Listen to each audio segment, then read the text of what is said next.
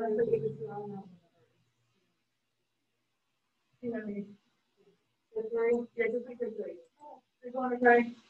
it's fine. I know it's easy, but.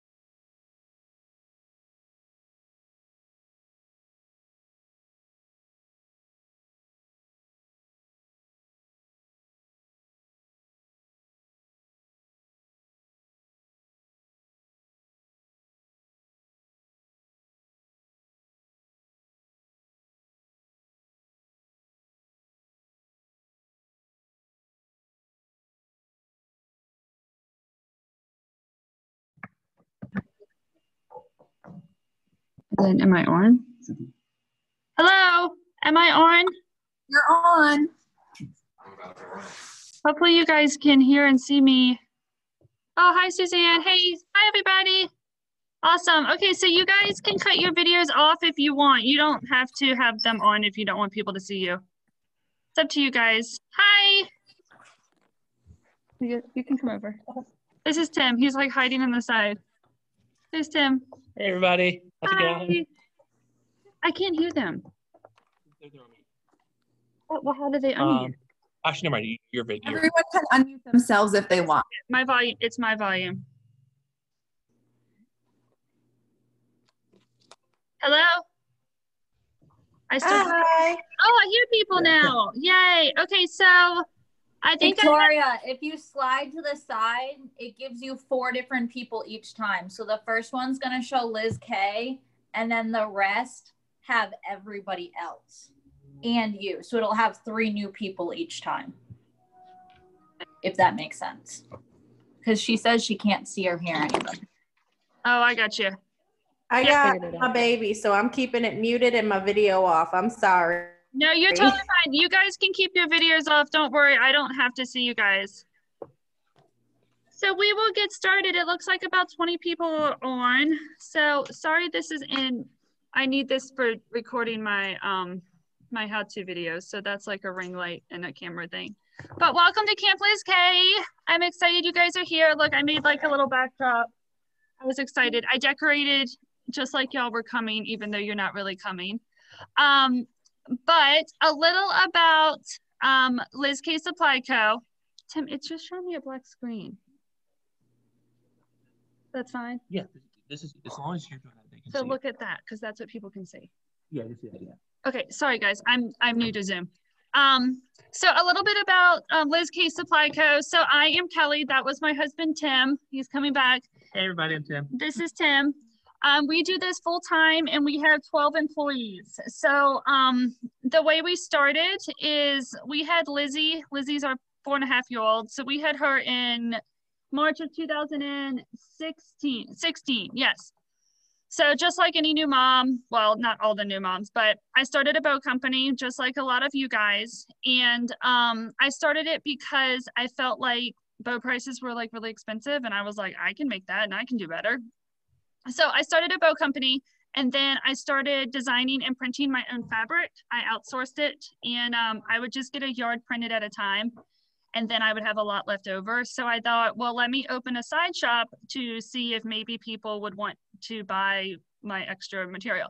So it kind of escalated out of control. And then we started LizK Supply Co. in, what do you want to say? It's like spring? Yeah. Spring of 2018. So then that quickly took over the bow shop because I could, you know, get out. It takes a while to make bows and versus the material. So we switched kind of over to just doing the materials by the end of 2018. Yeah, probably by the end of 2018. So then that evolved into starting Soyo Print Co. January of this year. And up until, when did I quit? August?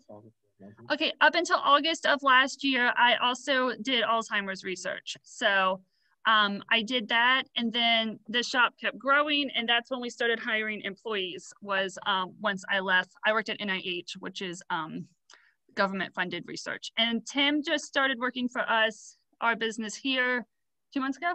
Yeah. Like 2 months ago, and Tim's a CPA.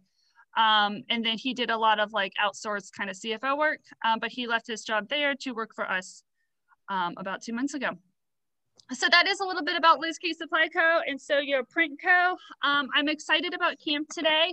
One thing I want to tell you, there is a 20% off code if you order today, and I'm only announcing the code if you're on the live. So the code is CAMP 20 with a K, so KAMP 20 will give you 20% off through 7:30 p.m. Eastern time today. So I'll mention it a few times, but here, camp hit, you know what, Tim, maybe I'll put that, I'm gonna put that in the messages down here. If you guys have a comment or anything, feel free to write it in the messages or just speak up. So camp 20 is 20% off website code through 7:30 p.m. There you go. I figured like if we had this in person and you guys were shopping in the shop, I would give you guys a discount too. So I'm trying to make it like it's in person. Okay, so that is all I have for the opening. So we are going to start the resin class. Did you guys see the agenda? I printed it out, but this is the agenda. We'll try to stick to it. I hate going to meetings and they don't stick to an agenda. So I am going to try to stick to it. So give me a minute. I'm going to give this computer back to Tim and I'm going to switch over to this thing. This is actually Jen's who works for us. She taught me how to use it. So I'm going to try to set that up and then I'll log back on through my phone. So that'll give you guys time to set up as well. Make sure if you are following along and doing the craft, you're going to want a tablecloth for this one. And I even put down a piece of cardboard. I just use a priority mailbox to protect the surface. Also because I want to use my white tablecloth for the whole day. So I don't want to get resin all over it. So we are going to, do I need to turn this off? Yeah, just so I'm going to stop sharing this. How do I do that, babe? This mouse isn't working on the white. Okay, so I'm going to stop the video, but I'll be right back, guys. Stop the video. I'm just going to mute it. Yeah.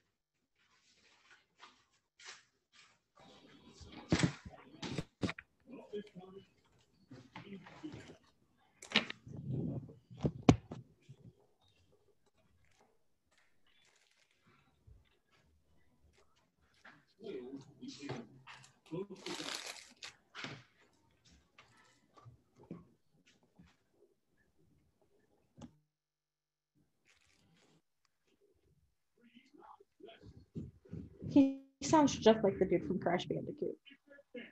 Just like him. Actually, that's really cool.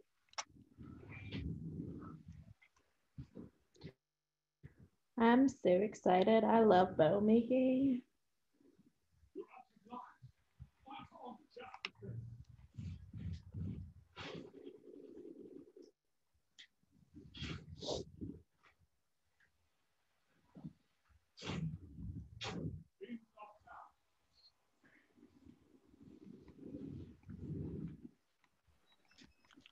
Whoever said they're excited because they love bow making, we could hear you, but we're excited too. So.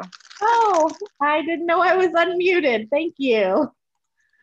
I appreciate you. Just didn't care. No, you're fine. I was like, I'm excited too. So I think it's legit.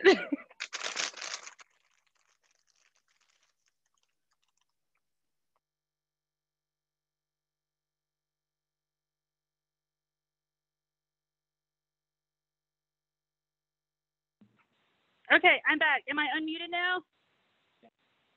Yep, you guys can hear me?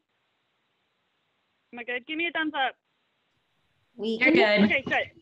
Awesome, thank you. Okay, so guys, this is, oh, seriously, I have a call buzzing in. It says potential spam, decline. Did it kick me off? No, you're good. Okay, good, I'm back. Okay, so we are going to start the resin class. So as I said when I switched over, this is just a white paper I have on my craft table. But it can get messy, so I like to use these free priority mailboxes and a little piece of cardboard here. So I don't know, are you guys like doing the craft as we go along, or are you guys just going to watch the videos and do them later? How do we unmute our in here? Tim, hey Tim, can you answer people's questions when they're typing, babe? Click Okay, your so screen. Tim is going to answer the question. Oh, hello. Okay, so I'm putting gloves on. So a little disclaimer about resin. So what resin is, it comes with, got these reversed. Resin is basically a liquid plastic. This is epoxy resin, and it comes with a hardener as well. So separately, they're safe and they're like not dangerous really. That's why they're fine to ship. But when you mix them together, that's when it becomes like a hard plastic. So the resin I have for you guys is, it's no VOCs and it's a low odor, and it's non-flammable. I picked the safest kind that I could, and I had the best results. So that is the kind that we are carrying and that I sent you guys. It says, I think it's upside down. Am I upside down? Yeah. Okay. Okay, hold up. Let me, like this. Am I better? You turned your video off. Okay. Good now? Yeah. Okay, super. Thanks, ladies. Tim, you got to tell me stuff like that, babe. Sorry. Okay. Ta-da. Sorry, I had the camera, I thought, closest to my work area. Okay. So I sent everybody like a little sample thing of resin, these cute little tiny bottles. They're like little hand sanitizer bottles, but I thought they were adorable. But it's about 1 ounce of each, but we also sell it in the shop in larger quantities. So here is the resin. So we are going to get started. I guess I'm just going to go ahead and do it like I was making it, and you guys can follow along. Tim, did people say they were doing it with me, or are they like watching the video? So I'm going to dump these. I sent you guys 2 mixing containers. They have measurements on them. You do want to make sure this is like kind of an exact science thing. So I am going to dump this in. It's kind of awkward working because I have this ring light. They're doing it with me, babe? Okay, cool. Awesome. So I think this is super fun craft to do and to make stuff with. Squeeze out as much as you can. I don't think you're going to be able to get it all in. I do think it's funny. The hardener is actually the runnier one. Okay, and then this So Kelly, one. are you mixing them both separately in 2 different cups? Okay, yeah. I am putting them in 2 separate cups so that I can measure them and make sure we have the same amount. Okay, I only got That's 1 cup in case anybody Oh no, got you 1 only cup. got 1 cup? Yeah. Are you the only one? Okay, well, they should be the same amount. Are you Victoria? What's your name? Okay, I thought so. Yay. They should be the same amount quantity, so you should be fine to just mix them both together. Okay. But Got it. I'm sorry you only got one. You should have gotten two. I think all my resin didn't. I sat down. Hopefully, Tim, can they see me still? Yeah. Okay, good. This might take a second to come out, so. And then we get to mix them together and stir for 3 to 5 minutes. So we'll just hang out and do that. The stirring step, it is important. Don't skimpy out on it. Okay. So what I'm actually going to do, man, I wish I had a trash bag. Okay, hold up. I can use this.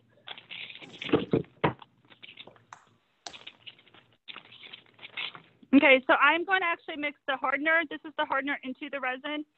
Make sure they're the same. You can hold the cups up to the light to make sure. And then the reason I'm putting the hardener into the resin is because the resin is runnier. Hey, there's something in my container. Hold up. It's like a piece of glitter. Okay. Oh, did you guys put your gloves on? I hope so. I sent the mask as like an extraordinary precaution. Really, with this resin, you don't need a mask. You can, I mean, I don't really smell anything with it. If you were using like a different brand or something and it had a strong smell, you would want to use the mask. So I'm pouring these together. Everybody with me so far? Hopefully. You guys don't have to comment because I know it'll mess up where you guys are at. But if you do get behind, just comment and Tim can yell at me. Just slow down. Okay, and then, babe, can you set a 3-minute timer? Okay, Tim's setting us a 3-minute timer. Is everybody ready to stir? Tell us when to go. Okay, we are stirring for 3 minutes. So you want to make sure you're like scraping the sides of it, and mixing it together. 3 minutes.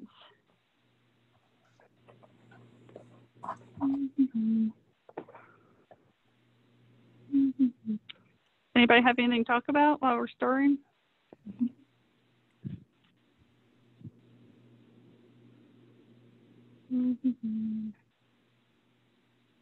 Did you by chance I'm have glad that you went virtual with this event. Oh, wait, there's a couple of you. Am I glad that I went virtual? Well, I'm glad we did virtual so that we could still have it, but I totally still decorated it in here like you guys were here with me. Like behind me, I have all the decorations up. So I think also it kind of like blew up. I was going to cap it at 50 people in person, but I think like 200, we sold 90 of the supply boxes. And that was kind of a bigger undertaking than I planned since we like cut everything for you guys. Because if it was in person, I would have just maybe gotten a couple extra physics machines and a couple dies and you guys would have cut it yourself. So I think, I mean, I'm glad we did it virtual so that we could still have it. But it was a lot more prep work, I think. Babe, what time are we at? 1:35 left. All right, everybody stirring. Make sure you are getting it off the bottom. Stirring it good.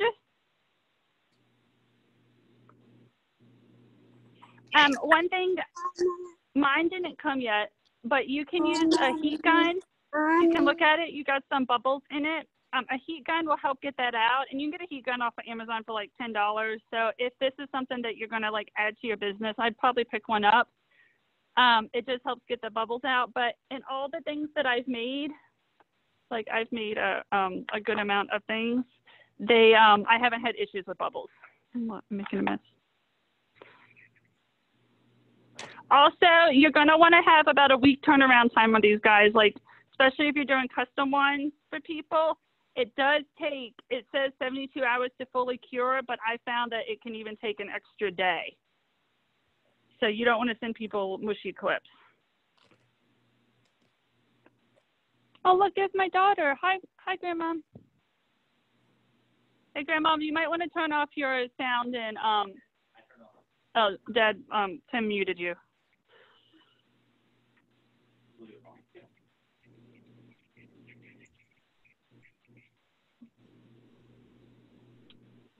Hey, Tim, how do I do it so that on the main screen I see my own video, not everybody else? I'm not sure, but the timer's not. Okay, guys, we're up at our 3 minutes. Okay, so you can stop stirring as long as you don't see like, what's the word I'm looking for? Like strings in it. You want it to be like a nice consistent. So mine is looking good. There will be some bubbles. So set that aside for a minute. We are going to get our trays ready. I'm going to take this glove off to see if I can. I have a question. Did the boxes only come with one mold? Because I don't know if my toddler got in here. Yeah, so you only got one mold, and you guys got a mixture of them. So I had ordered us lots of molds, and then they didn't arrive in time. So I actually had to go to Amazon and buy everybody molds. I was like, seriously? But I wanted to make sure everybody had a complete kit. So that's why you got a mixture of molds. Some people got the like a clip like this, and some people got the bar clip one. So okay. There are different kinds. So put my glove back on. I had taken it off. Don't take your glove off and try to get it back on. Should have used another one. Okay, so I am going to, where's my letters? Okay, here are my letters. You guys each got a thing of letters. If you sent in a kid's name, we sent you your kid's name back. Even if you told me more than one kid name, we tried to accommodate and send them all. And then, so just put them in here and line them up. If you have tweezers, I have some around here somewhere. That might help. And then we also sell these beads too. You can grab them off of Amazon, but ours I think are a little bit cheaper. I tried to price them a little cheaper. And I also wanted you guys to be able to get everything that you needed in one space. Tim, do we have any comments I need to respond to? Not right now. Okay, cool. I'm not sure yet. What? Actually what? There's for the double-sided material. Yeah. I know we have Valentine's, because that's all we have right now. We have Valentine's. We'll do some Easter material. I had 2 for Valentine's. I wonder if we should put the Valentine's up today, babe. I wonder if we should put the Valentine's up today. I'll try to get the Valentine's double-sided material up for you guys today, especially because we have that 20% off coupon is Kamp 20. It's in the messages. I need to pay attention. Oh, it doesn't matter because look, it's the same on the flip side. Here, I'll show you one that's already done. Like here's a Lizzie one. See this? And then if you flip it over, it's the same. Ta-da! So it doesn't matter. Let me get these straight real quick. Sorry, let me throw this in. Do you leave a little bit of space in between your letters so the resin can get in there? When you're pouring the resin, I'm just going to leave them like this. It's going to drive me nuts if it's not straight. Oh my gosh.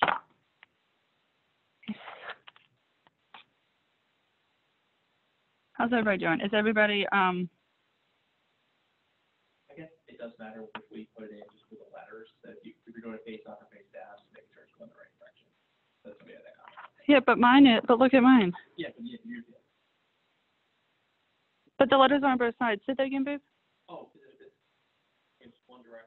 Yeah, I'm sure I really don't think it matters which way. It doesn't even matter if you do left or right. I could totally be wrong though. I'm not sure who is commenting that, but they could totally be right too. So, Yeah, do your camera down a little bit. You're on this thing. my better. So Kelly, I was asking because I feel like if you put it one way and then you flip it upside down, the letters would be upside down, depending if you put them or not. But I've made resin clips before. Maybe I've been doing them wrong. The side that's on the top always has like a curve or a lip.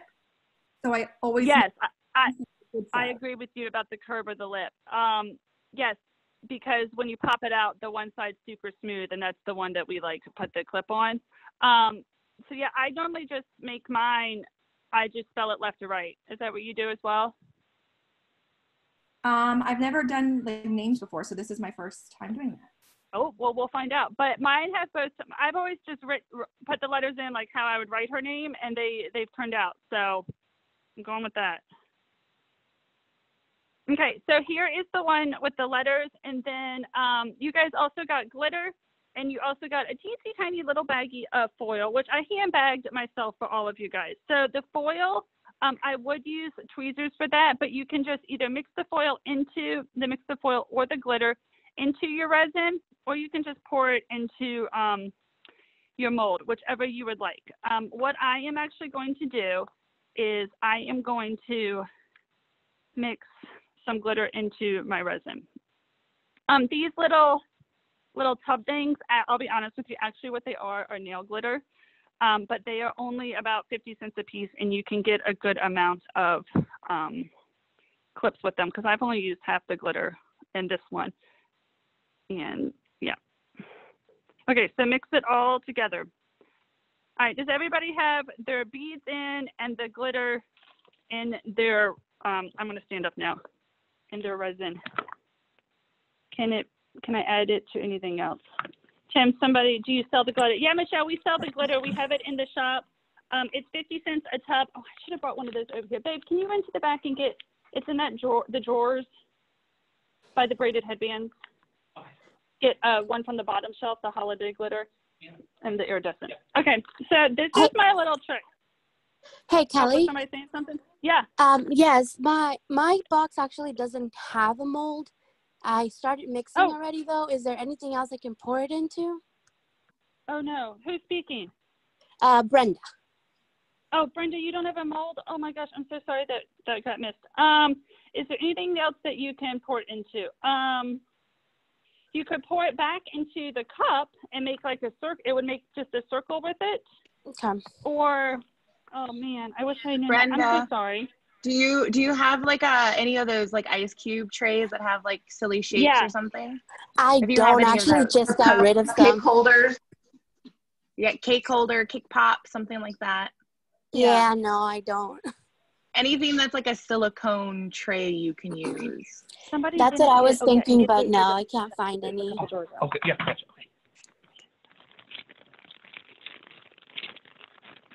Did we figure something out for Brenda? Because you can always just pour it back in the cup too, and you'll just have a circle. I mean, it won't really be usable. Brenda, we'll ship you one out today so that you have it. I'm sorry though, that's not really helpful for right now though. Somebody asked about the glitter. So yes, we have glitters for it. This is the holiday glitter set. They're 50 cents each, so it's $6 for the full set. These pots are pretty full, but there's like Christmas, there's like New Year's, Hanukkah, different holidays. I think there was like a Mardi Gras looking one. And then Tim ran back to get I hear him coming back. Okay, so we are going to dump this. So my little secret that I use is, you guys should have all gotten a piping bag. You will take this and just dump this in, cut it like this, put it down tight, and flip it upside down. We're just pouring the resin into it.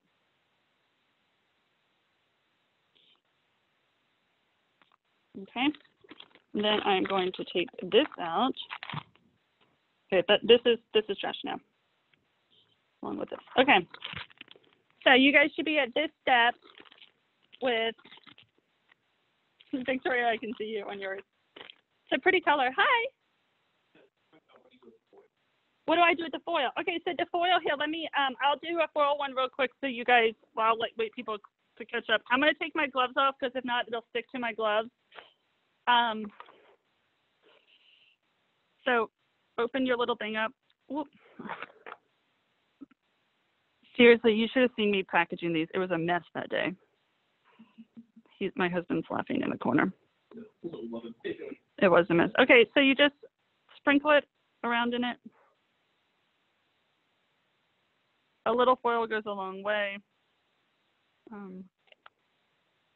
You can touch it. There's no reason that you can't touch it. It's not like it's going to hurt you.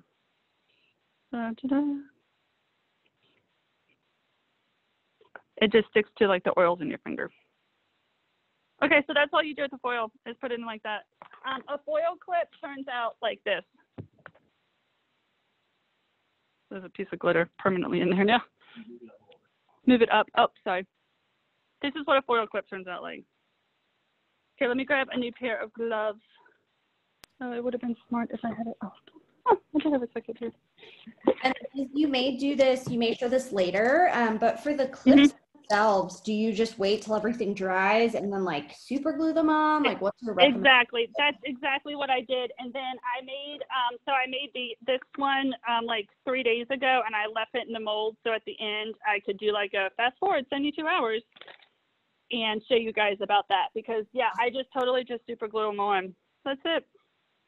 And then they're like, this is rock solid plastic now. Okay, putting a new pair of gloves on, and then I'll pick up the piping bag. So the first time I did this, I did not use a piping bag, and it was like the biggest mess like ever. Like resin was running everywhere, and it was a mess. If resin does start to overflow or run, or you overfill, don't freak out. I find it's easier to clean up the resin as long as it's on like cardboard or here after it has hardened, because if not, it's really running. Okay, so I have this here. This is going to be a little tricky. All right, so you're going to snip off the edge. When you snip off the edge, it's going to start flowing. So I'm just going to pipette it into here. This one, if you are doing one with beads, you want to make sure you're pretty generous with covering it. It'll kind of bubble up. I don't know that scientific term, but like it'll bubble up a little bit over it and like stay at the edge. As long as you don't like overfill it by a lot, it won't ooze everywhere. If these get stuck together, like if you go over the edge, it is okay, because these three right here, they were actually stuck together in the mold, and then I just cut them with scissors at the end. So I am going to cut this, and you guys can fill at the same time. Don't cut it too high up. It's going to start flowing as soon as I cut it. So then I'm going to start pipetting it in. I'm right-handed though, so.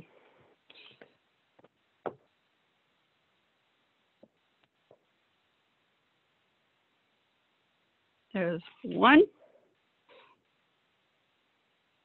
Tim, does anybody have a question, or are we doing fine?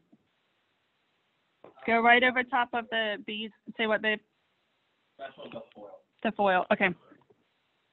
Okay, so see with the bead ones, you really want to make sure that beads are all the way covered. So the question is, do you have to file down the edges? Do I have to file down the edges? You know what? I just used a piece of paper and cut it. I mean, not paper. A pair of scissors and cut it. I'm looking at paper.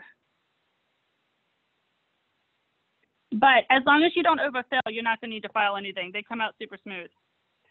Do make sure you're filling it all the way up. If you don't fill it all the way up, I'll show you what'll happen. So this one, Matcha, is the name of my bunny. I didn't fill this one all the way up. Do you Kelly, see how it's, yes. So we cover the little beads, is what you're saying? Fill it up to where you cover on top of them? Put resin over top of the beads. Okay. Yeah. You guys should have plenty to do your full mold. I made sure I sent everybody enough that those containers would do one.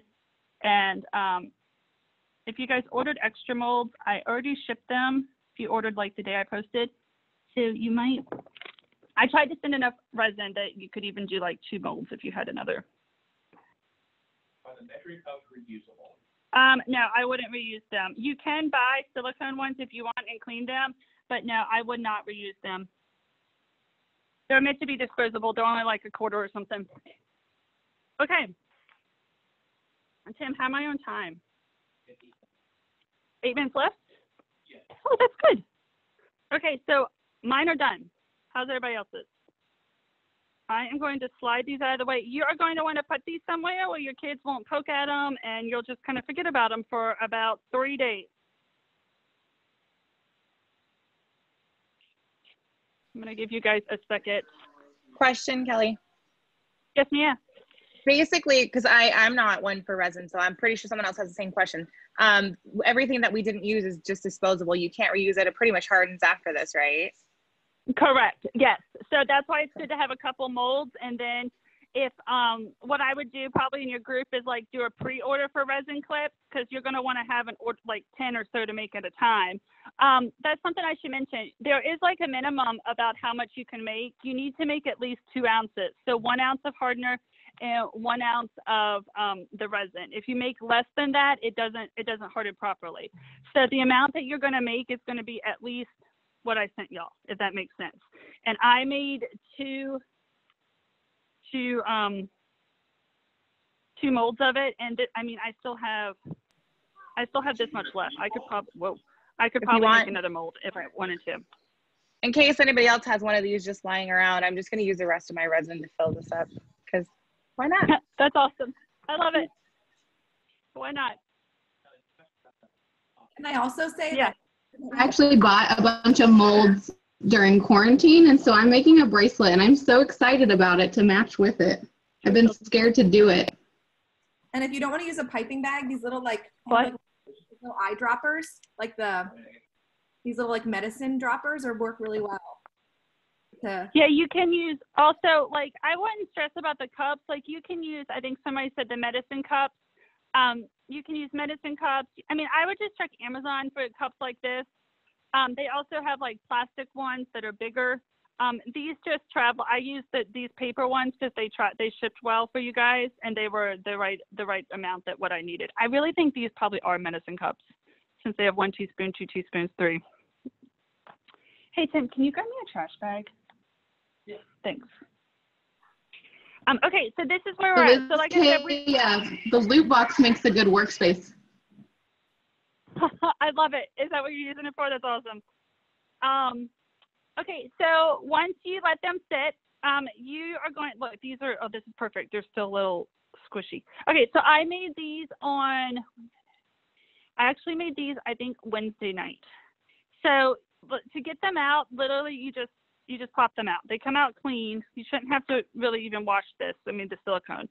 So this has been Wednesday to Thursday, Thursday to Friday, not quite 72 hours. And they are still, see how they're still a little gooey? They come out fine. You can put clips on them now, but I probably wouldn't send them to your customers gooey like this. You're going to want to wait a little bit longer. It all depends on how warm the temperature is. They suggest it being around 80 degrees for best curing. And then, you know, like when you cook, like if you're in the mountains or if you're here or here, it's all different. So they will harden. See how this is rock hard. This is one's probably been sitting a good 4 or 5 days as opposed to this one that's a little gooier. So even if they're like this, you can go ahead and put the clips on them. So I just super glue them on. That's all. Oh, this is self-leveling. Give me the whole question, babe. This condo about leveling, what are we overflowing? If you overflowed a little, if it's just a little, I would just let it sit. It'll level its way out, and then you can trim it down at the end. Like if your clips are connected together because you overfilled them, just let it sit. And like these were all connected together when I made them last week, and then I just used scissors to cut them straight off. If it's like a massive overflow, I would kind of use your gloves and like push it aside. That's why we covered the work area. And yeah, but this is self-leveling. So as long as you're on a level surface, it'll level itself out. Okay, so someone had mentioned earlier, there is normally a front and a back. If you rub them, this is my back of this one. The front is normally like kind of beveled, sorry. It's kind of beveled a little bit. So this is the back of this one. This is the back of this one. Okay, this is kind of annoying with this.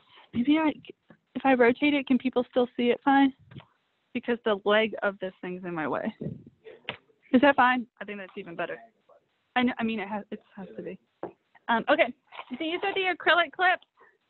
You can use regular alligator clips that we sell, but you will need this kind of clip and this kind of clip for the different shapes. Let me take this one. Okay, so I like this. Everybody has their favorite super glue, but this is the one that I like. I like the brush on it. And then I just literally paint the super glue on. Paint the super glue on. And then make sure, it gives you a second to make sure it's all the way on your clip. Like, I mean the metal part's all the way on. Hold it for a second. Now we're stuck on. All there is to it. So they stick good with super glue. I did try making it using hot glue one time. That was a total fail. The hot glue didn't work. Here is another one that I made. We do have this glitter. I don't think it's in the shop. Tim, I don't think we have this one up. We should get this up for them. But here is one as well. Yes, resin can totally be dyed. So you can dye 2 different ways. You can use like a mica dye, which is like powdered, and mix it in to the resin and dye it that way. Or you can use alcohol inks, and that's a liquid ink, and you can do it that way. I'll be honest, I have not explored that much myself, so I don't know too much about it, but I tried to, the Pinterest board that I made for you guys has some links on how to dye resin. Okay, so that's all I did. I just super glued it on. Okay, so that is all that I have for the resin class. When you clean up, basically you're throwing like your gloves away, any leftover resin away, the paper cups away, and then leave your resin to set for a good 72 hours, and then you can put the clips on. Yes, babe. So, question, what side do you put the glue on? The side that's faces down? Yeah, okay, so you're gonna put the clips on the side that is down. If you rub them, you'll be able to feel, one side will feel like raised up, like rounded a little. That will be your top, and then, which is this side. And then this side, the other side will be your bottom. It'll be super smooth from the silicone. Any other questions, babe?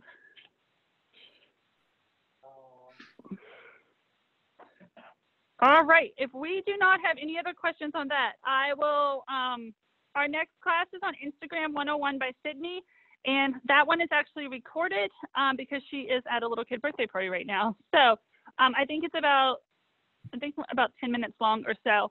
So it will be done by a video will pop up in a minute, but I'm going to clean up this area and we'll give you a minute to clean up yourselves. Let me tell you, I'll tell you a little bit about Sydney. So Sydney and we actually met on an online mommy group. Here, can I switch this to look at, no, I'll just talk. I was going to flip the camera around, but it's fine. Sydney and I actually met when we were both pregnant with our first kid. So I have 1 kid, she's up to 3 now. She's been a little bit more productive than I have been. But we were in a March 2016 pregnancy group. So we met on an app called Kindara, which was for like cycle tracking. Most of the time people use it when they're trying to conceive. And we met there, and then we joined a Facebook group together, and we just really connected and hit it off and stayed in touch and visited each other and yada, yada. We both went to Virginia Tech. I graduated in 2008, and she started in 2008. Her degree is in communications with a focus on, I think it's like print media and journalism. So, and then when I knew her, when I first met, she worked for a social media marketing firm called Consumer Magnetism, and she had clients. I don't know all the clients, but various clients around the country that she writes blog posts for, and does all the aspects of their social media. So Sydney is definitely, I would consider an expert in like Instagram, Facebook, Pinterest, all things that. She actually works for me full time now. How long has it been, Tim? About a year? It's been well over a year. It's been well over a year that she's been full time with me. One day I was like, hey, I could use you full time. What do you think? So yeah, she made the jump. She works for me full time. Her husband is in the Navy, and so he's away a lot. And then they have 3 kiddos as well. So they have a 4-year-old, I want to say a 2.5-year-old, and a 1-year-old. So that is a little bit about Sydney. We will switch over to that now. So it's about Instagram 101.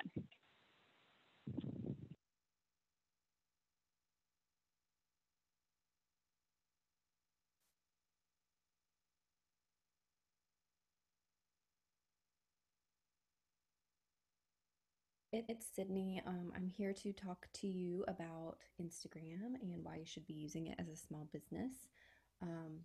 Obviously, it's very important to be on social media in general, just for exposure, clicks through to your website, your Etsy, get that branding out there in another format.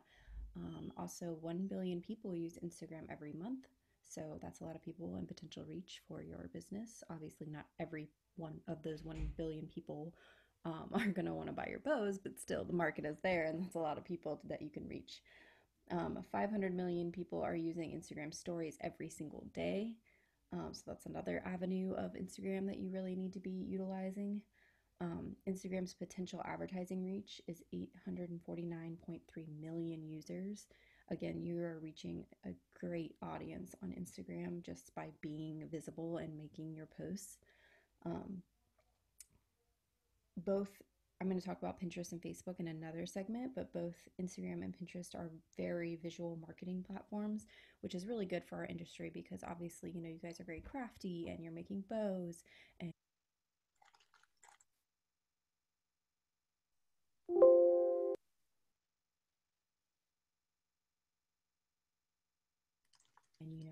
your moccasins and whatever else you're making, and like people want to see that. It's a very visual segment that you work in, so these platforms are really good and beneficial for your market and your product because you get to show off that visual aspect of it. So as you can see, these bows translate really well onto Instagram's boards. So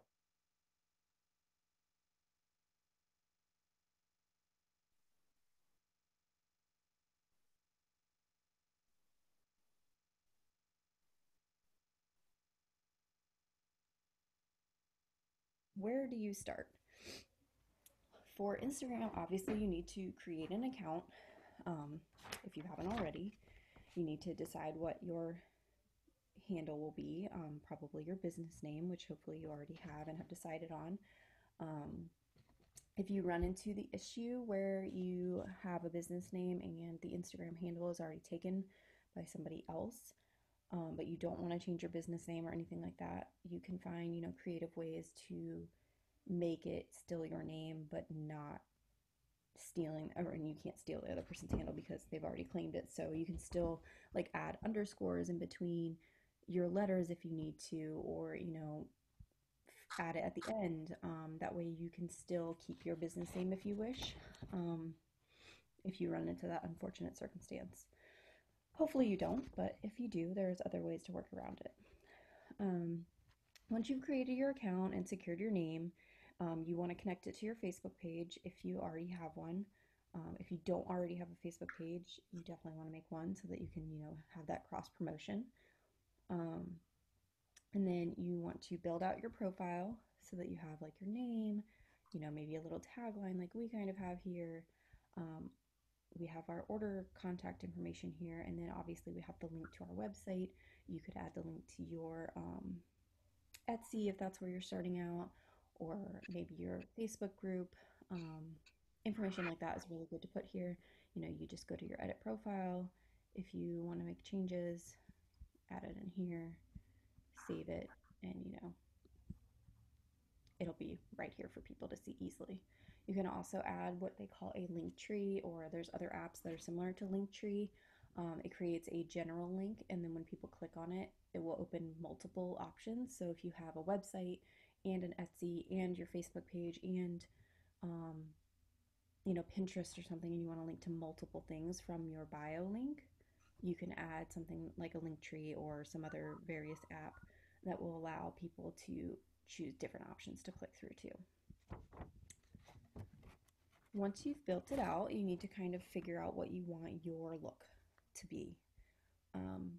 Instagram's unique in that it has, you kind of all of your posts in one place like this, so you have a very visual grid, versus Facebook where it's kind of just you see the one post at a time, or Twitter where things kind of get moved down quickly. Instagram has what we call grid. Because of the grid, it's very important to kind of find a consistent and like purposeful visual look to your grid. The reason for that is that you want people to feel like you have what I call a vibe, to your grid. You want it to either match your brand or match you as a person. For me, what I mean by that is you want to pick maybe a color scheme. So like, you can tell that we kind of pick like bright colors, pinks, purples, kind of our brand colors, yellows. We try to stick to those main colors. I mean, obviously we're a little fast and loose with it, but we try to stick to like our brand colors, that, that teal, that pink, the yellows, the colors from our logo, to just kind of give that consistent feel of like when you look at our grid, you know that this is LizK Supply Co. Another thing that is important as far as picking your vibe, other than colors, which I usually recommend to pick anywhere from 3 to 5 colors. You don't want to be having the whole rainbow because then you don't have that consistent look. but also pick a theme for your feel. So like as you can tell, ours is kind of like bright and punchy and cheery. For yours, you might want something that's a little bit more simple and elegant, or soft and and cheerful, or dark and edgy if you're a little bit more of an edgy feeling to your business. Whatever fits you in person, you want through in your Instagram business pictures, and you want it to just be like really consistent. So we've kind of gone for that bright and cheery look. We feel like that really fits our business and Kelly's personality, and I feel like it translates really well for LizK Supply Co. You might like some more softer colors like blushes and neutrals, or you might like I said, that dark and edgy, maybe like blacks and moodier colors and filters. But that's up to you, and that's the beauty of it, is you get to pick what you want it to feel like. Also, filters. We don't filter our photos in the sense that we want you to be able to kind of get a good feel for what the colors and everything really look like. But we do try to adjust the color to make sure that there's no like washout or anything like that. And we want the colors to really come through to their true form. So we kind of go for like a brighter look and filter. If you do, I mean, with Instagram, it's okay to use a filter, because I feel like your website photos, your Etsy photos, those are the ones that really need to like represent your product well. And Instagram's a little bit more of a fun platform. So if you want to filter, to add to that vibe that you're trying to create, that's okay. But just make sure it's consistent. So we try to filter in like a very similar way when we do, so that it's, bright, clear, it's very consistent and similar throughout the posts. So yeah, if you want to pick a filter for your post, just make sure you're using the same one and that it comes out the same way, so that you have kind of that cohesive look across the board. No, it's putting back. After that, you have to decide what you're going to post. I want to say that not everything has to be posted to your Instagram. You might make 100 bows a day. You don't need to post every bow to your Instagram. You want to highlight reel is, I guess, the best way to kind of say it. Highlight your stars, the ones that stay with your theme. Be selective. Not everything needs to go on here. Make sure it still fits that board theme that you just decided. Don't post something red if your color scheme is more on the like blues and pinks or something. Not saying you can never post anything red, but you get my drift. Not every you can wait for that perfect shot that fills out your board nicely. Post with purpose. You don't want to just post for the sake of posting. Another thing is the consistency of your layout is important. You don't want to have the exact same shot every single day. Like, it'll get really boring if everyone's just seeing, a flat lay every single day and it's like the same exact like style. So as you can see, as you're scrolling through our feed, like sometimes we have a hand and we have the grass background, or maybe we have this background, or we just did a flat lay this time, or we have the rolls, kind of showing, or like this one's like, her daughter Lizzie's head. We just kind of try to like, throw in a little bit of variety, because, variety is the spice of life. So you don't want it to be too chaotic where there's just a bunch of different crazy posts every single day, but you want it to be like rotate between a few different like styles. So like, maybe you do a hand picture, then maybe you do a flat lay, and then maybe you want to do like a different background. So you do, the rattan that we have here, and then we have the grass one day. So kind of just try and change it up, but pick like 3 to 5 shot styles that you can like vacillate between.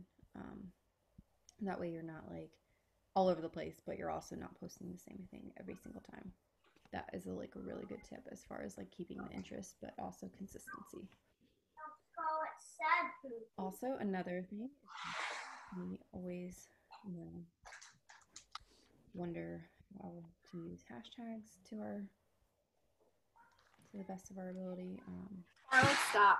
I tend to like a note in my phone of a bunch of hashtags so I can just copy and paste into my post. And if I need to add like specific things, so like I might have craft supplies, bow supply shop, and bow supplies, like these bottom ones right here might be on every single post.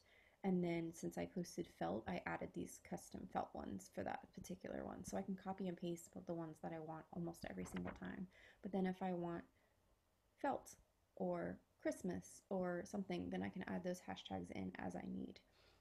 That's just kind of like how I make it a little bit easier, because who wants to type in a bunch of hashtags over and over again every time they post? So that kind of like takes a little bit of the work out of it, is if you have like your core set of hashtags that you like to use and be recognized on, copy and paste them from a note in your phone or email or something, and then just add any custom ones for that particular post as you need when you post. That kind of takes a little bit of the extra work out of it for you. And Instagram stories. So stories are a really great feature. It's a great way to add things to your brand that you may not necessarily want to add to your grid, but you still want to share. So like maybe you did make 100 bows that day and you really think that you want to share 80 of them. Obviously you're not going to post 80 to your grid, but you can post 80 to your story and people can just scroll through them as they want. And that's the really great thing about stories, is that they're just kind of like organic and like easily consumable, so you don't have to really stress about, you know, how many you put to your story. You know, obviously maybe you don't want to put 80, but that's just an extreme example, but that allows people to really kind of see a lot more of your work without it filling up and clogging up the feed as much. You can also create story highlights, which I think is a great way. Like we've used it to highlight fan photos. So like some of you have, you know, shared photos with us, and so we tag you and we add it to our fan photo highlight story, and it's really cool. Like people can always view what you guys have done with our material, which we love, and I'm sure you love seeing for ideas as well too. You know, if you have customers who've bought your bows and they share pictures of their cuties wearing them, you know, you can add that to your stories, just like further promote your product when it's actually in action. That's kind of cool. So you're seeing some of, you know, some of you guys, our fans, that are sharing their products with us, and that's, you know, really neat and a good way to utilize both the stories and the highlights. The highlights stick around so people can see them at any time, whereas the stories kind of disappear after a day. So to do that, you would just upload. Well, I don't have a story right now, but you would upload a story as normal, and then at the bottom there's like a heart that you can click to add to your highlights, and then you can select which you. And then this is our Lizzie loot box highlight, a little cover photo, and then, you know, it cycles through all of our past Lizzie loot boxes, which is a good use of this highlight feature as well, so that people who maybe are buying the box for this month or next month, they can kind of see what we've done in the past, what's included, and how awesome they are. And that's a really good use of Instagram stories and highlights as well. So I'm sure that there's more that I could go on about, and then, you know, this is not exhaustive for Instagram by any means, but this is a good place to start for your small business, you know, get you on, you know, on the ground and running. I'm going to create like a little handout for you guys that have some of those tips about creating your board and your grid and consistency. And I can send that out to people after the camp is over. So if you're interested in that, definitely let us know. But I hope this was helpful, and I hope that you are excited about doing Instagram for your business. Thank you so much for listening. Have fun at camp.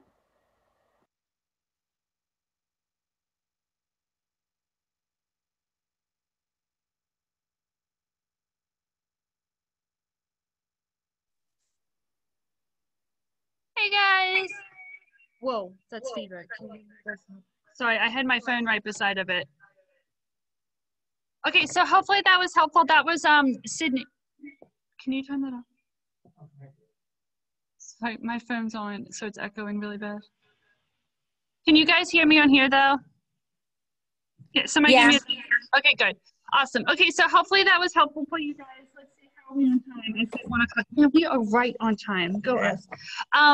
So Sydney, like I said, she's at a kid's birthday party right now, but her degree is actually in social media and marketing. So she has 2 more talks later, and she'll be able to answer questions during those talks. So if you have Instagram questions, she can help during that time too.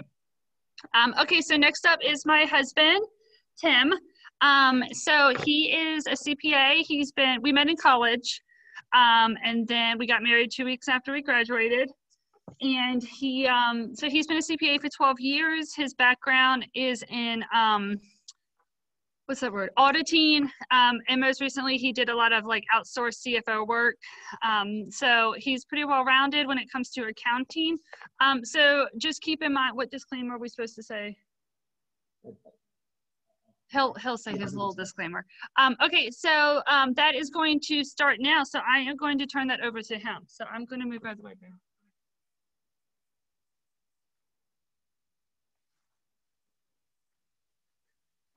Hey everybody, as Kelly said, I'm Tim, and we are going to just talk about some general accounting, taxes, compliance issues that can kind of come up with your businesses. So definitely feel free to message us some questions here. I have like 3 general sections I'm going to be going through, and I'll kind of stop afterwards and start looking at any questions there. And then of course we have later on, we have a Q&A session too. So any questions you have to come out of this, if you don't get to ask it or don't think of it till afterwards, we can definitely cover it there. So kind of the purpose of this piece is for just like any type of like financial or tax things, we're gonna make sure you guys are getting the information. So anything you have, you do it right, kind of, so you don't have to spend a lot of time doing this stuff. This stuff can get very tedious. So if you can get it right, get it done quickly and correctly, it'll enable you to operate better and you'll be more successful, but you don't have to be dealing with any type of compliance issues. So the first section is kind of a new hot button topic in the past couple of years is sales tax. So up until about 2 years ago, you really only had to worry about sales tax wherever your business was located. So for us, we're in Pennsylvania, so we would only have to worry about Pennsylvania sales tax. Then in 2018, I think it was, the South Dakota versus Wayfarer case was decided in the Supreme Court. Basically, that said that it didn't necessarily matter where your business was physically located. If you did enough activity in a certain state, then you could be liable for sales tax in those states. And basically the general rule is, and this can change by state, but the general idea was either 200 transactions or $100,000 of sales. So it's an either or. So again, this may not affect everybody at this point, but hopefully as everybody is growing, everybody's there, that is something to kind of keep an eye out for. So a couple just quick definitions here that I might throw out there. Nexus. This either means if you have a physical presence in a state, like it's where you're operating from. For us, our nexus is Pennsylvania because we're here, this is where our location is. Or you can have an economic nexus, which means you either have 200 transactions or $100,000 in sales. So my guess is for most people, just kind of with what everybody's selling, you're going to hit that 200 transactions much, much quicker than $100,000, because to hit the 100,000, that would be $500 a transaction, which is decent for what I think a lot of people are selling. So that the 200 is the one to kind of keep an eye on. So a transaction is kind of one total order. I know in just some marketplace like Etsy, they'll have like multiple transactions in an order. So I guess for each item you sell, but these definitions are a transaction is an order. So like, or one shipment you're sending into a state. So kind of compliance for this, like sales tax pieces. It's all dependent on volume. So you really just kind of want to keep an eye on just, you guys know your businesses, you know what the volume you guys are doing. If you know you're doing maybe 10 orders a week or 10 orders a month, you're not going to, you're going to be fine, not worried about this at this point. But if you're doing 150, 200, 300 orders a month going out, you may start to run into this at some point. So it's really something you kind of keep an eye on as you guys are growing, and for when you may have an issue with this. So that's the thing. And again, it's just that most likely it's going to be that transaction threshold. So as we're kind of thinking about this, there's another piece of that. It's what is actually taxable. Different states have different rules on everything. So in Pennsylvania, like clothing is not taxable. So can you argue, are bows taxable or a thing?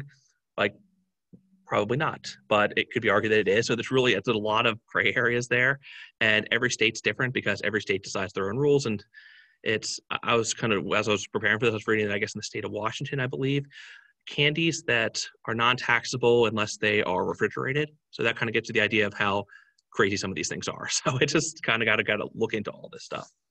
The good thing is, though, in the wake of this Wayfair decision, there are, it's called the Streamlined Sales Tax Governing Board.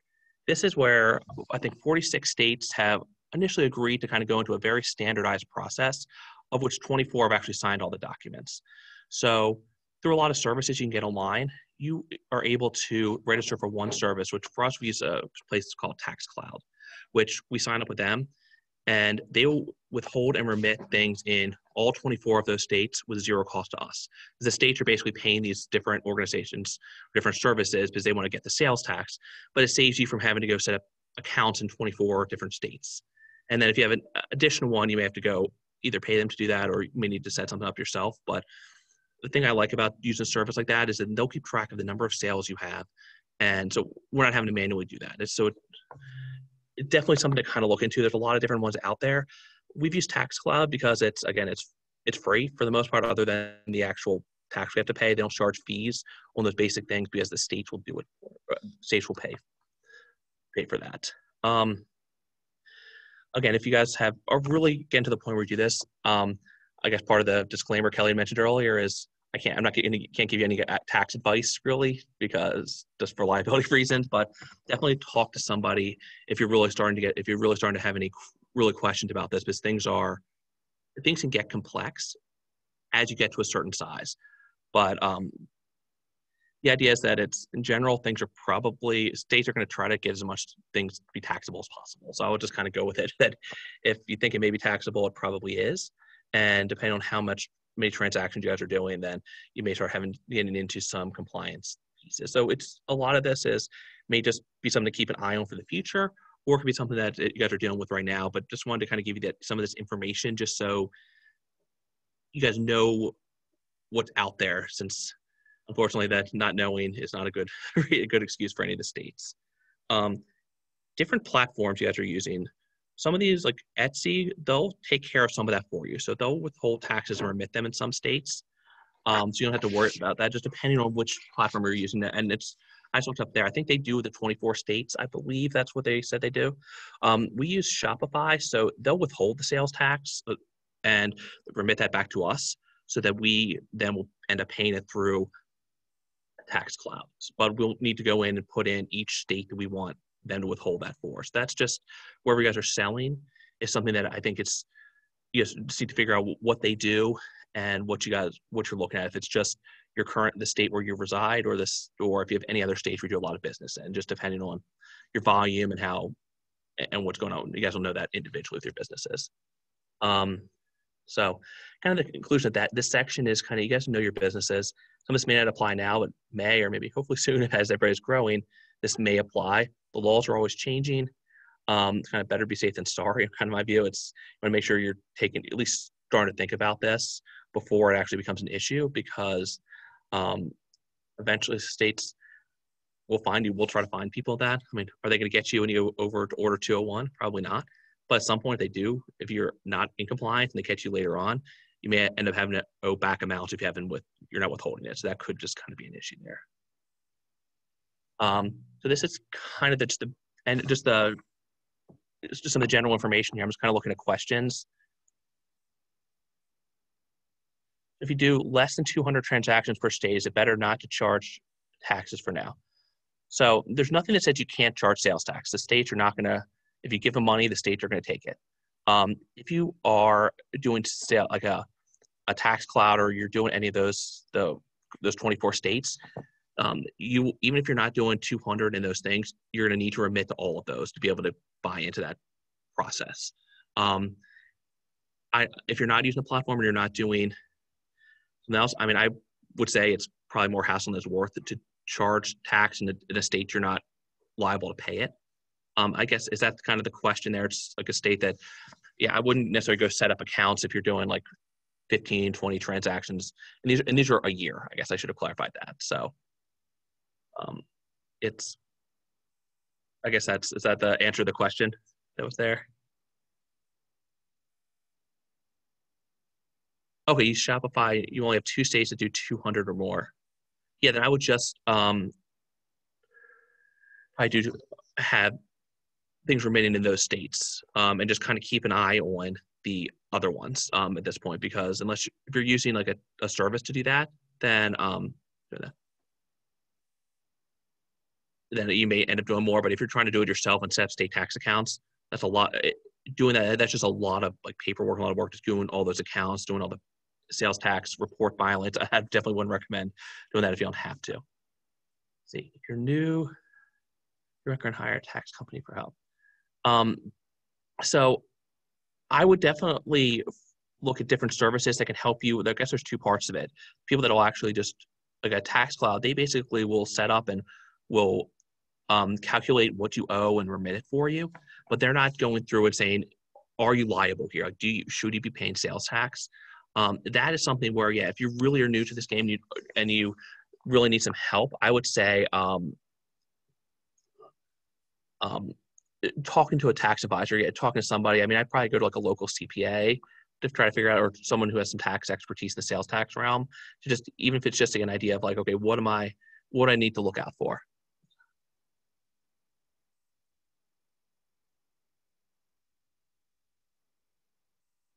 In Florida, yes, it's under a certain amount. Is that for sales tax, or is that for in the Florida? Is that the question? It's both. So when I signed up for my tax ID, they also go by I'm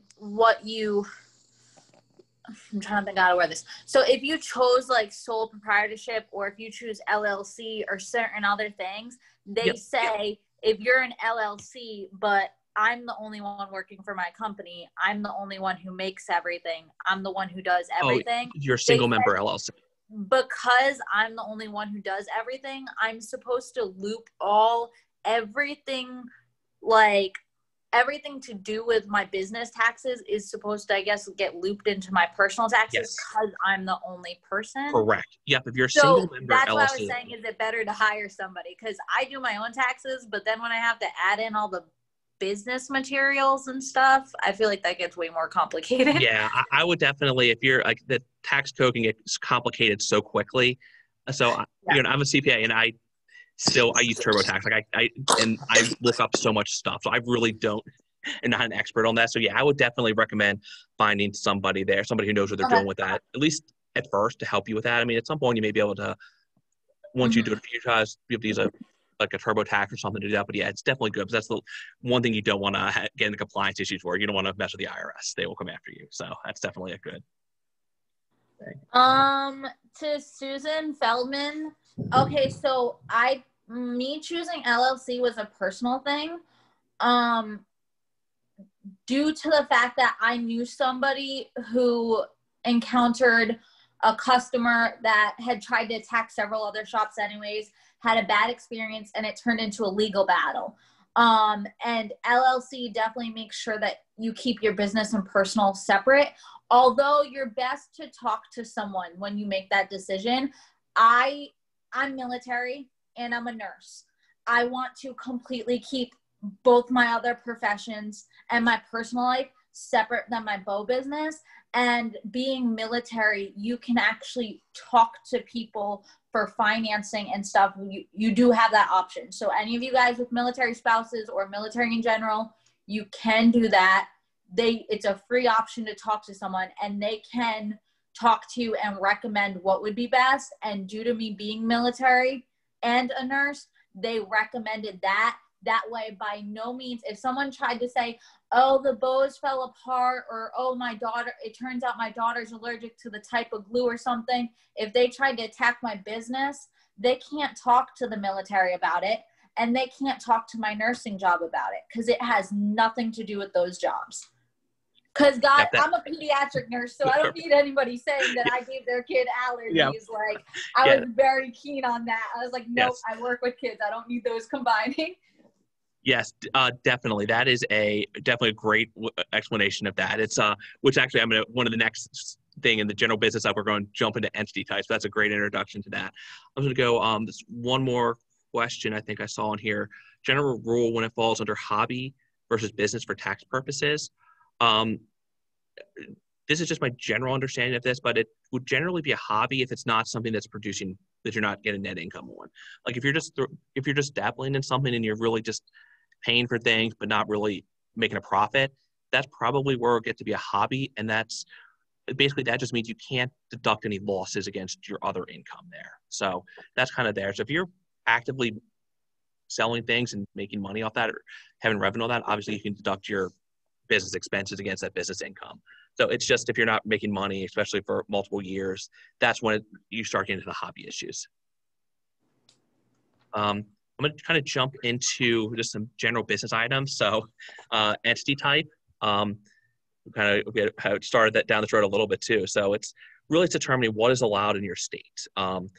Different states will recognize different entity types. I know DC has some weird things. I think they don't recognize much if it's LLCs or maybe S corporations. It's just every state is different there, but definitely a good idea to research this and look at maybe forming an LLC. Just again, it's to keep everything separate to protect all of your other personal assets. You have other business stuff. You just don't want all that stuff mixing. But again, it's always good to talk to somebody like who knows that kind of stuff, who can and figure out what is best for you at this time. Because if you don't have anything set up, it's just under your name, then if anything would happen, even if it's like a frivolous thing, it would still try to come after your assets. So some things to kind of consider with this. Some states charge some annual report fees. Probably not a big deal. I know Maryland has a $300 fee each year when you file your annual report. Pennsylvania doesn't. Just a small piece there. And then also, as you are doing LLC, if you hadn't had a separate business thing set up there, then you'd have your separate EIN number from your Social Security. So you'd end up needing all new bank accounts and anything else that's registered there, like PayPal, put out stuff on your website. So it's just a little bit more stuff that will go into it with the LLC. But we did that very early on. I think it's definitely well worth it. So again, if you guys have those resources like the military one, definitely do that. I mean, that's such a great option there because people know what they're doing with that. It's a great resource. Do you have to open up a separate bank account? Because I had to do my taxes together, when I talked to the guy who I talked to, he said, well, do you have a bank account that's open, that's a checking that you never use, that you can use to track all those purchases? So that's what I did. Right. If you're a single member LLC, you may not have to do that. I'm thinking multi-member now with us. Okay. So if you have a separate EIN versus that. So that's different circumstances for everything. So I think it's just best to kind of make sure you're kind of talking with a financial professional there, which I'm just, again, there's a little disclaimer here. I'm just kind of giving you some information here just to kind of look into, just you guys are aware of what's out there. Just general things, again, with an LLC, always good idea, look at insurance, making sure if you're a separate business, having a business policy, and if you don't, just making sure that your personal insurance, like if you have homeowners or anything like that, it will cover what it covers for your business. Because just in case the worst happens in you have a fire or a flood or something, you want to make sure that if you lose any inventory or anything's already made, hurricane, anything like that, that stuff would be covered. Because the last thing you want to do is have something like that happen and realize your homeowners or other insurance does not cover your business assets or only covers a very small amount. So that's definitely something to look into. And then again, if you are starting to the point where you start having employees, you'll need like workers' comp and other type things like that. But that's always something to talk to a tax professional or something like that when you get to that point. Next thing, again, nowadays everything is so automated, and I really recommend finding the easiest services to be able to do your mundane tasks. So you're not having to track everything like for our sales tax compliance, having a service that will automatically sync with Shopify. So they'll know we had this much and we owe $30 to Georgia in sales tax. So we're not having to manually track all those things. But also, with that being said, there's a lot of price differentials with everything. Definitely don't get locked in anything long-term until you figure out something works. There's a lot of free options out there, especially when you're just starting out, that you don't have to pay. That most services have free plans. That's highly recommend that kind of stuff. And along with that, always don't pay if you can do something yourself. And an example of this is like for the application for an LLC in Pennsylvania. I had looked at like LegalZoom just because I wasn't sure what I wanted to do with, or wasn't sure how to do that. Once I looked at that, it was basically like, oh, you just need to fill out this form. It was like a 2-page form. It just was like my name, Kelly's name, some social security numbers or address, the year a business was founded. And then you had to pay just the fee to the state of like $150 or whatever it was. LegalZoom wanted to charge an extra like $200 on top of that just so you could enter it in their format. But once I looked at them, realized, okay, this is not that difficult at all. Like I got the information from them, but then just went and filled it out myself because the state made it really easy to fill those things out. So just kind of looking at things. There's some really good resources out there, but before you pay them to do stuff like that, realize if it's a really simple form and they're not really giving you any legal advice or any type of coverage on anything, it's made easier just to do kind of stuff yourself. And also, any of the states out there, they usually have fairly good resources on their websites. And definitely, but also reach out to your state if you have questions about this stuff. It's better to figure it out and get the right answer from your state revenue department or any type of compliance thing to see if you should be doing something or if you're worried about whether or not something's taxable or not. I'd reach out to them to get an opinion from them beforehand because they're definitely willing to help out, especially because they want your money. So they'll definitely try to get you an answer and hopefully and make sure you're in compliance there. So those are just some general ones.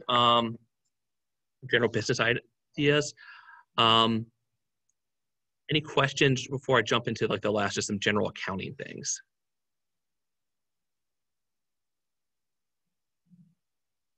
Okay, so again, just feel free to message thing there, and we also have the Q&A session later. So general accounting, this is kind of bread and butter here.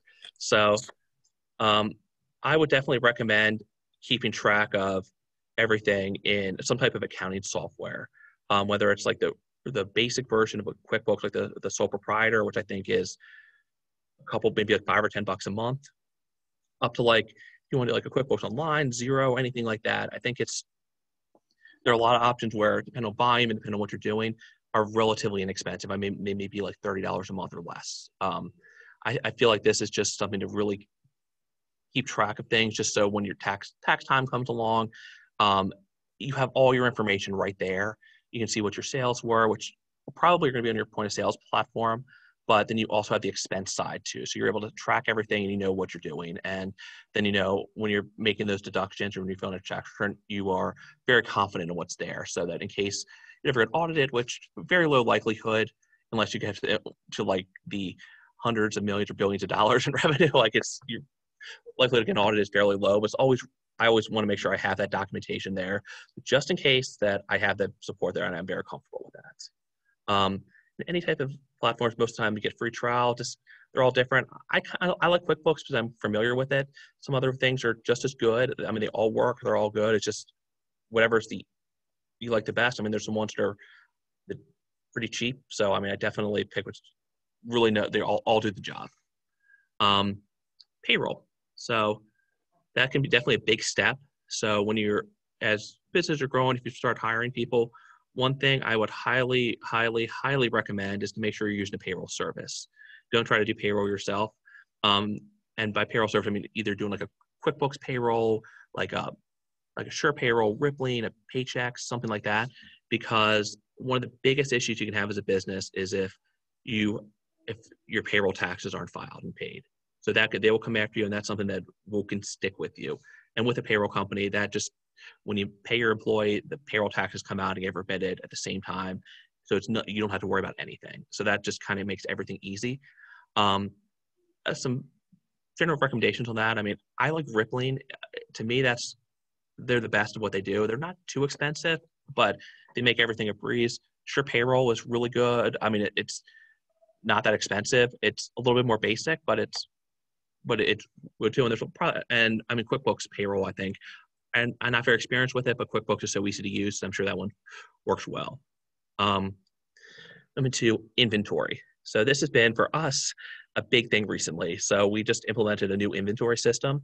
So which again, this is probably not something that everybody would need to do. I think rule of thumb on this is if you're kind of selling, if you have one area where you're selling and you have, say for one product, you only have it in like one listing, then really using the inventory thing in Shopify within Etsy or something like that is perfectly fine. Where you get into trouble is if you have multiple listings of the same item, like if you have different collections, that's when it can get a lot trickier to make sure your inventory is correct. Because if you have, for us, if you have, say, our red glitter material could be in so many different areas. I think some of them are in 14 different listings there just because it's used in so many different things. We could either divide our inventory 14 ways, or we can track it with an inventory system with, as long as it has the same SKU, then it would all pull from the same area. So we put one item, say we had 50 sheets of something, no matter if it's in whatever listing it is, all listings would have 50 sheets available, but as it's sold, it would reduce everything. So that's just kind of something to keep in mind as you guys are getting more complex, and as if you're doing multiple different platforms, or it becomes inventory starts becoming an issue. Definitely start tracking items early. It's then easier to add system later if you need it. Start thinking about maybe some SKUs if that's something that you think you just depend on knowing your business. If you think that's something you're going to need, just kind of start thinking about that early to kind of make it easier later. Some general record keeping. Again, it kind of goes back to the initial part of the section is trying to make sure you have support for all of your expenses. Kind of know what's business and what's personal for tax purposes, because anything that's a business expense can be deducted against your business incomes. You want to make sure you're paying the lowest amount of tax that's you're required to. You don't want to pay anything extra. You want to make sure anything that is a business thing is included in business, because personal expenses obviously aren't deductible. So you want to make sure it's there, but also making sure it really is a business expense. Like if you and your family go out to dinner, not really meals and entertainment thing, but if you're doing business lunch for employees or doing things like that, yeah, I mean, that stuff can apply. So I mean, certain things can be, some of it's a little bit of a judgment call, but you just need to be able to support it and have the documentation for it. Then the other things here is knowing your margins. This is kind of a big thing for us starting out is, and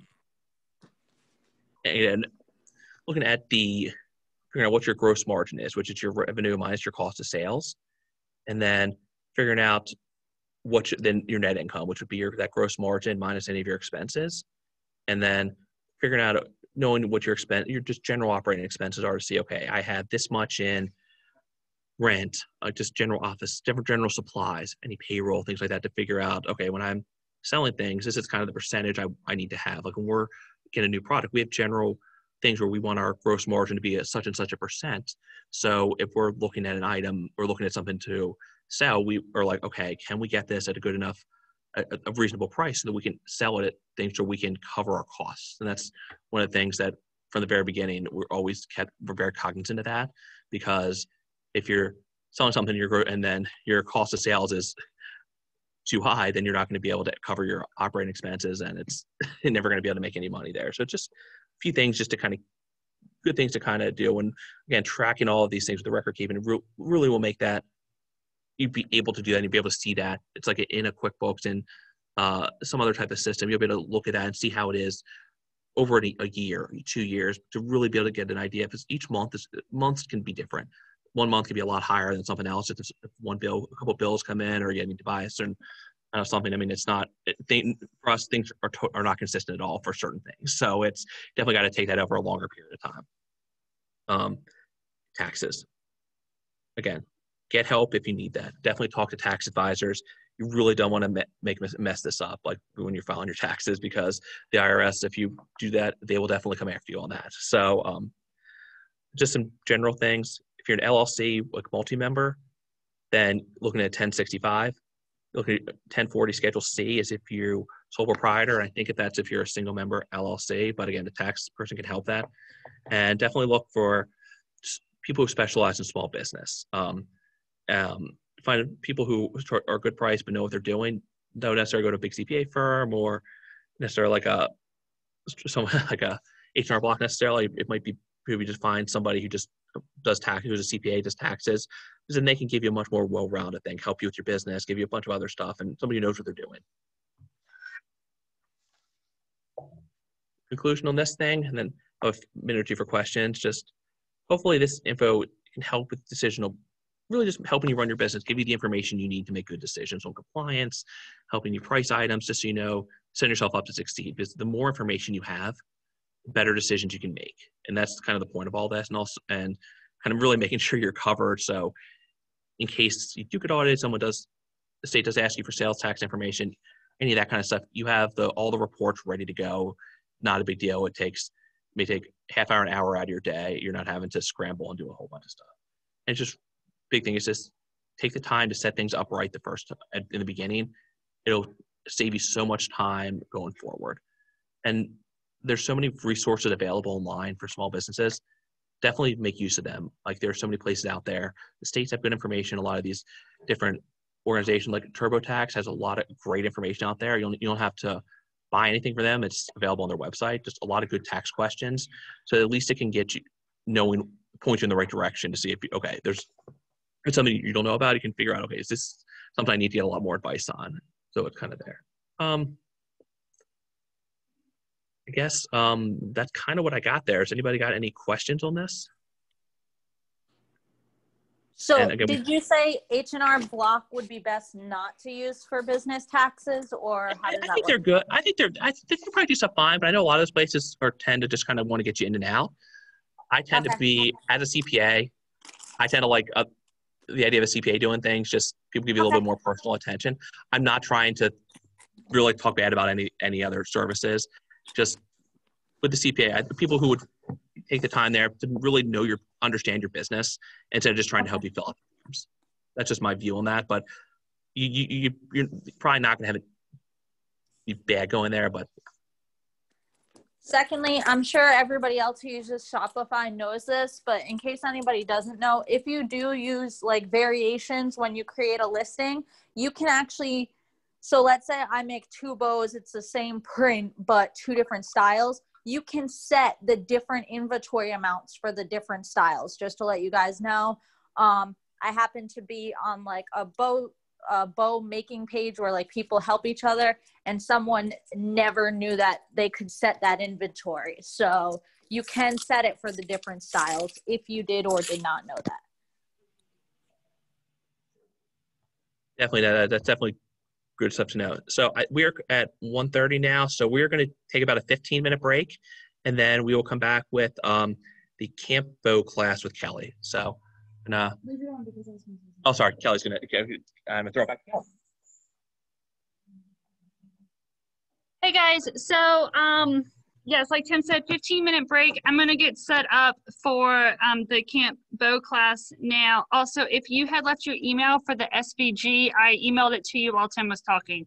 So if you want to go ahead and grab those and print them off, cut it from your Cricut, or go ahead and cut it from your Sizzix, that would be helpful.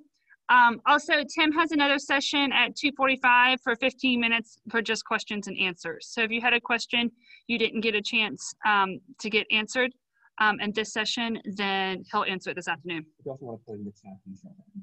Oh, he said you can put it in the chat feature and he'll take a look at it too. Hi guys. Hey, Kelly. Yeah. Good question. It's this one we're going to be working on next, right? Yes, it is. And I also emailed people to SVG if they left me the email. Perfect. Yep. Thank you. So there you go. Bye, ladies. I'm going to stop the video and mute you.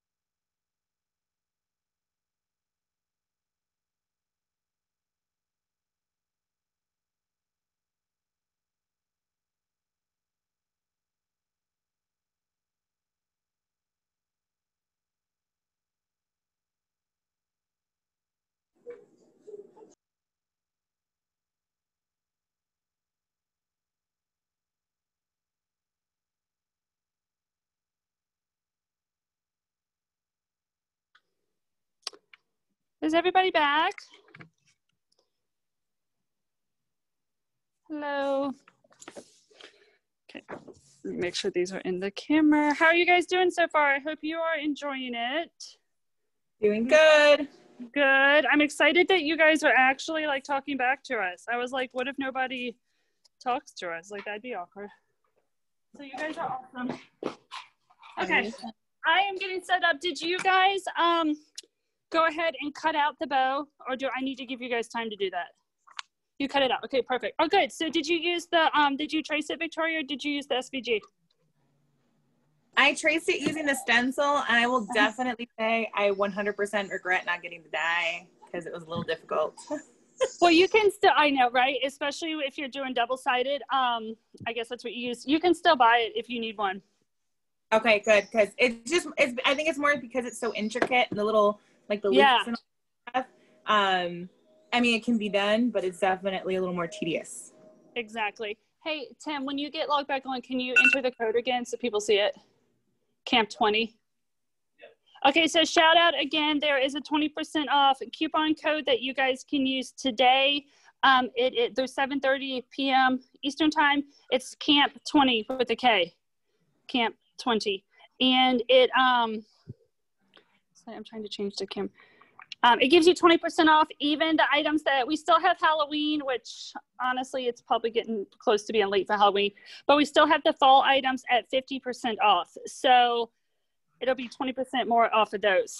And I did just post the, oh, I cut into one, but here I posted, I had 2 Valentine's Day double-sided that I was kind of waiting until we did a Valentine's release in November, but I went ahead and put them up so you could use the 20% off coupon on it. And I'll just make some new Valentines. So there is one that is chevron with the red and pink on the back. And then this one I've already cut into, but it is pink hearts with the white on the back. So we are going to go ahead and get started. But before we did that, I wanted to give a shout out to a girl. Her name is Ashley Crawford, and she owns the shop. She has an SVG shop, and it is called White Rabbit Printables. And this design was actually hers to start off with. And I had contacted her and was like, your design's awesome. Can we, work with it for a camp bow? And then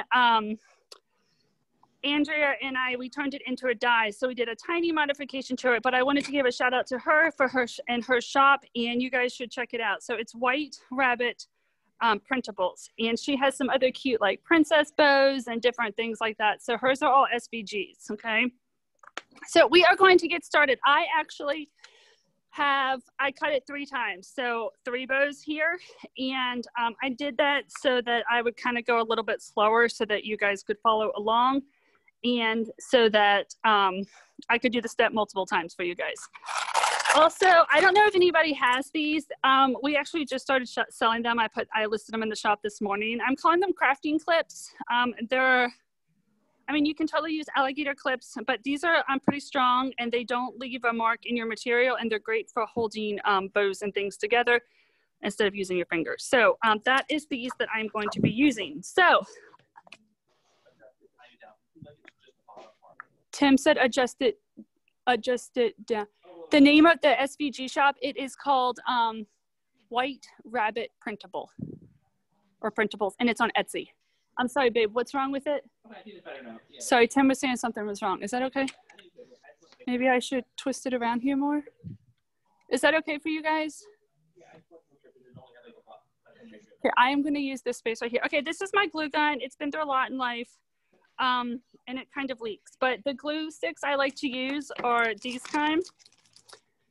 I don't know if you guys have a preference, but I like these kind. And then this is my super glue that I will use as well. Okay, so here we go. Oh, sticking to this. We'll get started. We'll make the loops first, so you guys know how to do that. Dab a glue on, fold down. And as I was saying, if you guys didn't get a die and now you're regretting it, the die is made by Glitter Sparkle Studios. You guys know Andrea's dies are the best out there, the best I've used. I love Andrea. She's also great to work with. We can still order it. I'm going to close the ordering after tonight. But yeah, if you still need to get a die, you can grab them. Okay, so here are my loops. gonna make the loops again. Tim, if anybody pops in with a question, can you let me know? Because I can't see the screen. Okay, so how I use these clips, just clip these on here. These are pretty good, so I don't think I need them there. I know a lot of times people use clothespins or alligator clips. I just like those. Oh, and they're only, they're like 25 cents a piece on the website. Hey, Kelly. Say that again? Kelly, is there any way that you can either... Hold on. What? Is there any way I can what?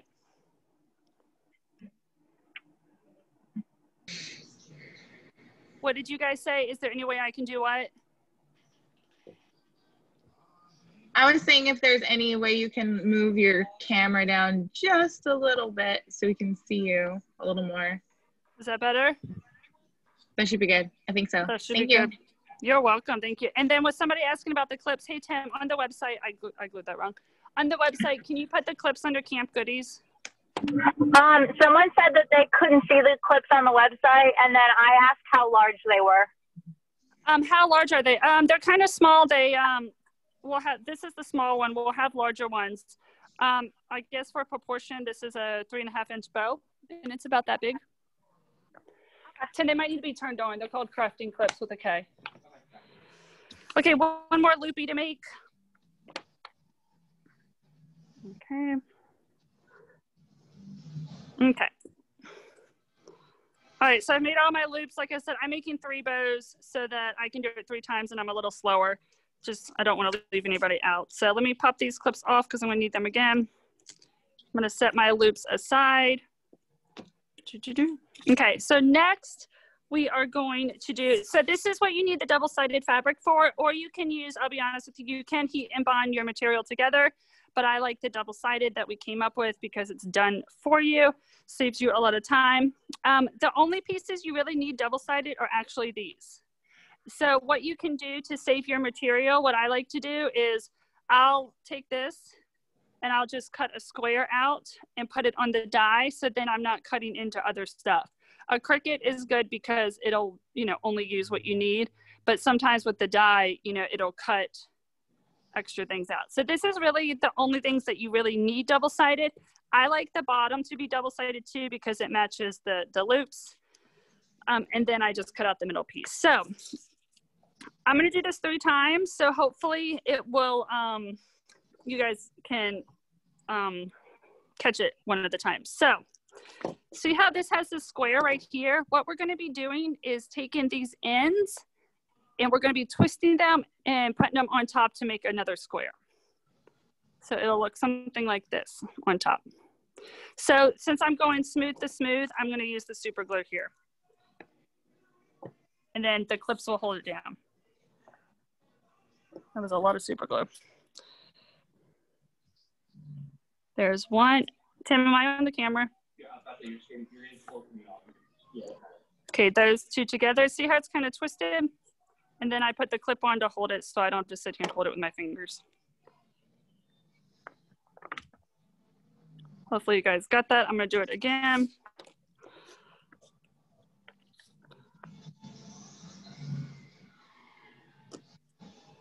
I'm curious, what double-sided material, what are you guys making? What do your bows look like? Oh. Okay. Really quick question. Yes, ma'am. So have you experienced issues using like the Gorilla Glue sticks with the smooth material? Because I haven't had an issue, but I've seen some people have. Yeah, I have. My Gorilla Glue hot glue stick wouldn't stick, but maybe my glue gun's not getting hot enough. So if it doesn't stick for you, Amazon. Say again? Amazon has a SureBonder high temp fine point glue gun that I have had absolutely no issues with, but I will say it is the high temp one. So maybe that's the difference between just buying a regular glue gun that can work for like low temp glue sticks or all glue sticks, and then because some people, some of my friends have said that like, because some of them are teachers, so they use like glue for arts and crafts, and they said that they can't use the Gorilla Glue because it gets stuck in their glue gun, but maybe that's why, is because it doesn't heat up hot enough. So yeah, maybe so. I haven't had problems with it getting stuck, but it definitely, especially right now, I'm doing smooth to smooth. It doesn't hold it. It like pops back off of it. So that's why, but the super glue sticks pretty immediately. I just put the clips on to hold them. Okay, hopefully you guys are up to where I am on the steps. I am doing one more. Let me see how I want this one. I want glitter on the outside. Okay. I think I did them all with glitter on the outside. Okay, last one. Well, last bow. So this looks tricky. It's not really once you get it down. It's just the twist. Okay. Come on, super glue. Oops. Okay, I might have messed this bow up because I super glued. Oh no. Let's see if I can repair this. I put it on crooked and then I tried to pull it off after like 5 seconds, and yeah, we saw what happened. Okay, I think I kind of fixed it. It's not this one, the blue one's not going to be perfect, but it's all right. We all make mistakes. Okay.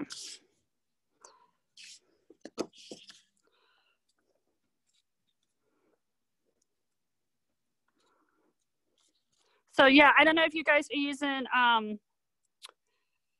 the dye or the SVG, but the dye does cut it out really nicely and crisply. And I was trying different settings for the double-sided material for the Cricut. And I think what I came up with was denim, bonded denim, extra pressure, and then I ran it twice over it. So hopefully if you guys use the SVG, you were able to get that cut for you. Okay, so let's assemble these correctly. I think I had these going together. Okay, so we can pop these clips off now. This is what you should have. Hopefully that's where everybody is at. All right, okay, so back to the glue gun. Oh, yep, I think back to the glue gun. I'm gluing glitter to this, so hopefully the glue gun is the one that works. Gluing the bottom down. Am I in the camera? Yep.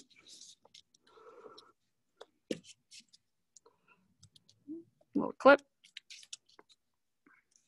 Wait, I don't have a bottom to this. Tim, I'm missing a bottom.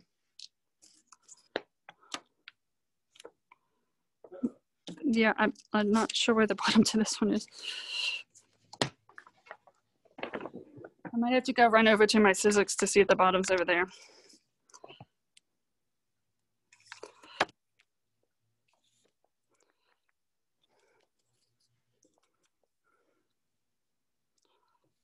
Okay, I'll be right back, ladies. I gotta find my bottom.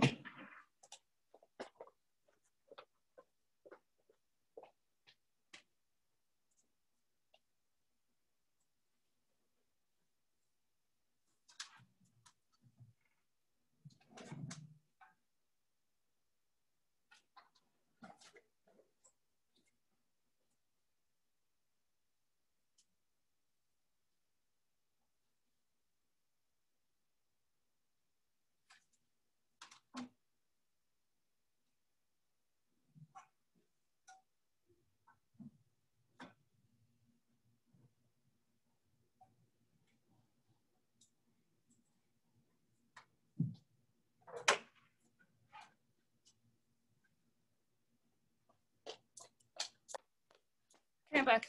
Okay, so I couldn't find the double-sided blue glitter over there, so I just grabbed another one. I just cut it out of the same material, so we'll see how that looks. Smooth to smooth, so using the super glue. So this is smooth leather that I'm using. You guys know we also carry, sorry, I keep going up. We also carry pebbled, but the smooth, the loops are staying up really nicely, so. Okay, so we're down to that step. Everybody with me? Can't see comments, so hopefully. So where we are at now, we are going to be putting the wings on just in this manner like this. So this square will go here, and then this bow will go on top of it, and then the middle will go in. So that is the step I'm on. Hopefully you guys are with me. And then also the recorded videos will be uploaded afterwards. And I also made a video of everything, like a how-to video of everything, because I was kind of terrified, like what if going live didn't work? There's one. There is two. So this is where the clips really come in handy.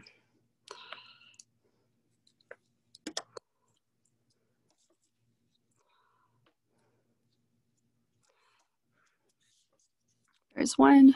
This is where I'm at, guys. Do a couple more of them. Big old glob of glue there.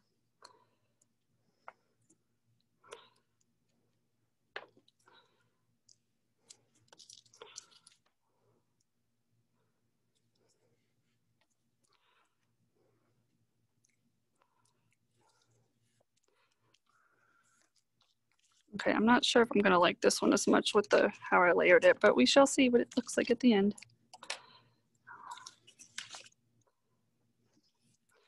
As you can tell, the bow's not hard to make. It's a little bit time consuming, but I don't think it's really hard, but I think it does have a nice little fancy look to it. So especially good for the holidays. Let me know what you guys would like to see in regards to like the double-sided material. I had made the plaids for Christmas and the florals, and then I had done this for Valentine's Day and the chevrons, but since I released it today, I will I'll make some more for you guys, and then we'll probably do, I guess, like Easter and maybe some more solids. So this is where we're at. These are the pieces we have left. Mind the camera, babe? Barely. Neutrals and basic solids, black, brown, silver. So Suzanne, if we do black, are you wanting like black glitter on the other side? And if we do brown, like mocha on the other side? Or are you wanting like, say something like black solid on one side and gold on the other? Let me know your thoughts. Okay, this is the first one I did. Pop this off. If you get a little glue stuck to it, it's fine. One thing I also like about this bow is that the back looks pretty too. I don't know why, but I really like that. Okay. Here is this. So we are going to glue this down. This is the little bow in the middle. Oh, you know what I really should have done? Hey, Tim, there are some bows up there at the left-hand corner of the printer, on top of the printer. Can you bring them? I made that with this die as well. Yep, exactly. Thank you, babe. Okay, so there is the middle bow. Sorry, I get lots of strings. And then, thanks. And then I like to have the print up, so.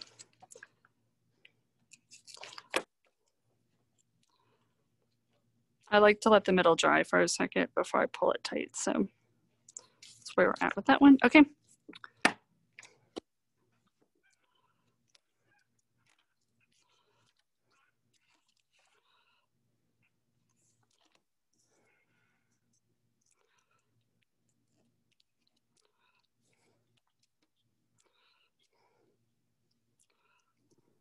Hey, Cal, where did you buy those little clips? Oh, we sell them. They're 8 for $2 or 25 for like $5. Aren't they awesome? They're like super great for holding stuff in place, and they're nice and tight too. Yeah, I'll have it on the website. Thank you. You're welcome. They're under Kamp Goodies, Rachel. Okay, so there's the back of that one. I'm gonna go ahead and put the, what do I want on the top of this one? Solid or glitter? Solid. What do you guys think? Solid or glitter? We're gonna go with glitter. Oh, okay, that's gonna be solid to solid, so.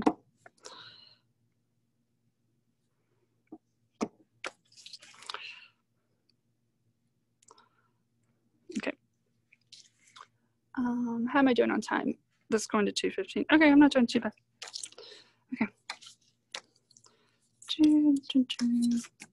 Okay, here is this one, our mystery one. See how this turns out. The glob of glue.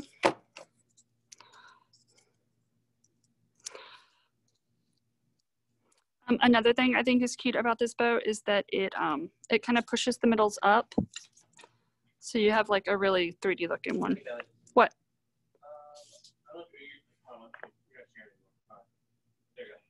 Sorry, my low battery popped up. Can you bring me a charger? Sorry. Oh, panic.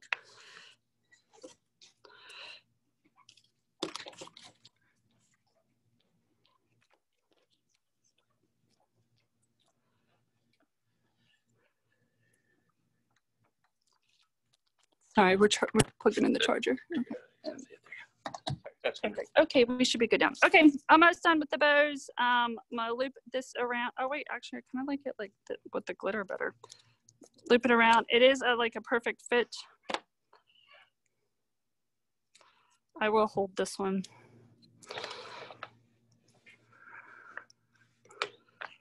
I don't know why. I like rolling the glue off my fingers. Okay, there she is. I'm curious to see what you guys are going to name this bow, because I know we just called it the Kamp bow. I think Ashley in her shop had called it like the Layla bow.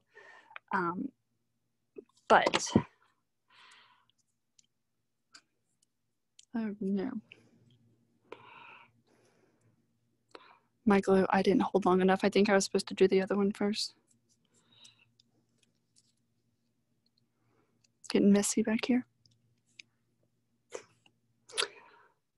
So what I was saying, one fun thing about this die or SVG or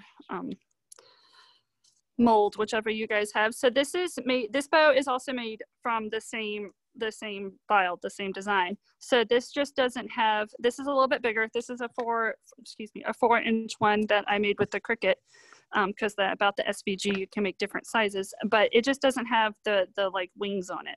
So it makes a super cute double loop bow.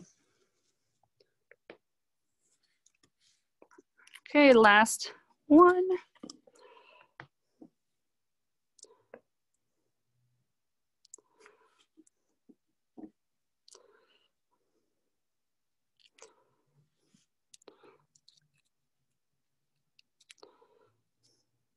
Hold this for a second. And then of course you can, I didn't put clips or nylons on these. Some people just, oh, stuck. Some people just glue them to the back and some do it in the loop. So it's totally your style preference. But this is how they all turned out. So I totally think that the solids, they look good with a lot of our different prints that we have. And then this was a print one and I used glitter with it. So let me see, post in the group, or whichever group, the event or the group, the bows that you guys end up making with these, with the class right now, because I'm curious. So anybody have any questions before I sign off and we switch to TikTok? I made it a little different and I think it looks really cute too. I put the loop thingies on the back. So I guess you could do different styles with it also. Oh my gosh, I'd love to see it. Post it in the group. Okay. Awesome. Okay, so our next class is TikTok. Can we still get the SVG? Yeah. So there is a post in the, sorry, I'm picking up my fingers. I got super glue on them. There is a post in the camp group. I think that was Jennifer that asked. And there's a post with people's emails. So all the emails before my comment have been sent it, but just comment your email and I'll send it to you. So our next class is on TikTok 101. So I myself do not know a ton about TikTok. I am trying to learn because I hear it's what all the cool kids do. However, there is a girl, her name is Brittany Marble, and she has a shop called Two Little Ladies, and she makes, hey Brittany, she makes clips and does it have the PDF for hand cutting? If we doesn't, Laura asked, does it have the PDF for hand? I'll have to check out your comment later. But Brittany has a shop and she has, I don't remember how many thousands of followers, but she will let you guys know. And also, I think about half of her sales now come from TikTok, which is pretty awesome and amazing marketing tool. So I am going to sign off here. And then Tim, do you know how to give it? Is Brittany on? I'm right here. I don't know if you can hear me. Hey girl, I see you. Okay, so Brittany is on. So Brittany, I'm just gonna sign off on my end and I'm gonna let you take it over, okay? Okay. Okay, give me a second to, I think I gotta mute it or. Oh, I got glue stuck to my fingers, and now my fingers don't work. You should be able to take control of that now. If not, let me know. Can you guys hear me?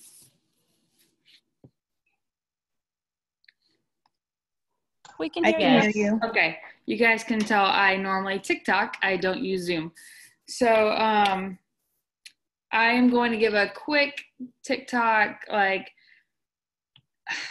just a little bit of what I know and how this has grown for my shop. Liz told me to start off, or Kelly told me to start off how I started with TikTok.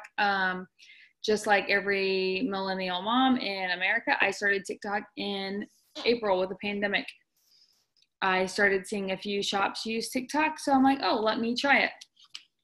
June 6th, I posted my first TikTok video. It failed. It did not. I got 3 views. Like, it did not do good. I kept posting. I posted 3 to 4 times a day. I learned a little bit more. I kept practicing with different methods, keep going with it. And within 10 days, I had 1,000 followers. I had a super slow TikTok start. I did not go. Even today, I only have 63,000 followers. In the first 21 days, I did 4% of my sales were all from TikTok. By August 1st, 23% of my sales are from TikTok. A few things I do to get these sales. I have my link in my bio. I have a code. I have a link tree directing you to my shop. It directs you to my VIP page. And right now I also have it directed to a couple specials that I did that I can remove here shortly. But a thing I would suggest, make your own hashtag. What is your shop name? Is your shop LizK? Make that your hashtag. When you use that hashtag, have all your brand team members, your any customer that buys from you, use that hashtag just like Instagram. My hashtag has been used or seen almost 2 million times in 9 weeks. Share your story. Share your why. Why did you start your business? Why did you make this your business? Within 24 hours, my story was viewed by 300,000 people, gaining about 15,000 followers within the first 24 hours. People want to know who they're buying from. Why are they buying from me? Oh, sorry, guys. Why you? Why are they going to pick your hair bows or your product over, the 5 other million TikTok shops? On August 30th, I hit 50,000 followers, and now I average about 600 new followers a day every 24 hours. Some days are good, some days are bad. If I do not feel like sharing a video that day or making a video, I usually have about 50. Let me see if I can pull up. I usually have about 50 videos in my drafts. Like, I don't know if you guys can see this. See your drafts? I have 23 right now. I can just pull any of one of those 23 videos and share it today if I don't feel like making a video. If I have 100 orders to pack, I will take 10 of those orders and make a video out of it. You don't have to do all the editing at the time. You don't have to do the voiceovers. You don't have to do all the sounds. Just film yourself packing that order. And then later when you know what you want to say or know what you want to do it. But get those videos filmed. Let's see what else. Be true to yourself. Do not post something that you do not feel comfortable posting. I keep most of my personal posts off my business TikTok. I do 1 out of every 50 TikToks, maybe 30 TikToks or something family relatable to myself, but mostly everything is just business related. September 1st, 44% of my sales came from TikTok. once you hit 1,000 followers on TikTok, you can go live. You can connect with your followers. I have a special code during my live. Last night I did a live and I did about $700 within 40 minutes. You can have fun, be interactive. I just pack orders. My customers sit there and watch me pack orders, and I play a game. Every time I hit like 40 followers are online, 50 followers online, we do a trivia question, and the one that gets that trivia question right, they get a $15 shop credit. And that brings a lot of new customers into my page. I have a lot of new people I make from TikTok lives, because when you're scrolling through your TikTok, even though you're not following them, your live will pop up in their For You page. Wholesale. Do you guys offer wholesale? Are there any wholesale shops here? I can see your comments. So if you have any questions, make sure you're asking. I wholesale. I shared one video on TikTok about wholesale, and I went from 8 regular wholesale accounts to 16. I had to cut it off at 16 wholesale accounts. So let people know, what is your wholesale limit? What is your wholesale max? Just make a 60-second video, post a cool wholesale order, and those messages will come. The TikTok algorithm. So I'm not a professional at this. What is my TikTok name? I am Two Little Ladies. You can kind of see it there. I'm not a pro at the algorithm yet. I'm figuring it out. Your video does better if it is seen start to finish early on. So if you post a video, have a group of people. I have a brand team of 50 people that right away I share that link in that group, and I have 50 people watching that video start to finish. They comment, they share, they copy the link, they like it. Then I post it into my VIP group. Then I have almost 9,000 people. Granted, not everybody hops on, maybe a couple hundred. They hop on. So that gives your video more movements. I also have TikTok pods. I send my link to a group of pods, and they can watch that video and they like it, comment, share it.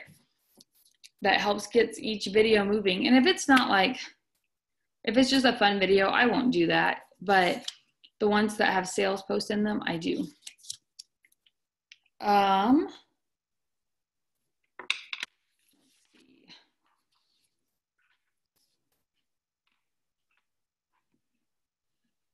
I do deals once or twice a week just for TikTok. I also have a listing on my website. Let's see if I can pull this up for you guys real quick. That is exclusively for TikTok. And then I mean, anyone can see it, but I do call it the TikTok box. And then anyone can buy it, and they have a TikTok code they could use on it. My TikTok boxes are $300. Last month, I sold 11 TikTok boxes. This month, it's only the 10th, and I've sold 7 TikTok boxes. Granted, they use a 15% off code, but I overprice those things. I charge more for those because I know they're going to use a code. So that's an easy $300 or $225, whatever 15% off of 300 is. Have a special like that on your thing so they feel like, oh, this is just for me. Feel exclusive. And the last thing I personally do for TikTok, I do not advertise any pre-orders on my TikTok. I will not. If it's going to be 4 or 5 weeks before a customer gets an order, I'm not going to post it on TikTok. I'm going to have, 3,000 women messaging me where their order is at. TikTok or pre-orders are perfect for my group where I can connect and I know they're going to see my post. It is not a place for my TikTok because people don't read the descriptions. So it's just not a good place for me. It might work for you guys. It does not work for me. So I'm talking really fast. I get really nervous. a pod, just like a group of people. I posted in a small business group looking for women that had TikTok. I have 3 separate pods. Each one has about 10 women in it. And then I'm in somebody else's pod too.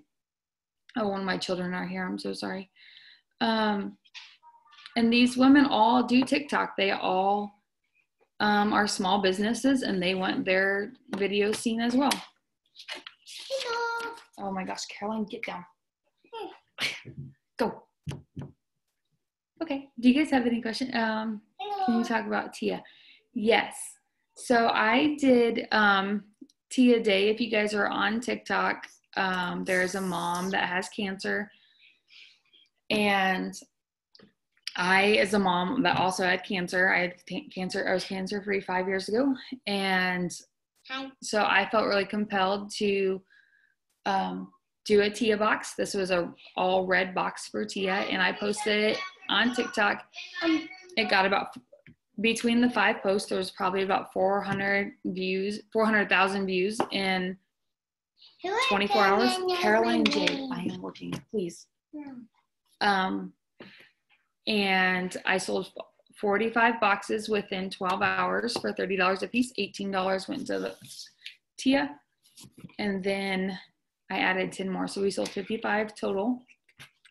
And we were able to donate about $850. Girls, get, okay. Hey. Please go. And how do you recommend growing TikTok? Just post videos. Caroline Jade, get out of here. Okay.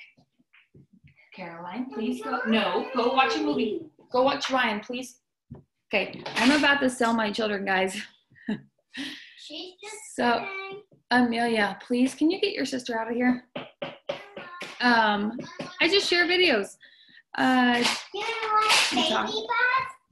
Do you have to talk in the videos? I do. You do not have to. Some of my videos is just a good song. If I have like a LizK print that has, Disney on it, and I took like a Disney Halloween print, I found a Disney Halloween song, and I was just cutting out the fabric while the Disney song played, and that was it. I didn't talk. I didn't do anything, and some of those videos get my most views. Yes. Yeah, I do seem to get a lot more videos. Okay, let's talk about Disney real quick. I'm going to answer the one ahead of you real quick, Kelly. I'm terrified to do Disney, and I did make a mistake and accidentally said the name Disney in one post. The rest of my posts, I just say character, because it's all, watercolor drawn, like the leather sheets or felties from Etsy, and I accidentally used Disney, and it is one of my most viewed videos.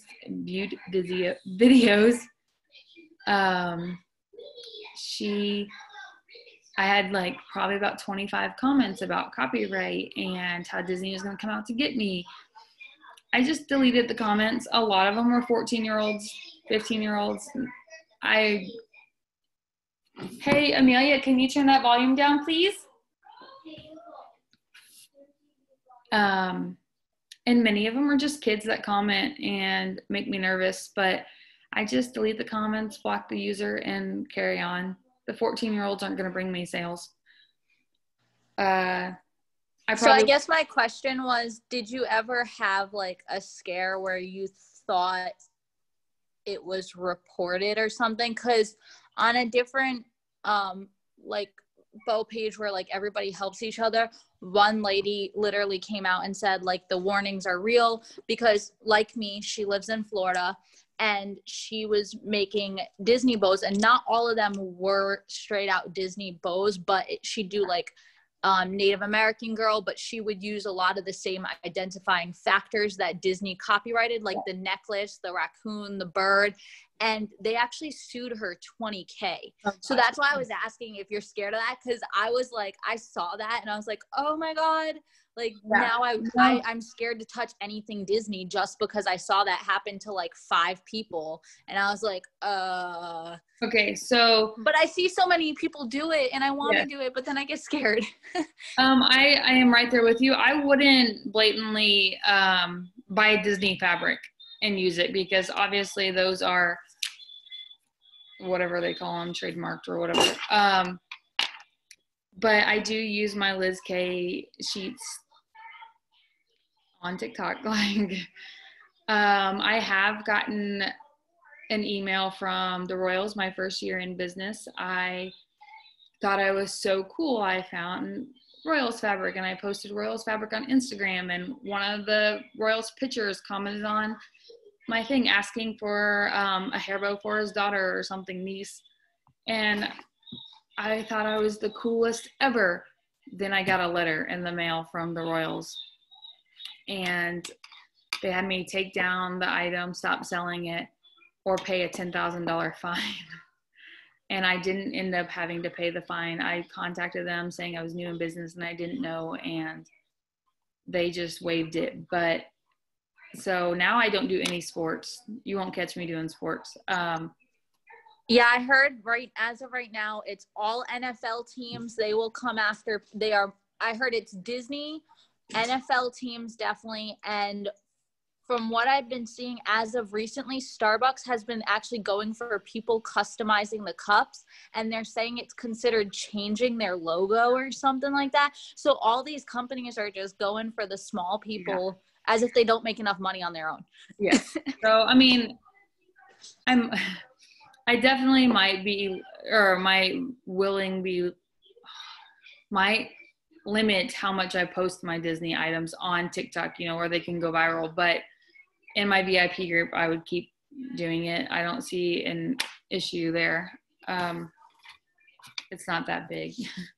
So let's see, Disney. Could you do Disney stuff in the prep? Yeah, that's what I just said. My TikTok is here.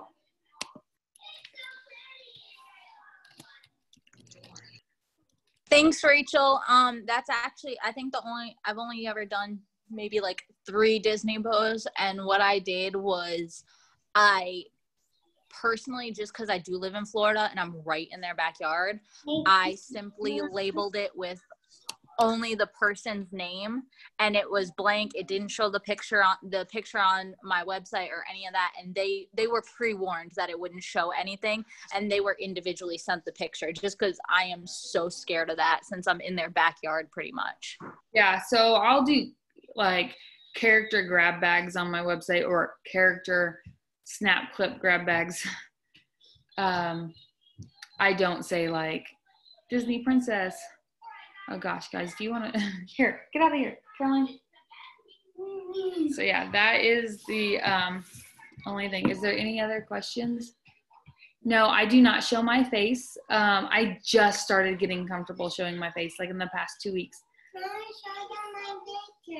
Please, oh my gosh. Can you? Okay, I think I got everybody's comments. And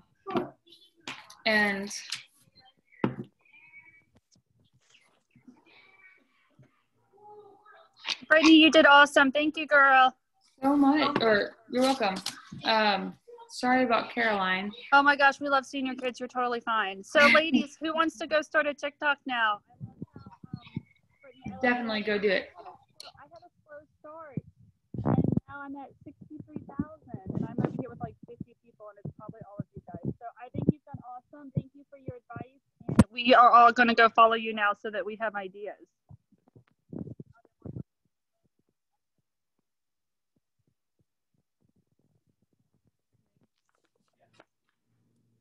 Okay, I love TikTok. I just want to make sure there's no more questions for Brittany before we switch to Pinterest. If there are, just so we can board them off and stuff like that. Okay, can they not hear me now? I can hear you. Oh, okay. think Brittany's typing a response though. All right, guys, if you have more questions, just leave them for Brittany in the comments and she can respond back to them. I can't hear Brittany now, can you? All right, guys, we are going to move on. Brittany, I don't want to cut you off. Did you unmute her? Is she good? Oh, no, she's still muted. They said thank you. Okay, I think she's done. Okay. Okay, sorry, guys. I was just trying. I didn't want to cut Brittany off, but I think she did. So I think we're good.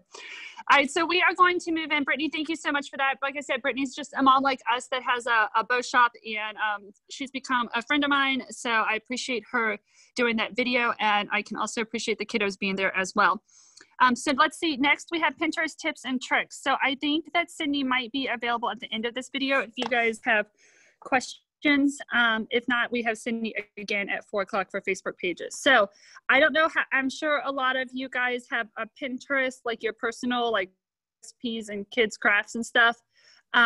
We have a Pinterest for business, and part of Pinterest for business is not just posting your stuff, but posting those recipes and mom things so that people will follow you and stuff. So, excuse me, Tim, are you able to switch over to that? Yeah. Okay, so I'm going to turn it back over to Tim. Tim is going to switch over to Sydney's video. This is pre-recorded, so if you guys say comments, she won't actually be responding, but I can try to answer things as well. So there we go.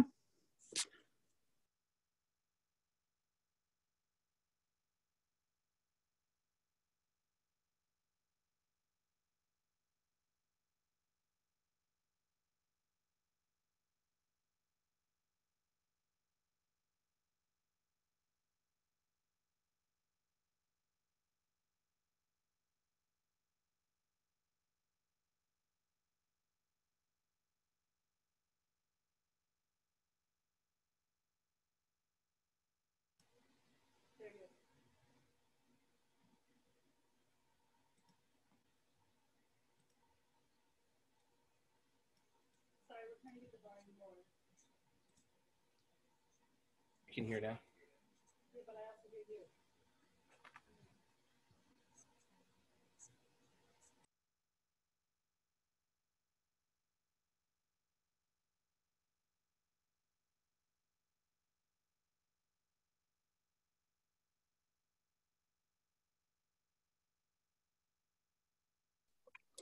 Hey guys, give us a second. We're trying to figure out how to get the volume to play. Consider it. It is the third largest social network in the United States. It's also really popular with women. Can you restart it though? Moms, which I know a lot of our customer base tends to be women. Just now, if you're not already on Pinterest, you should definitely consider it. It is the third largest social network in the United States. It's also really popular with women, especially moms, which I know a lot of our customer base tends to be women and mothers. So that would be really good for you to be on that platform then. Shopping is a top priority for Pinterest browsers, and advertisers can reach more than 169 million people on Pinterest. It's also, like I mentioned earlier with Instagram, it's a very visual platform. You see there's a lot of images that are a part of it. You're adding to your board. So it's very nice for our products, which are a very visual thing, like your bows and your creations, to have a platform that really showcases that. So where do you start when you are setting up your Pinterest? Obviously, you need to create an account, secure your handle, fill out your bio just like we did earlier with Instagram. Add your website, connect it, maybe like a little slogan, and get that all set up. Add your logo to your profile picture, and then you want to start building it out. When you're building your Pinterest board, a good place to start is to kind of maybe even get some pen and paper and like separate your board ideas. Do you want to break it down by bow style? Do you want to break it down by material? Do you want to break it down by glitters versus solids or prints and patterns? It's really up to you how you want to define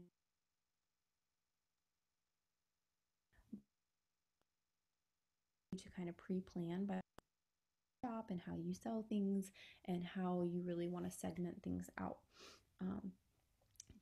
as you can see for us, we've kind of done glitters, solids, our headbands, our awareness, holidays, heroes, character prints. We did a summer board at one point, a fall board. That's how we've kind of broken it down, as almost by like category. We obviously have a lot of prints and glitters and different kind of solids, so it can kind of get to be a lot, but that's just kind of how we started it.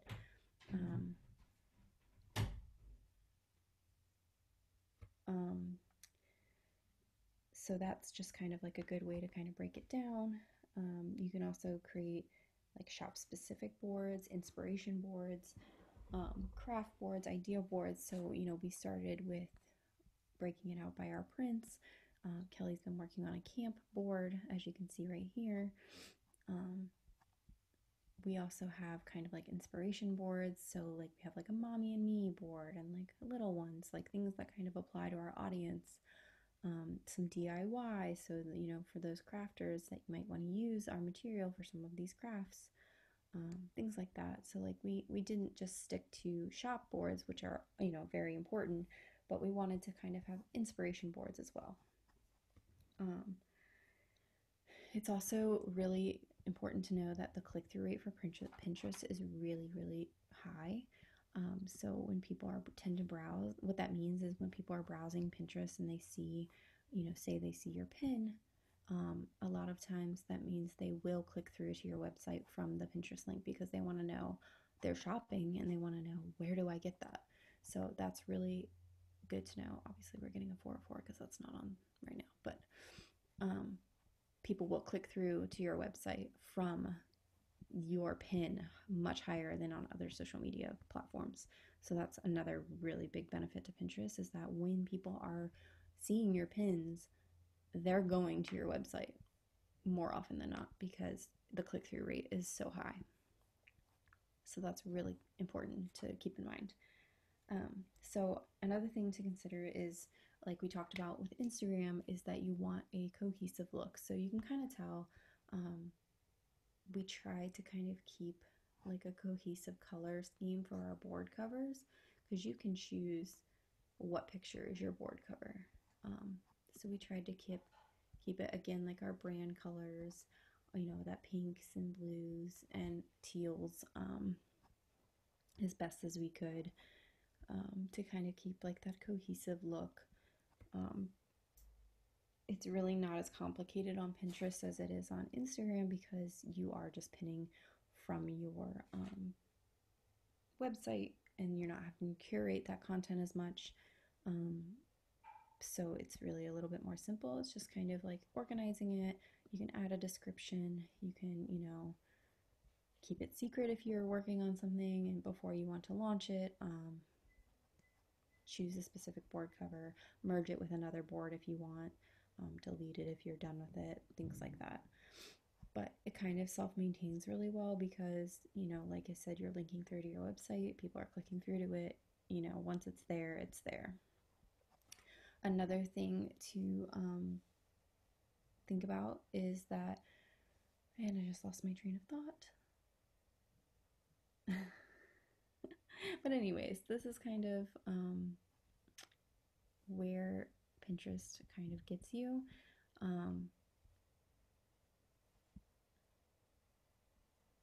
If you have any questions or comments on, you know, Pinterest or what you would like to see or how to maintain it and use it, definitely let us know. But this is just kind of a good place to get started, get your boards built. You can check ours out if you want to like view anything. Oh, I remember what I was going to say. The most important thing you can do is to download a Pinterest button. And I will show you. So you can just Google Pinterest button and there should be a fairly easy way to just find one if you have Chrome. There you go, Chrome. This will allow you to make your life so much easier when you are pinning things You can just download it right into your browser, you add it, and then it'll create like a little button in your window. So you go to your website, you can click on a picture, and then you hit that button right in your browser, and all you have to do is pick what image you're choosing to pin, add some text if you want, and done. It pins it right to the board you want. And it makes your life so much easier than trying to like download, save a picture, add the link, click back to it. This just really takes a lot of the work out of it. You can pin from other people's websites if you want. It'll link through to their site. So if you have a partner or a brand that you use a lot, or a supplier like us, you can share pins from their websites to your boards. You can use your partner, like if you have somebody that you partner with, you guys can share pins from your websites, and you just use that little button, and you don't have to really like do anything else. It makes it really easy. So that's definitely a good part to consider adding to your browser, and will make making your Pinterest boards a lot easier in the future. So that is just kind of a quick rundown of Pinterest. Like I said, it's a little bit less complicated than Instagram, but that will get you started. And if you have any questions or need anything when you're building your Pinterest board, I will have like a little type out like I want to do with Instagram, and I will be able to send that out after camp is over. I hope you enjoyed this little segment for your camp, and good luck. Have fun for the rest of the camp. Thank you.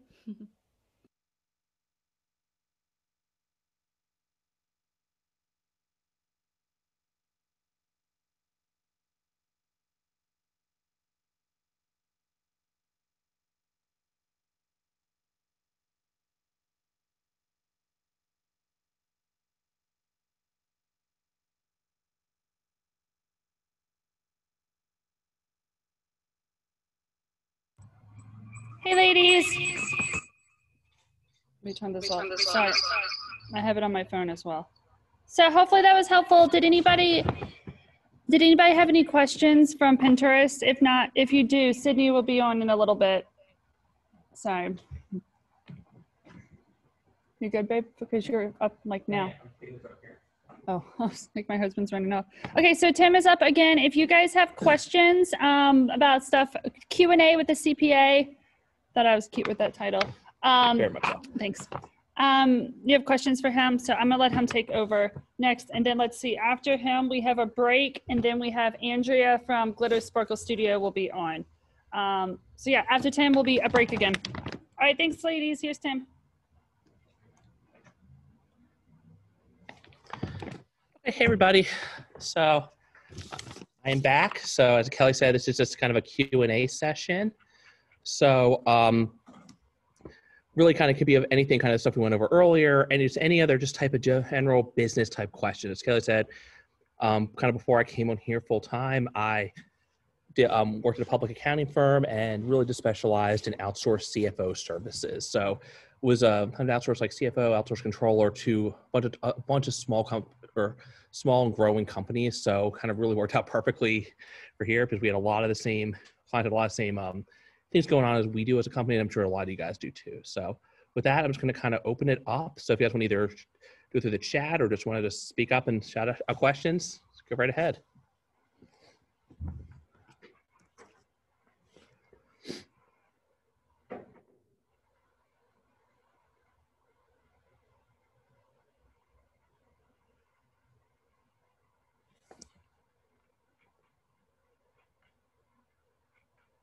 Okay.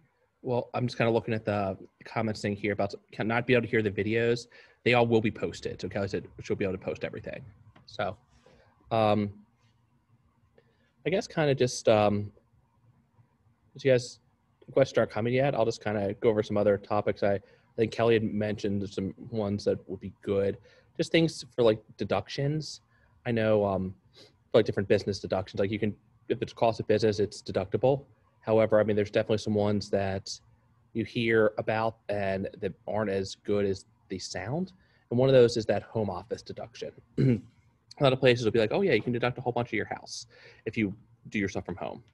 So while this one isn't as much of a pitfall as it used to be, it's still something you need to be aware of, that you can deduct a percentage of like some of your house expenses if you were using a portion of your house, like say a room in your house, for just your business, basically your business and then nothing else. And if you didn't use that space, like you would have had to rent space. So if you have a spare bedroom that you are using for only your business and nothing else, you don't do anything else in there. I mean, obviously, if your kid's in there playing while you're working, that is fine. But like it's not like half a room, the other half is just like a computer room where the kids do homework. That really wouldn't count. But if you have an area where totally dedicated there, where if you didn't have that extra space, you would need to rent some space, then you really would be eligible for that. So, I mean, that's one of those things that definitely don't miss out on these deductions if they're there, but also don't be too aggressive. That's one of those ones where I was talking earlier about the audit risk. That would bump you up a little bit. So just kind of knowing as long as you can defend it and say, yes, my house is 1,000 square feet. This room is 100 square feet. So a tenth of these expenses I'm able to deduct because that's what I'm using. There's just some easy numbers for easy math here. Anybody got anything that kind of want to talk about it? Just general business questions, whether it's different entity types, different things about sales tax or regular taxes, anything. Okay, I see one here. Let me read this.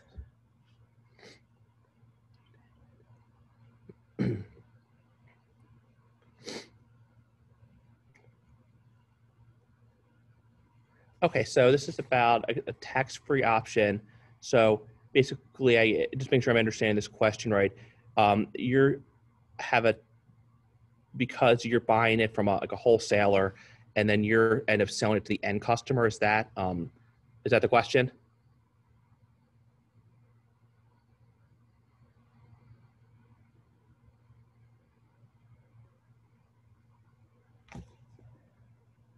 Okay. I'm going to assume kind of that is, unless you're definitely there. But yeah, so I don't know. I mean, all states are slightly different, but I know when I was kind of looking into this in Pennsylvania a little bit for a question that was, I think, on one of our groups, that if you are buying from a wholesaler buying from the person manufacturer and that you are not the end customer, yeah, you would not be able, you have to pay sales tax on that because the sales tax only gets paid on a product once for the end user. It's not being taxed every time it's changing hands. So different states are different, like depending on what type of form you need. In Pennsylvania, there's a form you fill out for each different type of transaction you do.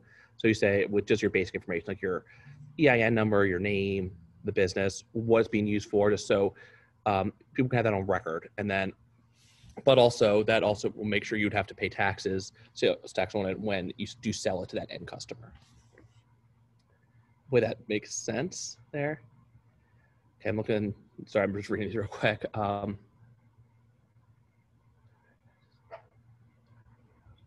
So by tax exempt, are you saying like what are you talking about? Like like a not-for-profit or just, sorry, I just want to make sure I'm understanding that question right.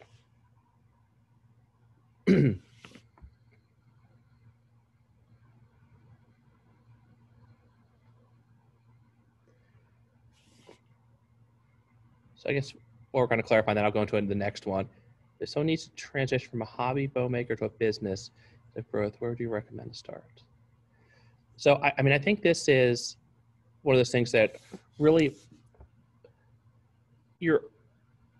if you're making money on that, I mean, you have to declare income. If you make net income on it, even if it's a hobby, you're still required to pay taxes on that. If you are, I guess the thing would be if you go from just doing it on the side and then making some bows, but not actually turning a profit on that, then you do start to turn a profit, then it definitely would be much more, it might be more beneficial to be able to track that kind of stuff. So I think it's one of those things when you cross that line, you can always deduct expenses. I mean, if you make $20 and spend 30, you don't need to pay any taxes on that. So you're fine there, but you aren't able to deduct that $10 loss you would take. But really, I think the big thing is when you turn that corner to become profitable, that you would want to really be tracking it better because you're going to actually have to declare income. Because if you're basically taking a net loss or breaking even, there's really no tax impact on that. I mean, you should theoretically run it through your returns, even if you made no money on that, but it's the big thing is when you start actually making profit.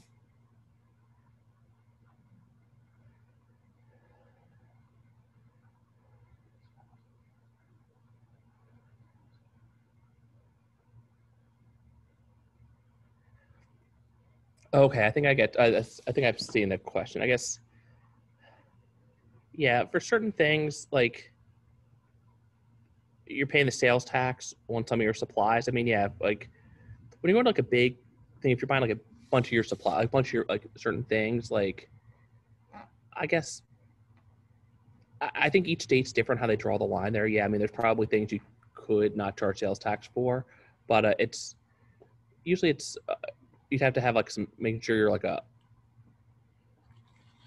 you're the right forms. I think that's kind of a state by state question. And depends on which kind of vendors you're looking at. Like going into like a Staples or something like that. I'm not sure if they're really going to care. Because you're the end customer to them, they're not going to care that you're going to be reselling parts of something. It's like you're reselling the whole thing. So I think it's kind of looking at that. I mean, you probably do end up paying some tax twice, but I think it's more like if you're buying bigger bulk from different vendors, it might work. So this next question, I have an LLC and local business license, but I never got an EIN. Do I need one? So the EIN is that employer identification number. So that's for you got your LLC and local business thing. Are you just a single member LLC? It's like a business between me and my mom. So I think we did like the multi-member. 1 second. Hold on. Turn my volumes on.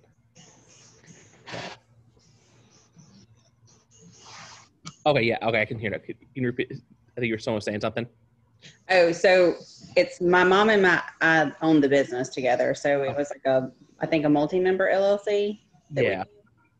Okay, gotcha. So yeah, I think when you're a multi-member, you really should have an EIN number because when you go to file your federal tax return, it would be like a 1065, like a partnership tax return, just with kind of how they classify LLCs. And one of the things on there would be the EIN number. So those are free to get. It's a really quick thing. You go just I can't remember which website it is. I just Google EIN application. You put the application in, they give you the number pretty much, I think it's right away. So it's a very quick and easy thing, but that also will put you in the system. So if you don't file a return, you will start getting letters on that. So yeah.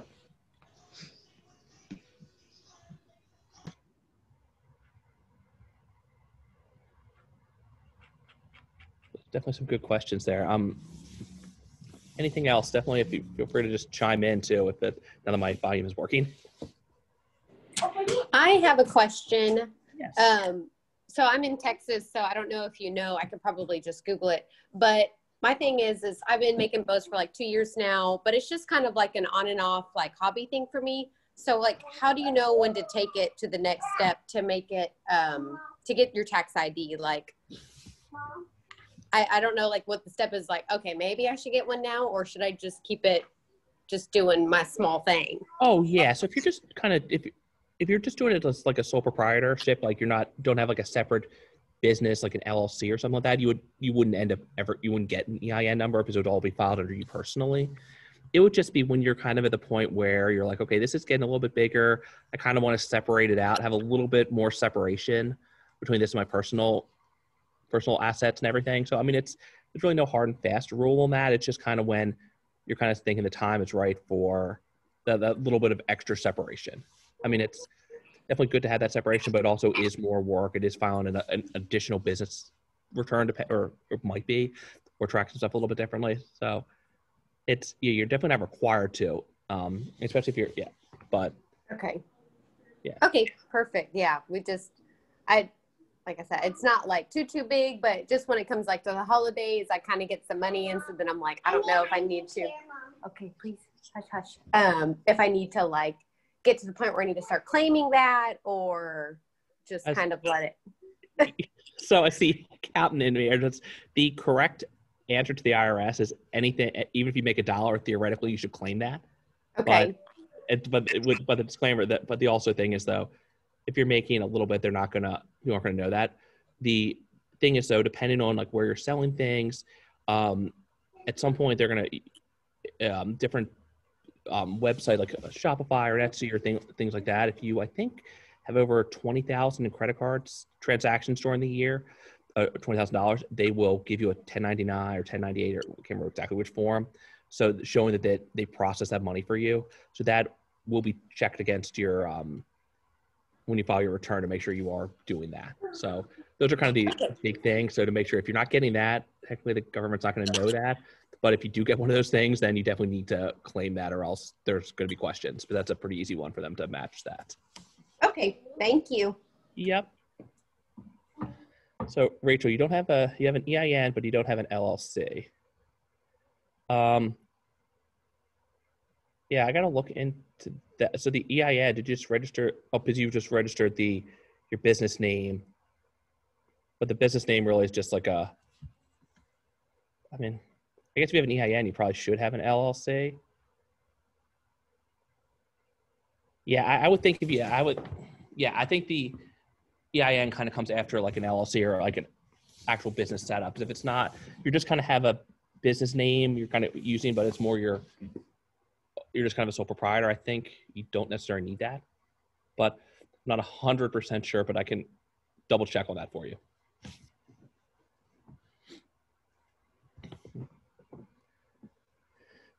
Okay, we got about 3 more minutes. So, buddy, got anything else? Any other questions, general business questions, or general any just things? I mean, and even if it's not directly to me, if it's just anybody else in the group, if you have any best practices or anything you just kind of want to have general questions on, definitely we can use this time for that.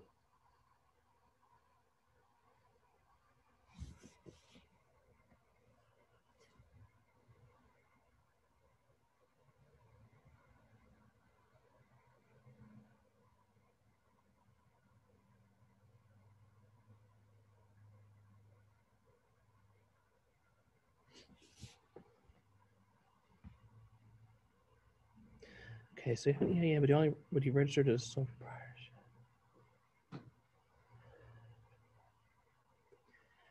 I mean, I guess I don't see a major issue in that. The only thing with just being a sole proprietorship and not like an LLC is just that there's less separation between all your anything personal, like any personal income, personal assets, like your house or cars or anything like that, and the business. So that's, to me, that's the biggest thing that never want anything bad to happen to the business. But if anything, again, like I think we mentioned, if somebody allergic to something or somebody does something stupid with one of your products, like, and they come after the business, you just don't want that coming after you personally. So to me, that's one of the big things there. And also just have that wall of separation so I can see, okay, this is a business expense because directly for this business, it's not related to us personally. So it kind of just helps there.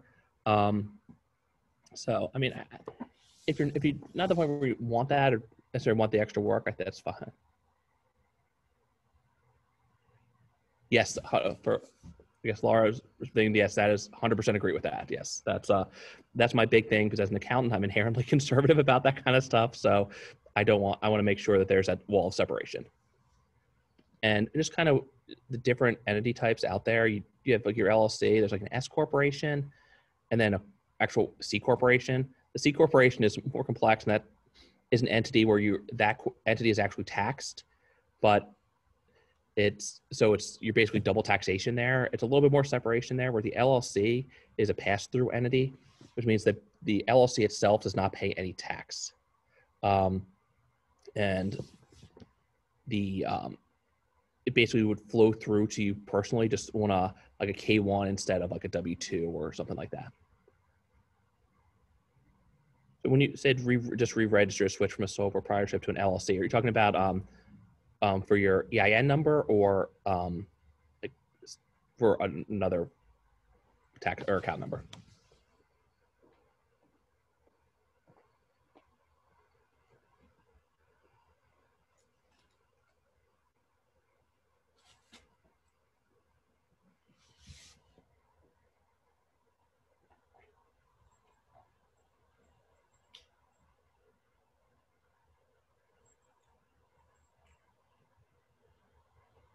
I guess so when you create your stuff, you did a sole proprietorship, I guess you'd be able to, I guess, update some of the names depending on like the different sites there. I mean, yeah, you would, I guess, get the LLC set up, and then you'd be able to switch some stuff over or set things up. Like if you set up, depending on, I guess, if you're just a single member, you may not need to necessarily set up a whole bunch of different stuff, but then you would just have to change like the official names because you would have like an LLC after that as opposed to whatever the company name is.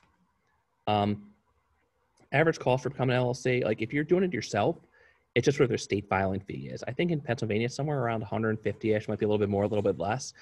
Other states could be a little bit different, but it's not usually too bad. And the forms to fill that out, and I've seen usually are pretty simple. It's like a 1 or 2 page form. I mean, if you go through a service like a LegalZoom or something like that, they're going to probably charge you double or triple that just for the convenience of using their platform. But I think I'd recommend as I go to one of those sites, look at it to see what the steps are for your state, and then just go to that, and then just go to the state website and just fill out the forms yourself. Just for something like that, because once you determine that you need that entity type. Just my opinion there. I think definitely save some money. I mean, nothing wrong with going through the services. I think they're very good to provide good information, but some of the stuff is, I think it's easy enough. Like the states make it easy enough to fill that out.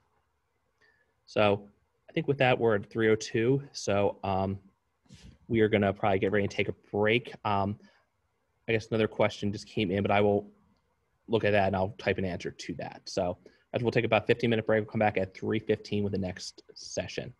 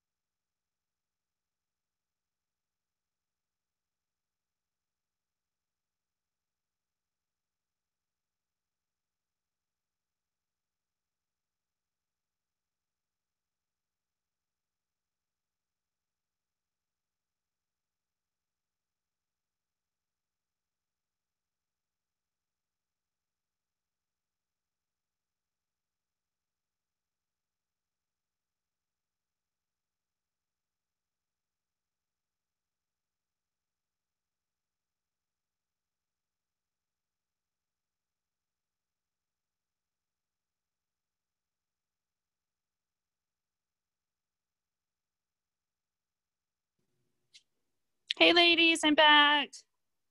Tim, am I live? Oh, he said I'm live. Okay, so we are going to change this slightly. So we were going to do Andrea next, but she, so she's on the West Coast and she just got all of her orders sent out. So she needs to set up really quick. So I am going to do the Fuse class first, and then Andrea is going to come on, and then she'll talk about Sizzix Bow, and then she'll do the flower class. So this is what you need for Andrea's class, this thing. But we're going to do the Fuse class now. So I'm going to put the phone on the stand and then come right back. So rearrange your supplies a little bit. Get this thing out.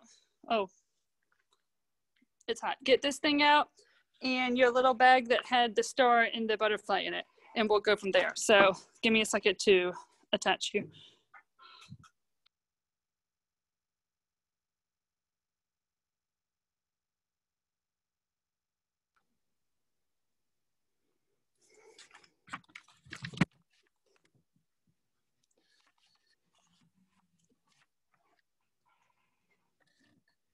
Tim, I feel like this isn't set up as nicely as it was before. I don't know what like, did you see that much of the leg before? No, I think you should rotate around a little bit. Like this? Sorry, ladies, I'm just trying to get the camera set up. We were on the computer before. Oh wait, I have an idea. Do I move this? There we go. Maybe it's like that? Yeah. And it falls back down, babe.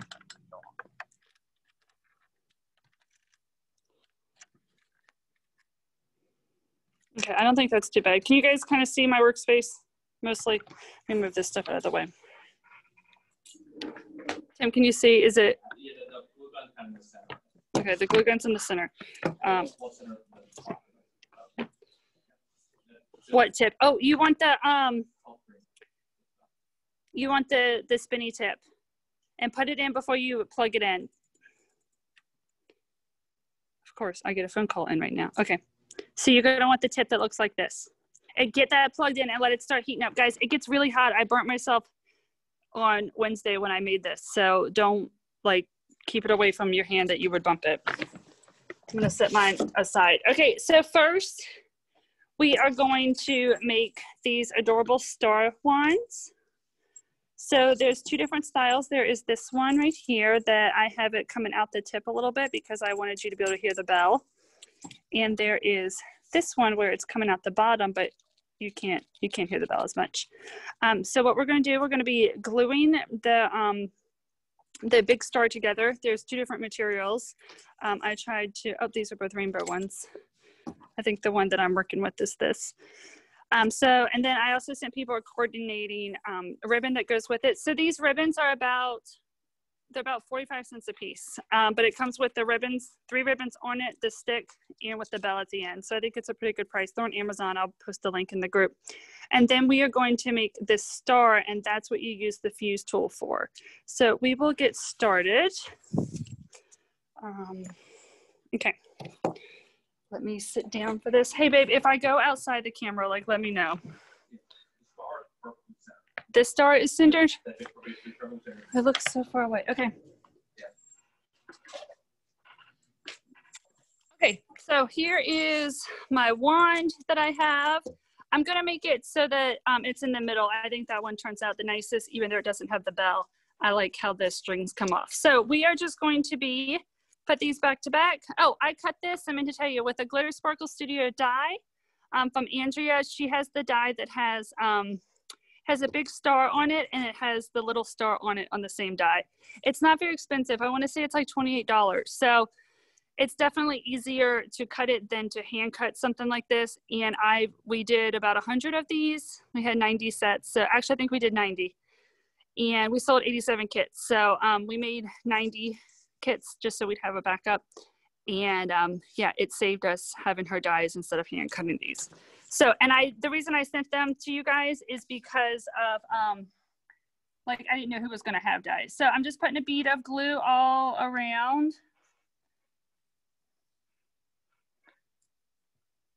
Okay. Oh, oh no, that's okay.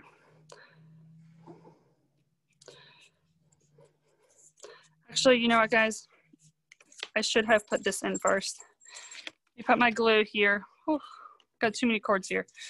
I'm gonna glue the stick down. It has the bell on it, but that's okay.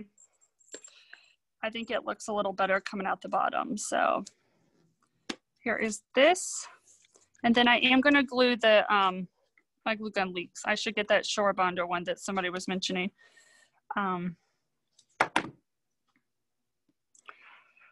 I'm just gluing the middle pieces down right now so that they come out the bottom nicely.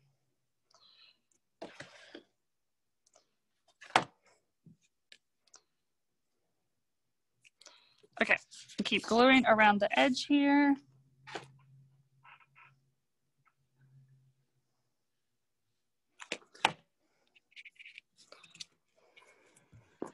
Quick question. So you're gluing the star and the plastic? I forgot what was on the other side. Oh, we're gluing the, right now we're gluing the stars to the two stars together. The stars together, okay. The glitter ones. Tim, I can't hear it very well. Let me turn my volume up. Okay, I think I can hear you guys better. Can you guys hear me fine? Hopefully. Yeah, I hear you well. You can hear me well. Okay, good. Okay, so this is the first step. This is the easy step, y'all. Does the bell go inside the star? Yeah, that's what I did. You can do it two different ways. So like this way, I have the bell outside of it, and the ribbons are just coming off the top. And this way, it's inside, and the ribbons are coming off the bottom. So you can hear the bell on the top one. It's just a little bit different look. You can't really hear it for this one though, so it's totally up to you. Okay, so I'll make sure everybody is caught up. Let me make sure this is all glued down good too. Sorry, hopefully my head's not in the way. Good. Strings, okay. So right now you can stop at this. You don't even use the fuse tool for this part of it. And you have a cute, super adorable wand that the kids can play with. Lizzie saw these that I made and she was like, oh my gosh, Mom, fairy wands. So there is that. So I am going to set this aside, and because we'll come back to that at the end. So I'll put that up there. Oh, look, you can see the rainbow nicely on it. From my angle, it was pink, but it's the pink iridescent. So next, you are going to want to take your plastic. These are the two plastic stars. You're going to want to put them on top of each other. Actually, let's do this, guys. Let's practice first. Here they are. I sent you guys packets like this. This is your fuse tool. So hopefully you have already put this thing on the end of it. It gets quite hot, so don't be careful. It does burn. See, that's a burn from it. And I sent you guys these packets so you guys could practice. You just go like this. You can hold it like a pencil, whatever works best for you, and it just rolls along. Mine has some stuff on it. Let me get that off. I think that's because it hit my glue gun cord. And what it does, it seals it together. So if you guys make bow packets, you're sealing it together. So essentially what we're doing, we're making a star-shaped bow packet. This has just been cut from these, is what we did. So you're just making straight lines. And if you want, you can, it came with a ruler. Where's the ruler that it came with? Oh, here's the ruler. It came with a ruler. You can use that as well to make your straight line. And then if you guys are on Pinterest, I made a board with a lot of other ideas with these in it. So see, it makes a nice straight line with that ruler. Move it closer to the camera. Yes. So see how it's sealing it together? It's basically making one of these edges. Okay, so what I'm gonna do, I am going to seal most of this. So I'll be honest, guys, this takes a lot of practice. So I've practiced some this week, but I'm not no expert at it. And so here we go. And then the camera's kind of in my way. I had to turn this, sorry guys. Tim, am I still in the camera? Yeah, perfect. I had to move it out of the way because I'm right-handed. Okay, hopefully my head stays out of it. So what I'm doing, I'm just holding it in place. If you have a wet sponge or something, or just a drop of water, if you put it on it, it'll hold the two plastics together nicely.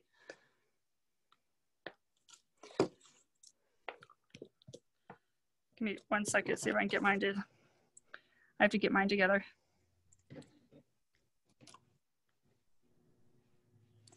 So you're layering the two pieces of stars together so you can fuse them together pretty much, right? Melt them together. Exactly. And I'm just trying to get mine to be stuck together, like, together. The right way. Yeah. Oh my goodness. They keep sticking down, but not where I want them to stick down at. Okay, there we go. I got it. Okay. Mine are both stuck together now. And then I'm just going around the edges. Yeah, babe. What? Two questions. One person, mine is just burning through. Am I doing something wrong? Yeah, you're holding it down too quickly. Like, you got to keep it rolling.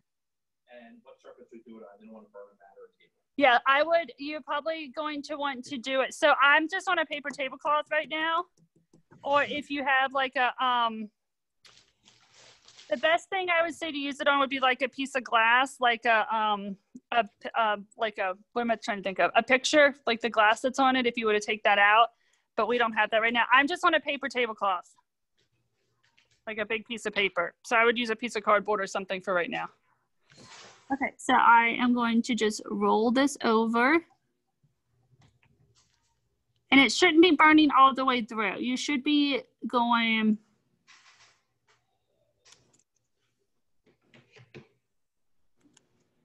Tim, is everybody muted? I keep hearing a lot of noise. Okay, guys, I'm gonna not talk while I do this because I have to concentrate.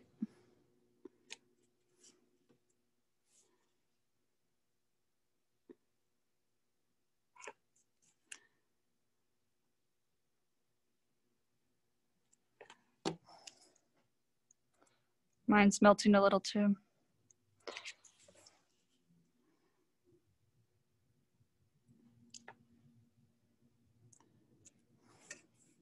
So this one, I'll be honest, is a lot easier than the butterfly we're gonna do next. The butterfly has a lot of curves in it, so it's a little bit harder. So this is where I'm at with mine. I've done these sides. So am I in the video, Tim? Yeah. So I've done this side, and this side. We can trim it up at the end, so you don't have to worry about that. I'm gonna do one more point, and then I will fill it up with the glitter stuff. So how you guys doing? You're kind of quiet. I know this is a lot harder craft. Are you guys hanging in there with me? It's a little crazy, but okay. I'm going. I'm doing it. You're doing it. Okay, so this is where I'm at. I've got, wait, is this side done? I've got 1, 2, 3, 4 sides done, and I am going to fill mine with stuff now. One thing you can use the funfetti that I sent. So you guys, I send these in your Lizzie loot boxes each month. You can use the funfetti in these, which I think could be fun. The funfetti is fun. And then I also sent everybody a thing of glitter as well to fill it with. So let me see if I can get this stuff in it. So this is gonna get a little messy. Tim, any questions, or is everybody just concentrating? Everything's going too fast. It's going too fast. Or mine won't seal, I think. Say what? The same person is going fast and mine won't seal. Was that the same person that it was burning through, or is that a different person? I'm gonna check. If it wants seal, make sure it's heated up all the way. Yeah, make sure it's heated up all the way. It should, honestly, it should smell like it's burning like a little bit. Oh, I have a hole in mine. Okay, that's one way to find a hole. I'm going too fast. Okay, I'll try to slow down. If it's melting and just like mine's pulling off on the wheel a little bit, I know it sounds odd, but don't push as hard. Because I think I was pushing mine too much and I was melting mine all the way through. No, yeah, you're right. Don't push as hard when it's that.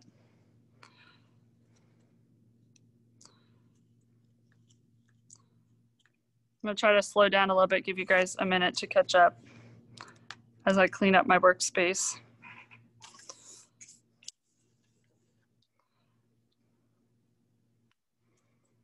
Guys, just wait till we do the butterfly.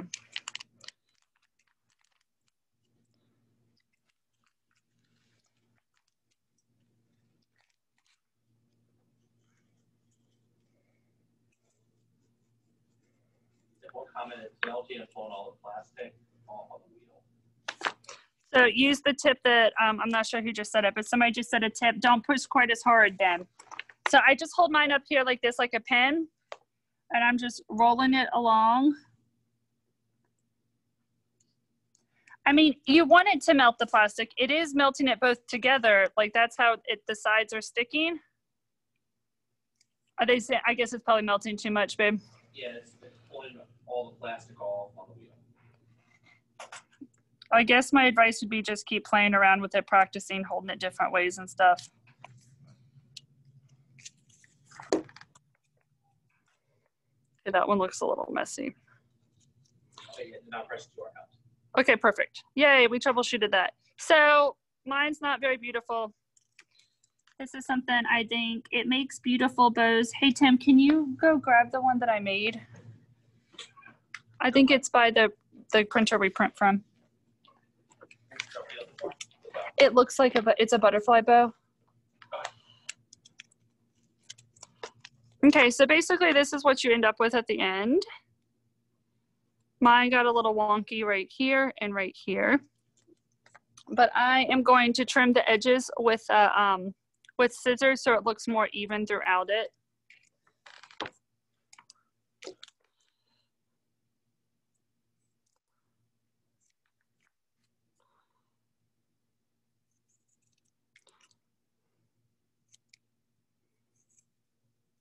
These would be really cute for 4th of July too, I think, or even New Year's Eve, the stars.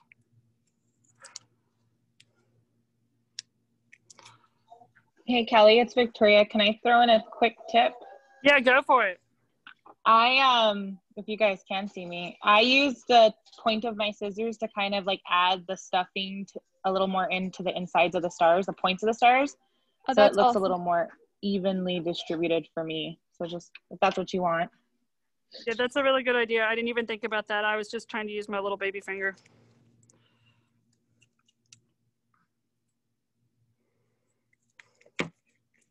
Yeah, because like you said, like mine has, I didn't get it down in here. Also, I use the bigger funfetti versus the glitter that y'all have too. Oh wait, there's a little bit. I use the funfetti too because I wanted to try it. No, so. Okay, so there is that. Okay, so I when I made mine, I tried to oh, it actually looks pretty with the orange. I tried to super glue it down and super glue didn't work. So I just ended up putting a dot of hot glue at the ends and it worked fine. It didn't melt. Guess it probably depends on how hot your glue gun gets, but I just attached it. You can put it on whatever side you want. Might put mine over here.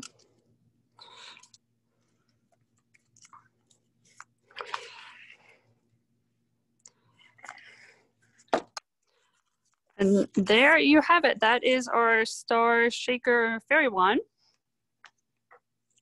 So you guys can totally make these your own or customize them however you want, or your customers or your kids want.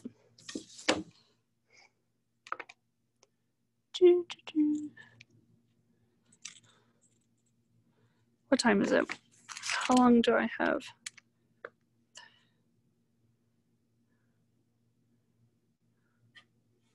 Am I getting behind, Tim? What? Am I getting behind? I'm confused because I did stuff out of order. So I am going to move on to the butterfly. So you guys can keep practicing. If you want, if you had trouble with the star, I would say practice with some of these bow packets I gave you guys. If you guys feel comfortable, we can move on to the butterfly. The butterfly one is much harder. I have 10 minutes. Okay, I think I can get done in 10 minutes. Oh my gosh, I laid my glue gun on it and I totally thought I messed it up. Okay, so you only have one butterfly because it's going to be a hair clip at the end. We're going to fold it like this, an accordion fold, 2, 3. Oh, you know what, guys? I just realized I didn't send you guys something. You will need one of those baby hair ties to hold the middle.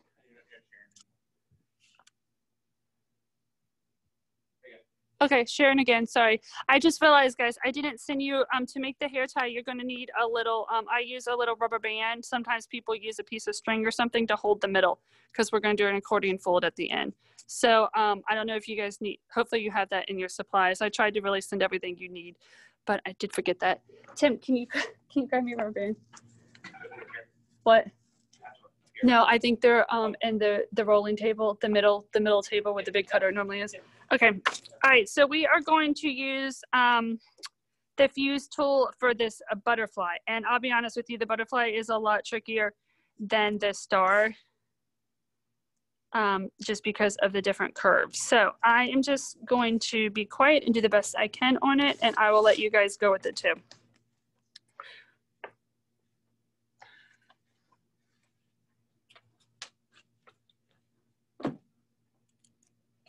Thanks, babe.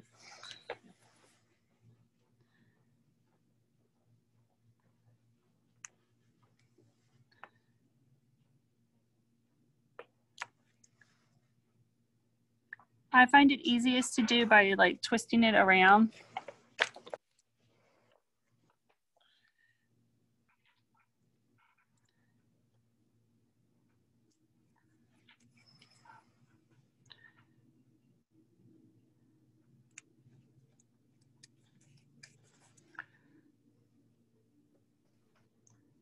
I can't type while I'm doing this, but which little section are you choosing to leave open for the filling?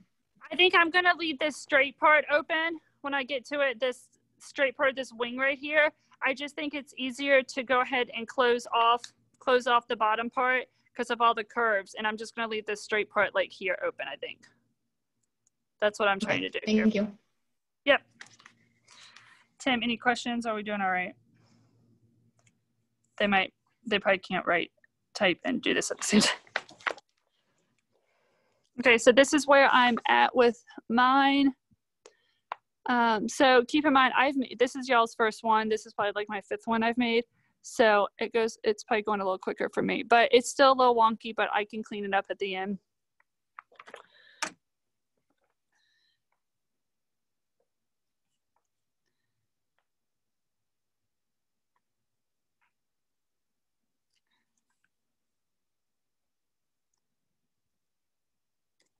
It smells like melted plastic.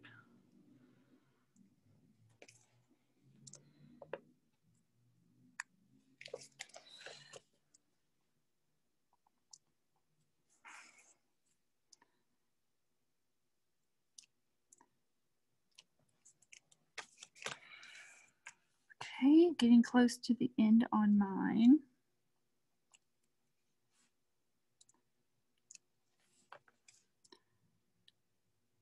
Hey guys, don't forget the 20% off code is CAMP20 for 20% off today. I'm not going to post it in the group, so you guys are just getting that for being on the live. Okay. I'm sorry, so what was the code again?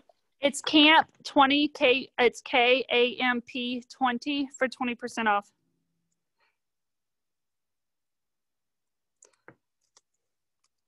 Okay, I'm just making sure mine is sealed all the way around and open it up a little. Where are the scissors? Someone had the idea of the scissors. Perfect. It's going to be hard to get back in there. Okay. All right, this one I'm going to fill with this stuff.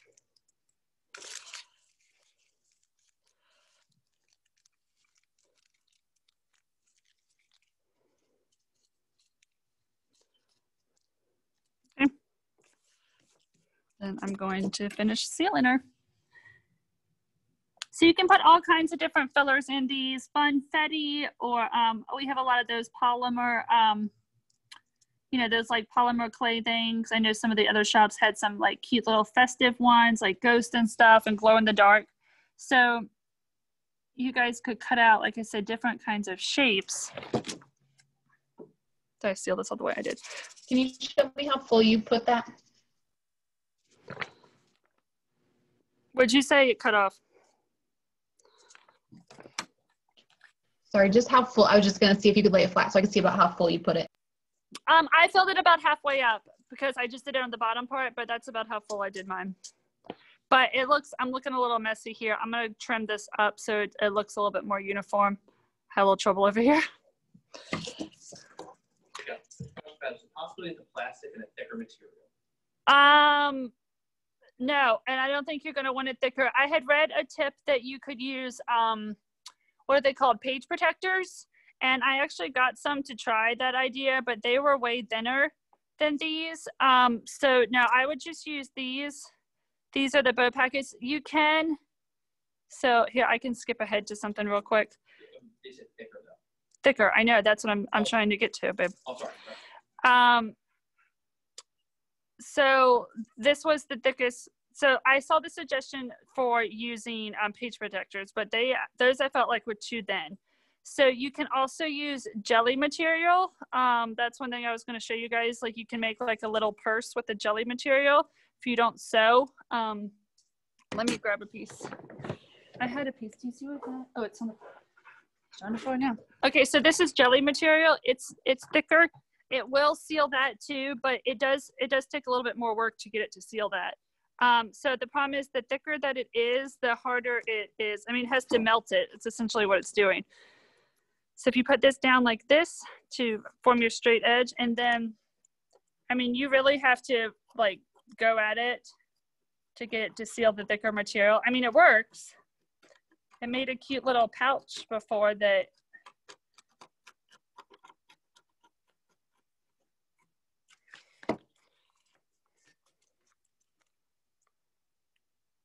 See, it didn't even do it all the way that time. Flip it over on the back.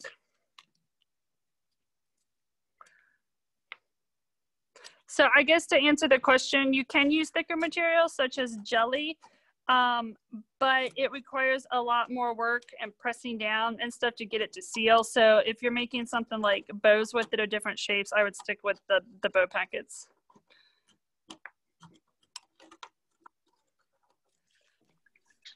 What is the difference between the rolling piece? Oh, the other one, straight? the straight one is like a cutter. Like it will Okay. cut plastic. Yeah, like it'll like cut these.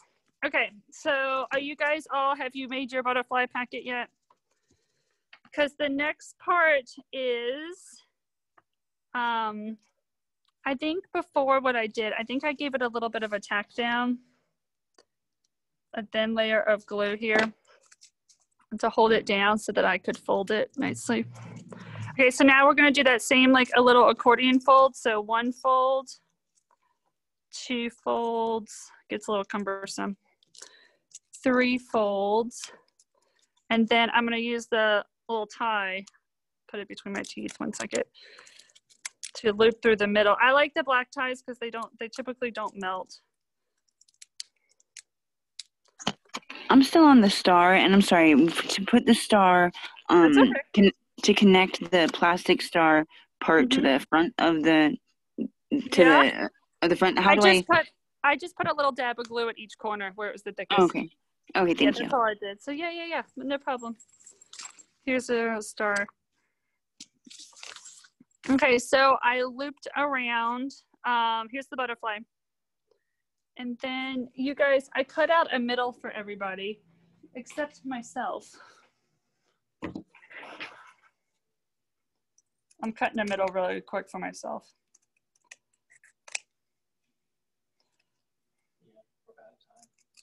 Okay. Tim has given me the time's up. Okay, I just want to finish this real quick, babe.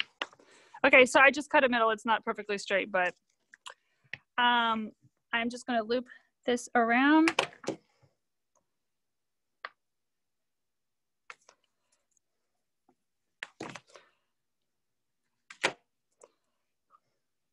Okay. So guys, this one, feel free to rewatch the video. Of course, I also recorded the video the other night of me making it, just in case the live didn't go well. How do we rewatch it? Oh, it's gonna be at the end of what's this thing called? At the end of the Zoom, it gives us an option to save it. So we'll save it, and then I'll post it to like a YouTube channel or like Google Drive or something. So here is what the butterfly turned out like. So try to make butterflies and try to make the stars, and then post a picture in the group if you guys are successful. I can't wait to see what I'm sorry, you guys. I had a quick question about the butterfly. For when you fold it, do you fold the plastic with the glitter backing? Yeah, that's what I did. I folded it with the glitter backing, and I put a thin layer of glue in the middle to hold the plastic down while I fold it. It gets a little cumbersome with the hands. Okay. All right, guys, so play around with this one. I know this craft was a little bit more advanced, a little bit trickier, but hopefully you guys enjoyed it too. I am all out of time. So next we are going to do, I need to message Andrea, make sure she is on. Unless, Andrea, if you're on, pop up, speak up. I am going to turn it off of here though. Can you hear me? Oh, yes, we can. Okay, let me stop my video, and then I think Tim can give you the controls. Tim, can you take the spotlight off of me? That's why it's only on me. There's 3 of me. Okay, give us 1 second. Andrea, it'll switch to you in a second, okay? Okay. Thanks, babe.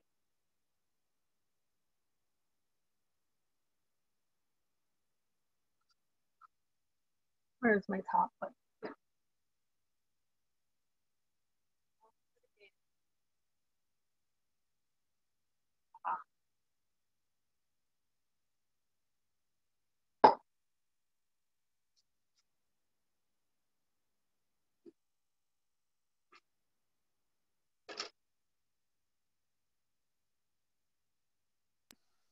Hey, Andrea, what does it say your name is on it?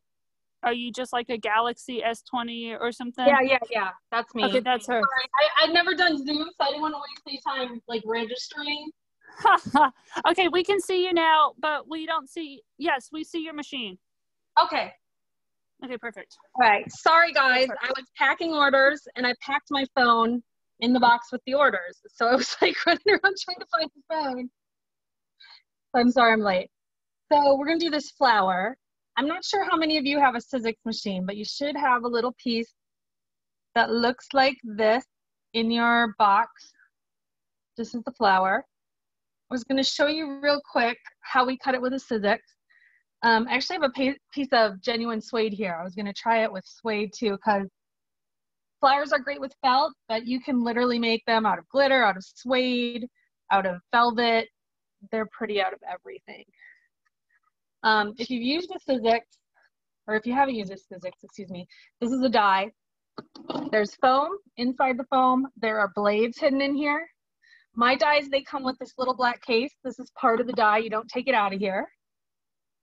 You just put the die on top of a cutting pad. Then you put your material on top of the die. And then you put another cutting pad on top. They are supposed to get all cut up and messy like this. So if they crack, if they bend, if they get marks all over them, it's all good. And you just put it in your machine. This one's electric. A lot of them have a crank instead, and that's it.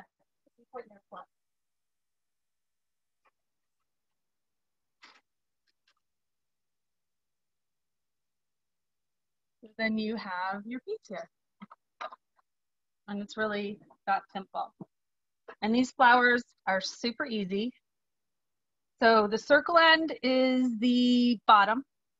So you're going to start on the smallest end, and you're just going to bend it and curl it. Once I get it started, I usually put it between my fingers and then turn it, turn it, turn it, turn it.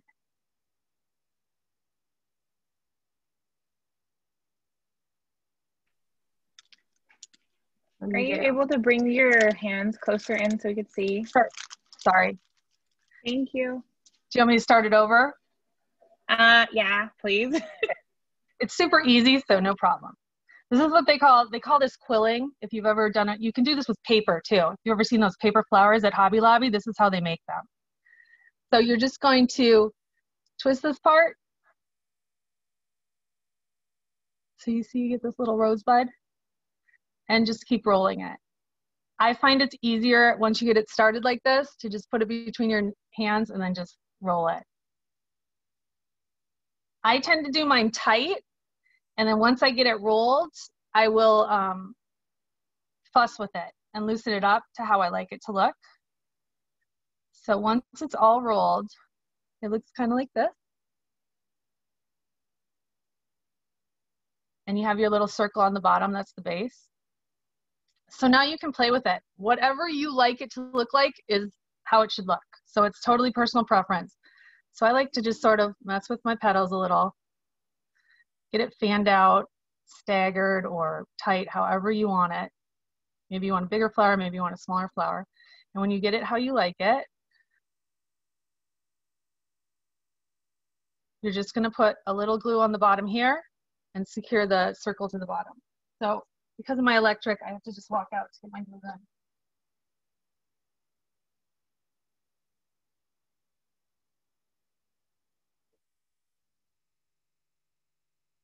So I've got a little glue. How do you fold the beginning circle part? I don't understand how. Oh, the circle part's the end. Yeah, the circle is the end. Ah, never mind. Thank you. This little tiny part here, this is the beginning, and this is the end. So you start with the smallest side.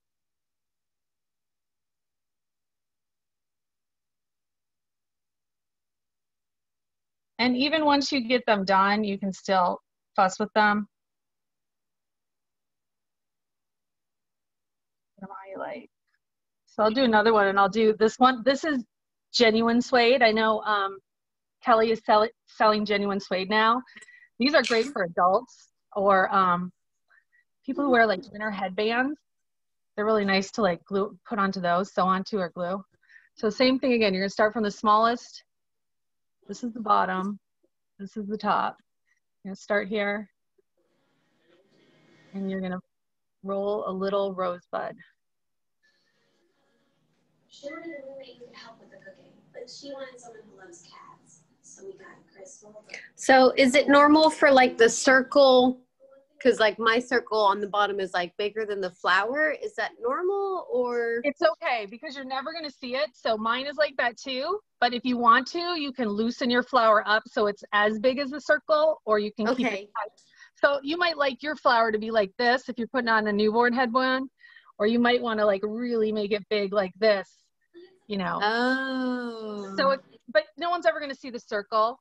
Okay. It's going to be glued to a clip or a one of these. So you're never going to see that. Okay. Thank you. Okay. So this one, I'm just going to roll.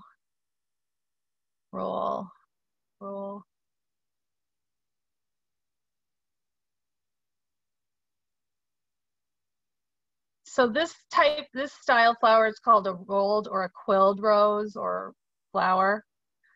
So there's different types. I sell some other ones where you place each petal individually. These are definitely the easiest. So you can see, I'll make this one a little bigger so it fits a circle. A little more.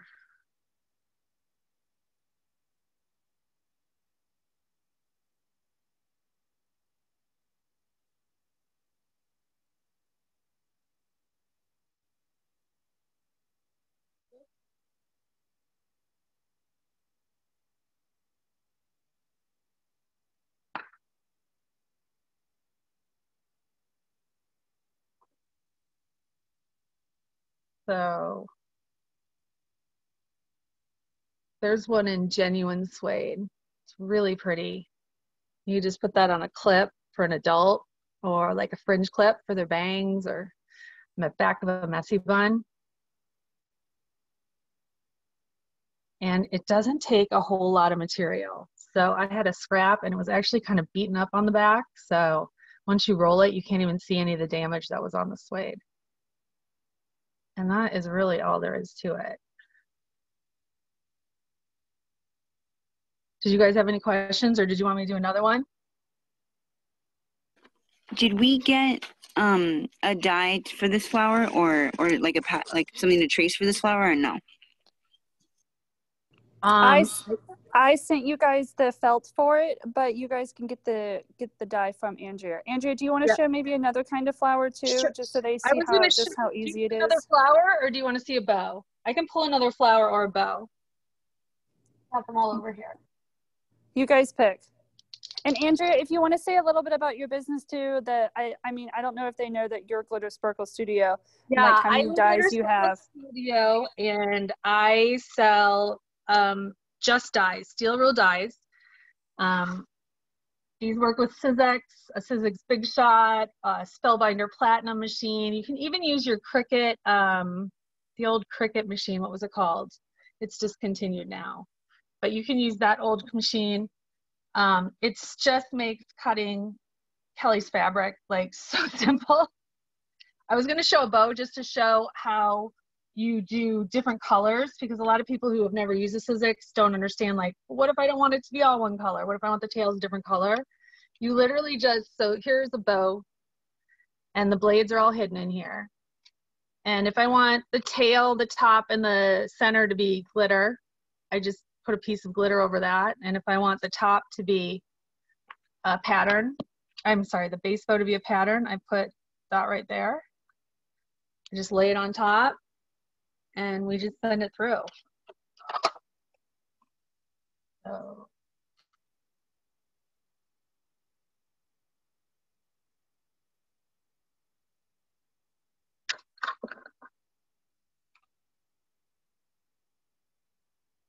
Got that lined up right. Well, now I want an electric one. I don't want the crank anymore. The only downside to the electric one is amazing. The only downside is you can only use regular size dyes. Most, like 90% of the dyes I sell will work in this machine. For some of the big dyes, you just need to buy these longer plates. I don't know if you extended. Yeah. But I do sell dyes for things like purses, shoes. Some, they're called A4 dyes, so they'll cut like, 10 bows at a time. Those you need a Plus or a Pro machine. They won't fit in this electric. So this has a width of, I believe, 6.5 inches. So you need dyes that are that. But I sell 6-inch bows that fit in this machine. I sell coin purses that fit in this machine, 5-inch bows. It's just if you like to make purses and shoes and things like that. So then that's it. You just get your pieces cut perfectly and put them together. Just in case anybody else uses a SysX, I don't know if anybody else does this, but I actually cut like rectangles out using the Cricut with like regular paper, and I'll label like it's a top loop or a bottom loop, so that way I can cut the fabric out of like squares and rectangles and then waste less fabric. Yeah, you can also, these are strong enough to cut through like plastic cutting boards. Like you got a little bow stencil in your kit. You can cut those with this. So you could put like a little a plastic folder, a little plastic cutting board. You can cut like aluminum cans. A lot of people make Christmas ornaments out of aluminum cans. So they take like a Diet Coke can I didn't know that. That's awesome. Yeah. You can cut craft wood. The only downside to cutting craft wood is it tends to mush your foam pretty badly. So I wouldn't do it with a really expensive dye. It won't ruin the blades, but it might mess with your foam. You got to kind of pry it out, but the blades are strong enough to cut it. And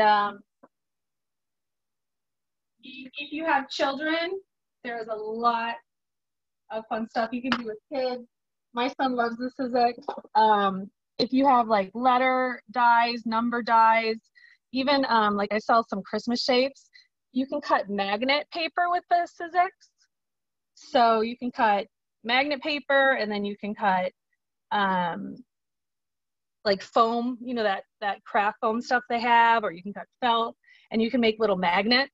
You could even use Kelly's material, because the magnet paper has adhesive on it, and then you can make magnets so they can play with. You can also cut like expandable sponge with these, so you can cut shapes out of the sponge. It's real flat, and as soon as you get wet, it blows up, and then you can put the sponges in the bath and they blow up into the shapes that the kids cut. So there's like a million things you can do with your SysX besides making bows and flowers and jewelry.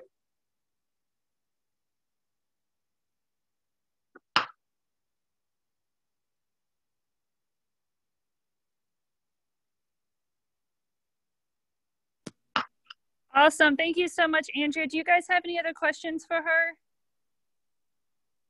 about SIZIX or anything about dyes? If not, we will move on to the Facebook page. Oh, let's see the bow. What dye is that one? This is Chloe. Chloe. And I used Kelly's the last Liz K box. Yes, the diamond box. Yes. Diamond one. Yeah. Those are the materials from there. Yeah. Andrea, it looks like somebody asked if you do custom dyes. I can do custom dyes. It has to be your own design, or if it's one of my designs and you just want it in a different size, I can do that. Or if you just want something adjusted, like you want it without, maybe you don't want the top loop, maybe you want a scalp, like I can do that. I can't take somebody else's design that you found or bought on Etsy and just make a dye on it. That's the only caveat to that. A lot of people send me their SVGs and say, make me a dye. Gotcha. Yeah. Lady, go ahead. Sorry, Andrea, I didn't mean to cut you off. That's it. Oh, I was just saying, in the little packet you guys got with the felt flower, there was also a square piece of genuine suede. I just included that for you guys as a sample. You can make a pinch bow with it, or you can, hand cut or use your SIZIX to make something else with it, or you can probably get like 2 pairs of earrings from it. So that is why I included that, just so you could see one of our new products that's actually the genuine suede. And then the other piece, the piece of glittery material you have, that is glitter HTV. Andrea, real quick, do you want to tell people how to make glittered felt? It's so easy. Oh shoot, I wish I had it down here. All you need to do to make glitter felt, I personally have a heat press, but you can do it with an iron or a easy press, as long as it's hot enough to use with HTV. So all you do is take your felt, this is suede, but let's pretend it's felt. You lay your entire piece of HTV over. So you can do like, if you have a whole felt square and then a whole HTV square, you just lay it on top, you put it in your heat press. I do the heat press for about 10 seconds, peel the thing off, and you have glitter felt. It literally like becomes part of the fabric. And you can do different colors. So you can take pink and put gold glitter on it, and you will see the difference of the colors, or you can just match it with the exact same color. So just look on the back of the HTV, and whatever the recommended time for, if you're using an iron or a Cricut what is it called, an easy press, whatever the time is recommended, it's the same. And felt doesn't burn, because wool doesn't burn and polyester doesn't burn. So even if you're using Kelly's felt, that's got wool in it, wool won't burn, so you don't have to worry about that, but you don't want to leave it in there too long. Have you tried it on the genuine leather by chance? I have never done it with genuine leather. I have done it with faux leather, faux suede, velvet. You have to be a little careful with velvet. It's a little touchy. Okay. The only issue I've ever run into, sometimes with like a chunky glitter like this, where it has all these pieces on it, there's glue in here. If you put it under a heat press, it'll melt. So I usually do this on the bottom, and then, you know what I mean? So this is not getting the direct heat. But as far as the glitter, it works the best on felt. I do know that some people back their faux leather earrings with HTV, no problem. I've never heard of anyone doing it with genuine leather. I've backed my Kelly's fabrics, all her prints. I've backed them with HTV for keychains, and that's awesome. But I got 2 colors of this. I'm gonna try it and see how it goes, because it's pretty. Yeah, and it works. It's even easier if you've used Heat and Bond. I don't know if everyone's used Heat and Bond. You don't need it with Kelly's fabric, but if you ever get like a cheap thin glitter or whatever, or if you're making earrings, they need to be a little thicker. So it works basically the same way, except with Heat and Bond, you put Heat and Bond onto the fabric, and then you put then you peel it off, then you put the other fabric, and then you press it again. So it's just like one step left, but it works the exact same way. It's really fun. And if you try to buy glitter felts, it's insanely expensive. So it's a super easy way, and it doesn't matter. You can do a tiny piece, you can do a huge piece. And once you do it, then you can cut it in the Sizzix. The Sizzix will cut through all the layers. Awesome. Thank you so much, Andrea. Bye. All right, guys, so we are going to move into the Facebook pages now. So we also pre-recorded that with Sydney, but I think that she's going to be able to hop on at the end if you guys have any like social media marketing kind of questions like that. So Tim, are you able to take over and start that video for me, babe? Okay. All right, so Tim is going to take over and start that video.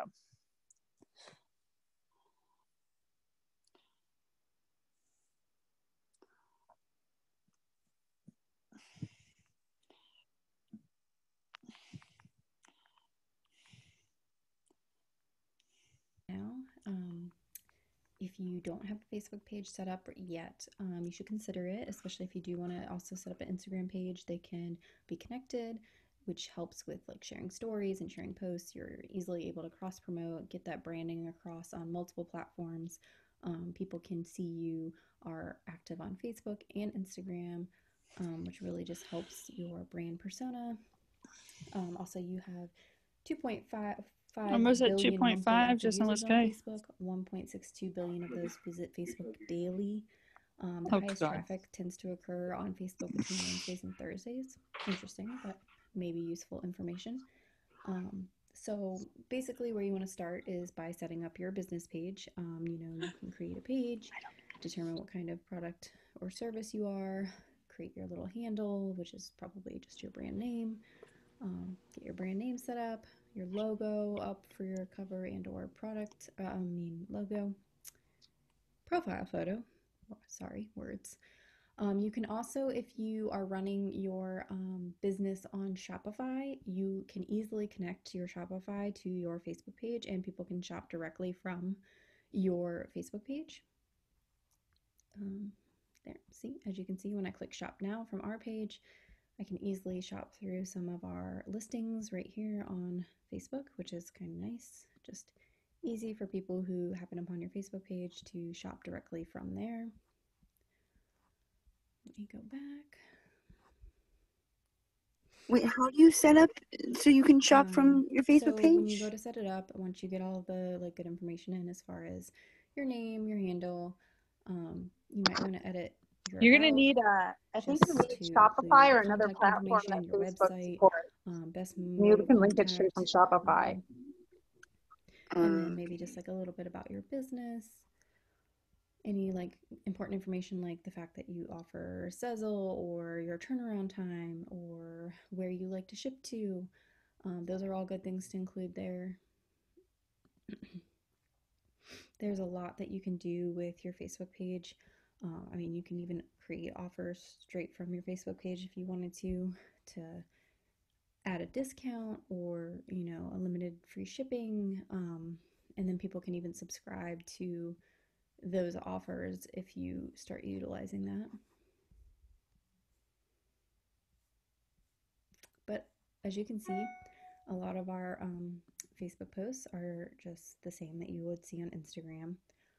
It's different because you don't have like the same kind of straight up grid layout, so the consistency isn't as important on Facebook. You can have a little bit more flexibility in what you post, but we tend to kind of keep it about the same just so that anybody who's not on Facebook sees it on Instagram, or vice versa. Those who aren't on Instagram can see the same information on Facebook, just to kind of keep that information consistent across. You can upload videos. We've done videos before, just of our grab bags or whatever coming up. Also, we tend to share our Instagram stories to our Facebook stories as well. Also a really good way to just kind of cross promote. You can easily respond to customers right within your Facebook feed.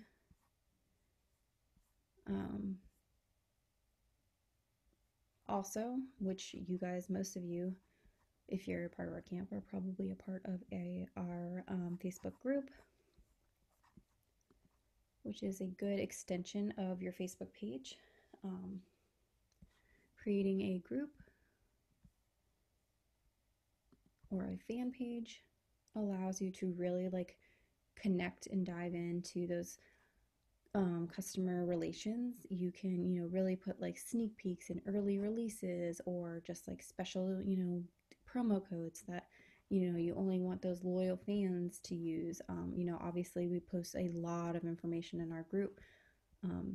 So much, you know, I'm sure it's hard to keep up with sometimes, but, you know, we post shipping updates, product updates, new items that we have. Kelly likes to really like source your opinions on things if we have a new idea or we are running something by you guys so that we can, you know, really get an idea of like if you guys are going to like something or if you're like, not so much. We can, you know, source our closest fans right here in our Facebook group. So I know sometimes small business owners tend to even start out with a Facebook group over a Facebook page because they create these loyalty relationships with, you know, their core base of customers who shop with them on Etsy or Shopify or wherever. They create their fan page first, which is totally fine and a totally great way to do that. But it allows you to kind of really start with those core fans and just grow from there. And, you know, then they can add their friends, and as you can see, it can really grow and take off quickly. So this is a really, really good tool. I'd say that, you know, it really helps your business grow when you can really grow on these direct connections from our group.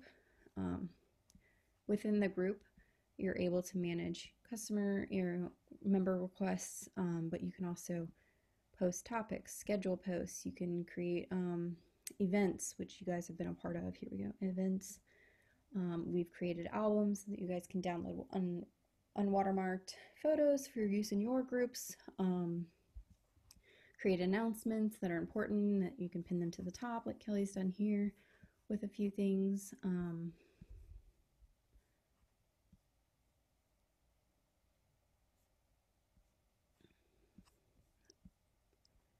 Can check on the engagement of your group to see how active things are.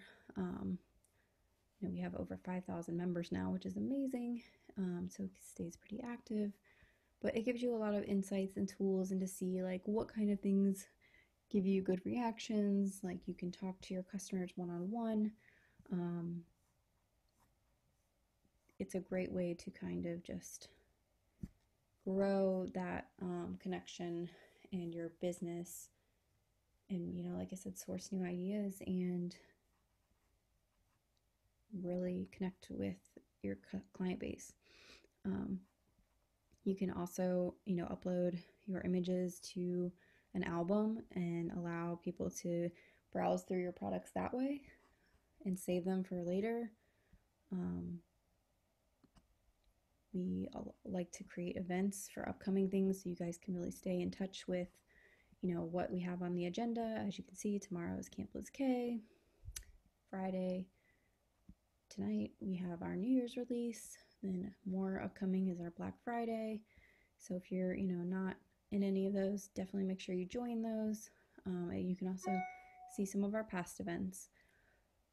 But all of those are really good ways to stay in touch with your fans, keep them up to date on your upcoming things, stay, you know, in the loop with things for yourself, really post all of your products, anything, you know, that you're working on so that clients can really and customers can really get a feel of your product and your shop, and, you know, just continue to grow your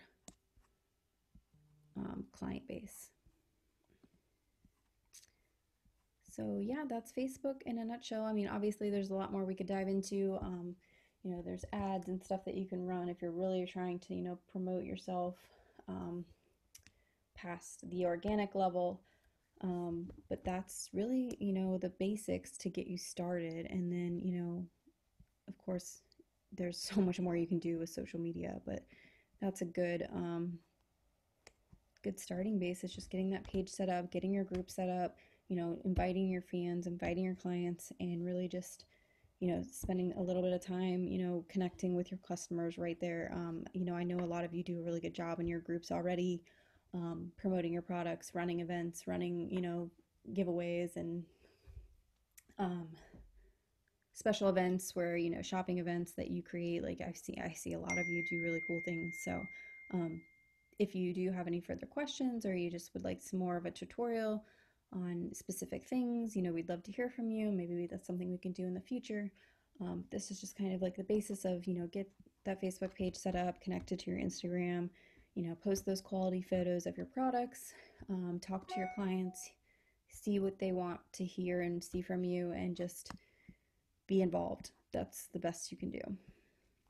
I hope you enjoyed this little segment on Facebook, and I hope you enjoy the rest of camp.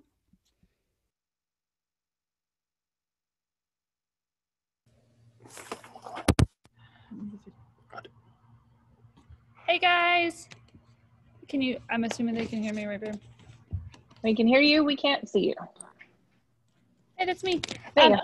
So Sydney is on the line now, and she can answer any questions you guys have about social media, Instagram, Facebook, Pinterest, any of those things. Sydney, are you there?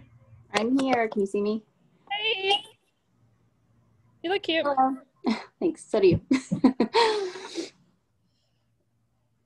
Here's the face behind all your emails. Yay. I know, now I can finally see who I bug all the time. You're never a bother. That's what I'm here for. Yes, that's what's one of the things Sydney takes care of for me, is answering all the emails and questions and stuff. So without her, you probably wouldn't get any response. Happy to help. All right, we'll give them a minute to see if they have questions. And then the last thing we have is ask us anything for Tim and I. So do you guys have any questions for Sydney?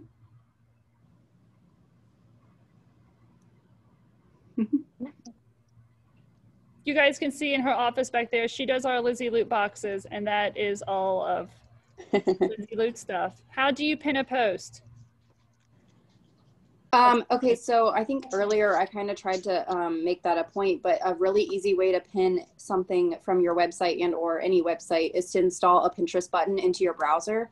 Super easy, just Google it. You can Google Pinterest button for whatever browser you're using, and you can install it as an extension right into your browser.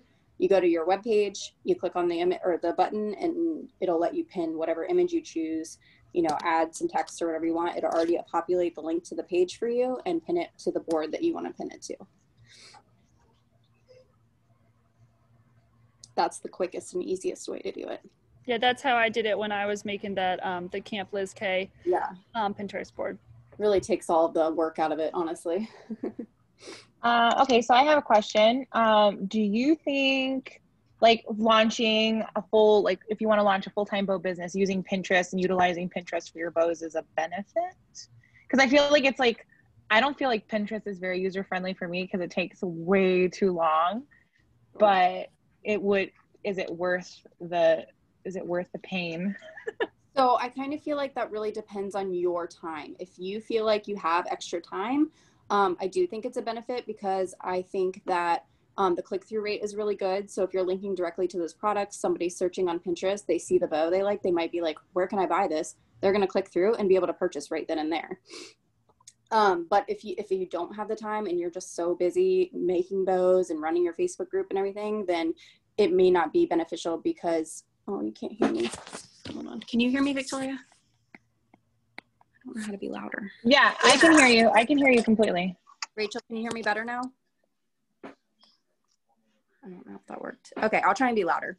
But if it's just too much of a time suck for you, then it may not be a benefit, because you may be spending so much time that you're losing time on other sale areas for you. So I think if you have a little bit extra time and you want to work on building those boards, that's great. Or if you have somebody that you can delegate it to, that's really great. I do think there is a benefit to it, but it really just kind of depends on what time you have on your hands. I know we all are really swamped as business owners, but I do. You're telling me I need a Sydney in my life. Okay. Yes, everybody needs a Sydney in our life. This is very clear. That's the stuff Sydney takes care of for me. She does our Pinterest. Yep, definitely. Yeah. I do think it's an asset, but Thank it's one of those things where, yeah. All right, someone asked how we order custom. I'll answer that in a second. Out of all the platforms, TikTok and friends, which is better to invest in? That's a good question. If you already have built a Facebook group, I think that's been really beneficial, at least for us as a business. The Facebook group fan page, but also the page as well, but mostly the fan page. I think just you know, that page has been really beneficial for us. So I definitely think something like that is really good to invest in. I also think Instagram is really great.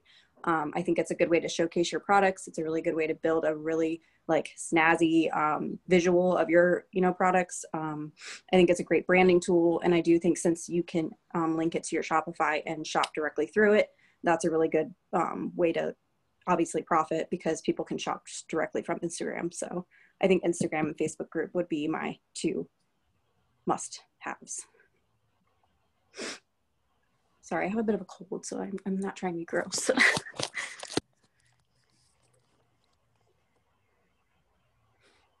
See, are people chatting? Oh, here we go. Yeah, we've read the chat one for you, Sydney. Oh, thank you. Yeah, Kelly's got this. Like sometimes they pop up and then sometimes they don't. Yeah. Cool. And if anybody has Instagram or Pinterest questions, feel free to ask those too. I know I wasn't on earlier, but I'm definitely happy to help with that as well. And if you have any ideas of like things you'd like to see for like little like how-to social media things in the future for me to do, definitely drop those ideas because I'd love to maybe do little videos or something for you guys.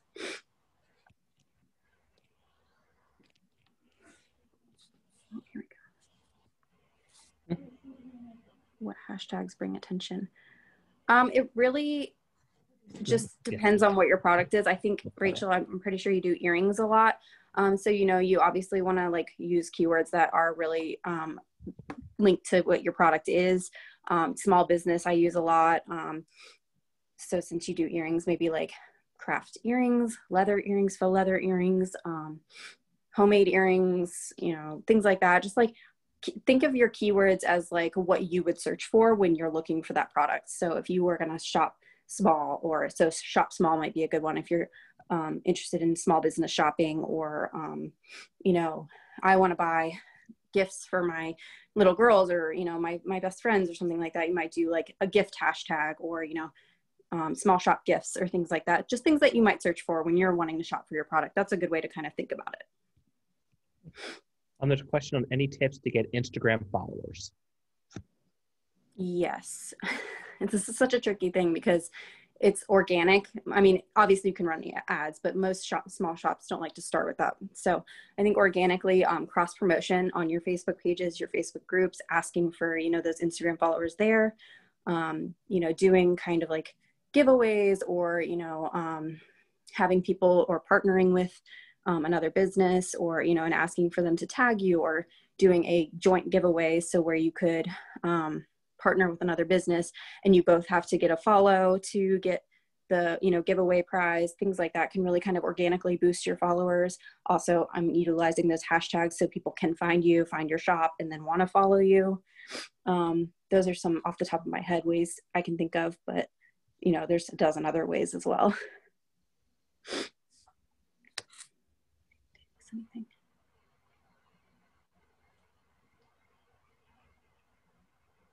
Yep. And there's all right, I see somebody who would love to see videos of sponsored ad and boosting posts. That is such an in-depth thing that I will want to do like a separate segment on that, so I can really kind of prepare and give you some good insight on something like that. I feel like I don't have the time for that in this little Q&A. Yeah, another one on videos on better photography, which I guess that's going to be a videos and photography. What was the question? It just I think it's just a request for further like videos on better photography or photographing. Oh yeah, Kelly would be a good help on that too. Just Yeah, I mean, just quick tips on good photography and videography is, you know, getting a tripod, even like a little one, to kind of make things nice and stable. Getting a remote control for your phone and or camera so that you don't like jar the thing when you're taking a video. Natural lighting is really useful. Don't do it on a super sunny area because you'll get shadows. Those are a few quick things that you can do that'll make it a little better quality. I definitely kind of recommend taking outside photos if you can, just because the lighting is so much more natural. If you do want to or prefer to take indoor photos, investing in a small light box might be helpful. It just kind of controls the lighting a little bit better for you, so you're not like working with shadows or anything crazy. You know, finding good backdrops is always good. Go to Home Goods, find some cool like different textured things to kind of give you good flat lay backgrounds. those are a few little tips that might help. These are good questions. Oops.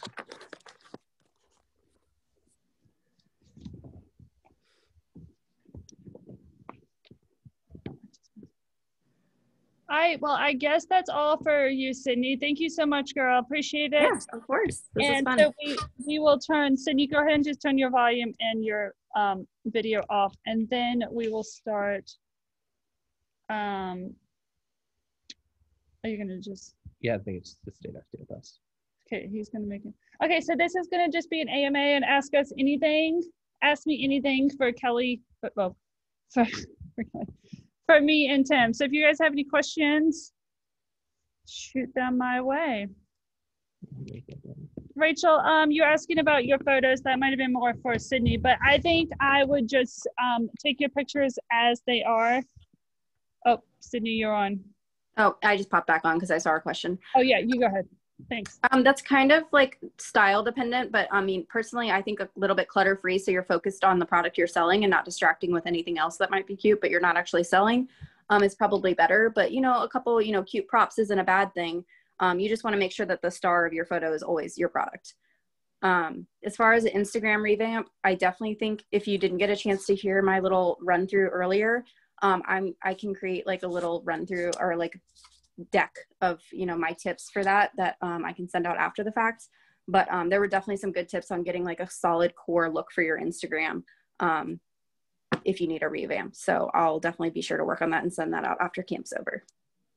Awesome, that'd be helpful. Thanks, Sydney. Good Yeah, job. bye. Bye. Thanks, Sydney. So one thing I was thinking about is Sydney and I have talked about is doing like a weekly or every other week, like having Sydney come on and do a talk or have me do a talk. Whoever has the star one, I love it. Do a talk, like a topic, whether it's, you know, how to do photos or Instagram or Facebook or just different things like that. So if that's something you're interested in, we could do that, like a Friday talk series. But yeah, if anybody has questions for us, anything for Tim or I, hit us up. Victoria has a question. Yeah, Victoria, what's up?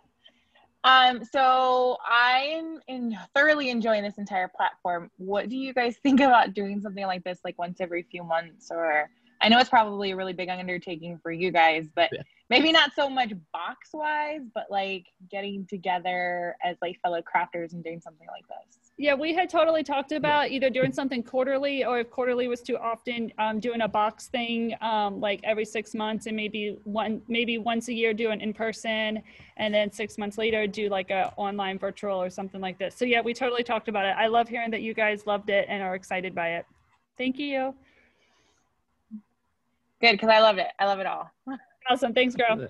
Somebody asked, how do we order custom prints? Rika, you can, yes, you do that on Soyoko. So our Soyoko stands for Southern York. So your print co, Southern York Print Company. So we live in Southern York County. And we have 3 printers. I would turn them, or can I turn this around? Yeah, sure. That's our 3 printers. Sorry, it's a little bit messy over there. We kind of just threw everything over on that side so you couldn't see it. But that's our 3 printers over there. And we have our die sub printer in the back and the heat press. So once we got past camp, we were going to ramp that back up and get fully trained on the fabric printing as well. So yes, you can order custom prints. I try not to do it at the same time as a pre-order, because then the custom orders get lost in the pre-orders.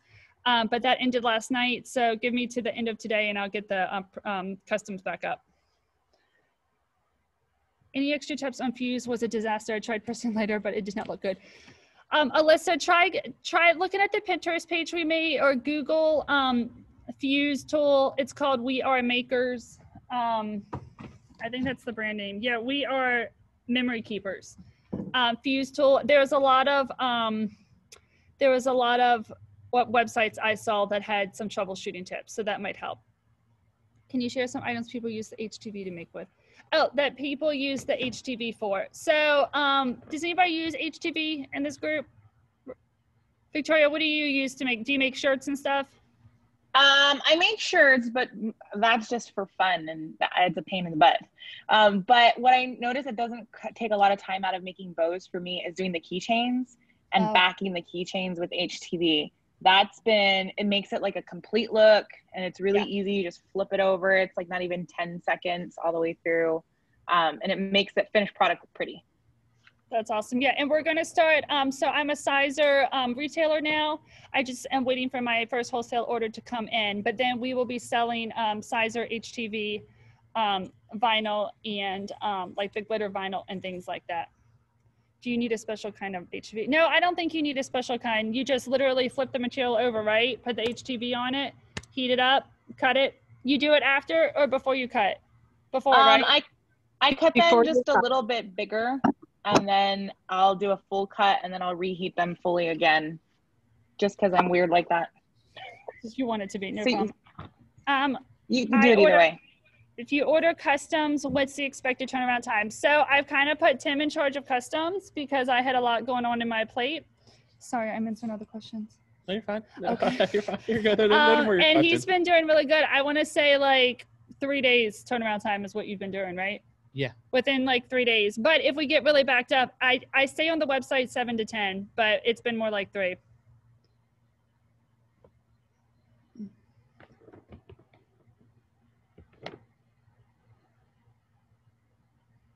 Anything else? Don't forget the camp code is camp20 for 20% off. I'm gonna type it in. Camp20 for 20. Oops. Camp20 for 20% off. Can't wait to get mine for customs. Yay! Don't forget the raffles. Oh, I'm sorry, waffles. Here, watch out. The waffles are going on. We've had lots of entries, and Nicole, one of my girls, has been here one of my girls, Nicole, has been here in the background writing entries in. So we are going to, if there's no more questions, you have until about right now to enter the drawing. So we're going to come back in about 15 minutes and do the drawing. So you don't have to be on here for us to do it. You'll still win. Julius. Let's see, Victoria. When using the fuse tool, go slowly. My butterfly came out way better to expect. Oh, it moved. Sounds good. Okay, awesome. All right, guys, if you have any more questions, you're welcome to message me privately. I will keep an eye on my private messages today. Or you're welcome to ask in the group. We're pretty much an open book around here. And I'm going to sign off. We are going to work on these raffles. And yeah, we will come back at 4:45 to draw them. What's up? Oh, sorry. Yeah, we are going to come back. Yeah, we're going to come back to draw them. So 4:45. So about 10 minutes. All right, guys.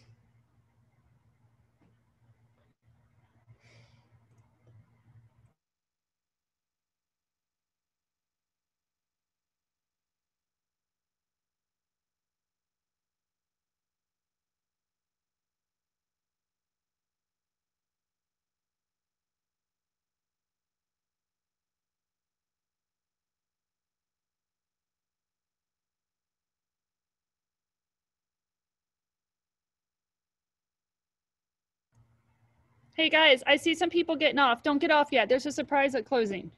So stick around. Okay, thanks.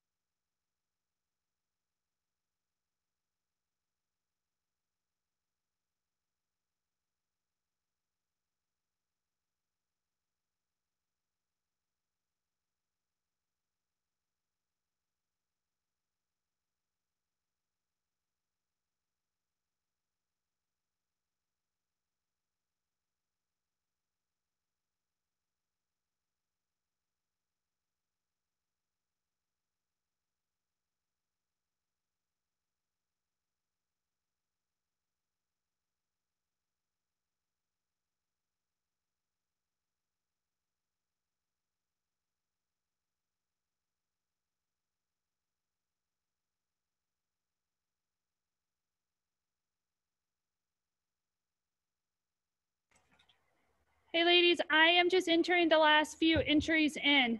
So give me like 5 minutes. Nicole just finished them and I have a couple handfuls to put in the right thing, so.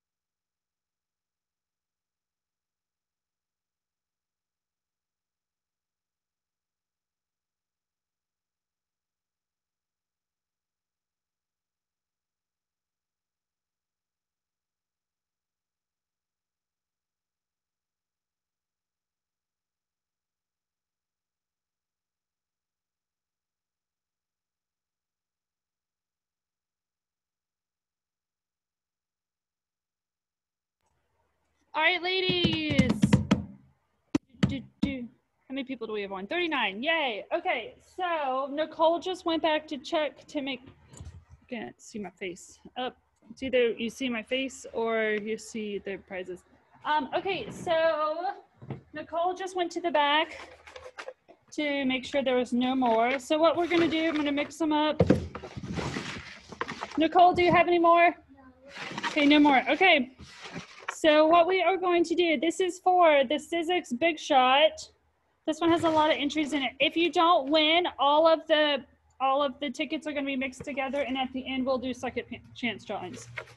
So the way the Big Shot is going to work is I am going to order it from Amazon and ship it to you directly. So Tim, can you close your eyes? Yep. Tim, can you? I want to be in front of the camera. Oh, gotcha. Tim's going to pick one. Just one. S. Thomas. Number 484561. I want to say, I think that girl's name is Sarah Thomas. It says S. Thomas. So yay, S. Thomas. You won a Sizzix Big Shot. Yay. Okay. So I'm going to dump all of them into that one Gotcha. at the end. Okay, cool. I'm set. Okay, I stapled it to it so I wouldn't lose who has what. Okay, number 2. $50 Liz K credit. I'm going to put them in here so that we can, all right, go ahead.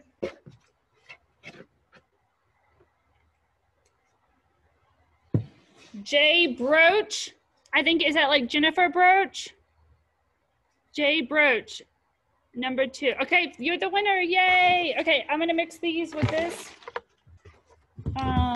Give me this, stapling it together.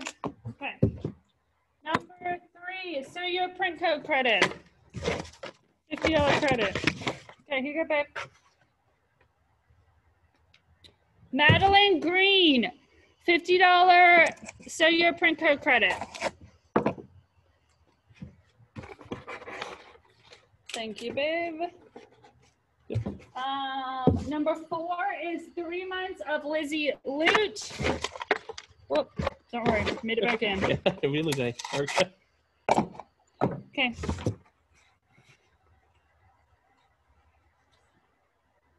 A. Baker. I think it's Alyssa Baker. I know most of y'all's names. Okay, number 5 is Resin Accessories. We haven't had any repeat winners yet. Good. Guess we're only on 5. Yeah. Well, people entered a lot of them. Yeah. I love you. Okay, draw one, babe.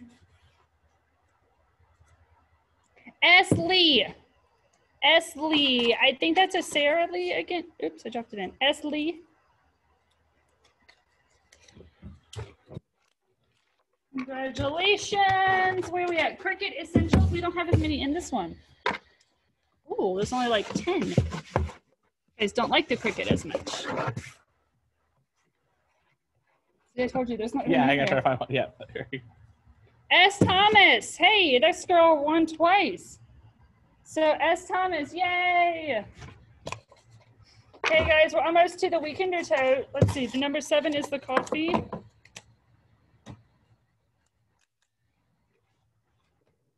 so what we're gonna do with the prizes, oh, picking up the wrong thing. Yeah. We will, we'll email you guys by tomorrow if they're not on here and they won something, because after this I gotta go pick up Lizzie.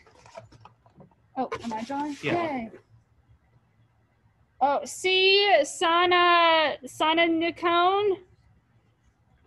I don't know how to pronounce your name. I'm sorry. But you won. I'll read the number for this one. 484624. The last name is SONANIKONE. Yay, congratulations. Number 8. Oh, number 8. Okay, we're at the Easy Press. Do I get to draw this one? Sure. Yeah. Okay, this is a popular one. Let me put that really mixed up.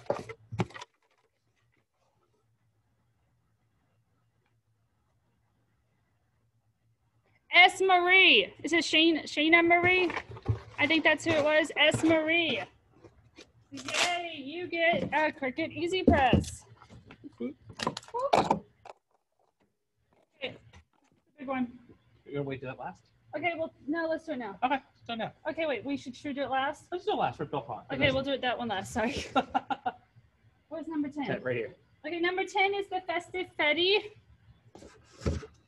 You messed up your jumping. Oh, sorry, I thought it. That's okay. Okay, they're right here. Kendallin Welch. I recognize a lot of these names. So Festive Fetty, that was like my favorite prize, I think, of all of them. That's what Kelly would put tickets in. That's what I would have put tickets in. 11. 11? I'll show you there. Oh, the Yeti Cup. Oh, Yeti Cup.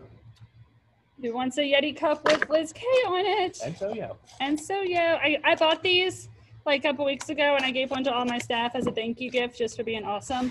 And we had some extra, so I figured we'd auction them or waffle them off. Waffle them off.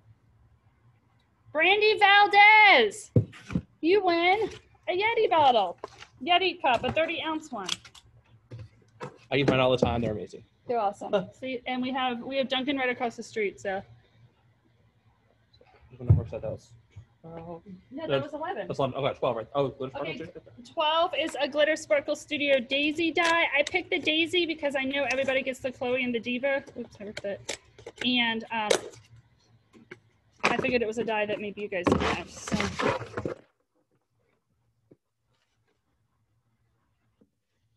Oh, Suzanne Feldman. I see you. Yay!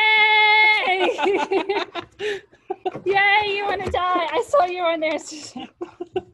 I was waiting for her response. Yeah, you get a couple people we can see on there. Yeah. I know, I can see Victoria and my mom and Suzanne. Kendallin. Oh, Kendallin, you won something. I didn't know you were on here.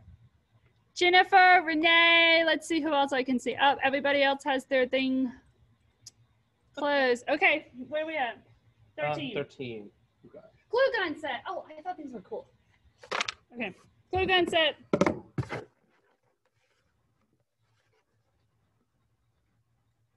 M. Stevens. I'm not sure who M. Stevens is. M. Stevens. Do you know an M. Stevens? Well, M. Stevens, you won. Glue gun set. Staple it next to it. Right. This is getting really fluffy. Okay, 14. What are we at? 14. This is for a necklace set. We're just going to draw from here. Yep. There's not many in there. Jay McDermott, you won the necklace set. Yep. There was like 2 inches. So that is the necklace set 1. I'm gonna put this with that so that I know that's 1. Okay. I think the next one was a necklace set 2. What number was that? That's 14. 14, 15. Okay. This one, there's only a handful, so we'll draw it from here. Rachel Willis. Hey, Yay, Rachel. Rachel. Hey, Rachel. You won the necklace set. Caroline will love these. Lizzie tried to steal it a few times. Yes. So I'm going to have to order some from the girls' business. Yeah, because Lizzie would have taken them all if you wanted. Yep. This one has a couple. Thank you. Oh, you're welcome. This one has a couple too. And this is for the Hocus Pocus necklace. Okay. Oh, Jay McDermott again. Yay! I think she entered all of them, Yeah. so that's probably why she won 2 of them. Yeah. Okay. 17. We're at 17. Earring set. Not many entries in this one. Right. Oh. Shayna Marie. Yay. Rachel, this is the other one. I was reading that as I was. Yeah, that's what I did. Shayna Marie. She's won 2 prizes now. We're at 18. Okay, this is for the soap. Only 1 person entered the soap, so you won it. Yay, Laura. Figured there was no sense doing fanfare. Yeah. Hey. Yay. Okay, we're getting close, guys. 2 more, and then the big one. 19. This is for the small shop sampler set from Tumbling with the Boys. They do like package fillers. Oh, Shayna Marie! Yay! I wonder if she's on here. She's won like 3 things. Yeah. Good luck. I know. Well, I think she entered a lot of drawings that didn't have many. I'm changing my name to Shayna Marie. I know, right? Who's Shayna Marie? Okay, this is the resin set. These will be a 32-ounce set. This picture, these are only 16-ounce, but it's for a 32-ounce set. Okay, well, if you will enter this one. Kindle Welch. She's on here. Yay, you won something else. Yay! Okay, now it's for the big one. Dun, dun, dun. Oh, and then we had the second chance drawings. We'll have to make all the codes for them still. I didn't do that yet. Okay. I want to pick it. So that's the thing I figured you would. I pick. Drumbeller. I think her name is Misty. Drumbeller. Drumbeller. 484670. You got the Weekender bag and 50 rolls. Wow, So you got a big yay! one. Congratulations. Congratulations. Okay, we're going to do the second chance drawings now. There's 10 of those. I'll try to go through them pretty quick. Okay, so we put all of the entries in here. They're right here. How do I see myself, honey? You should go back to the far left. There you go. Oh, okay.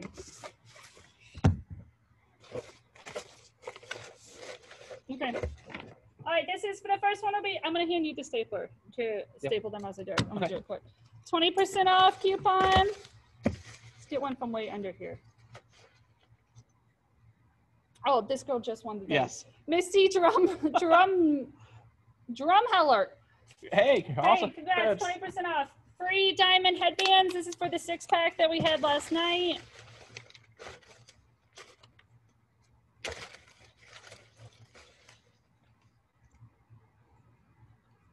Aaron Vandover. I think your name is Aaron. E. Vandover. For a free diamond set of headbands. Yay! Yay! Free shipping coupon. So that's worth $5. S. Marie. Is that the Shayna again? Shayna Marie. Yay for her. Free diamond headbands.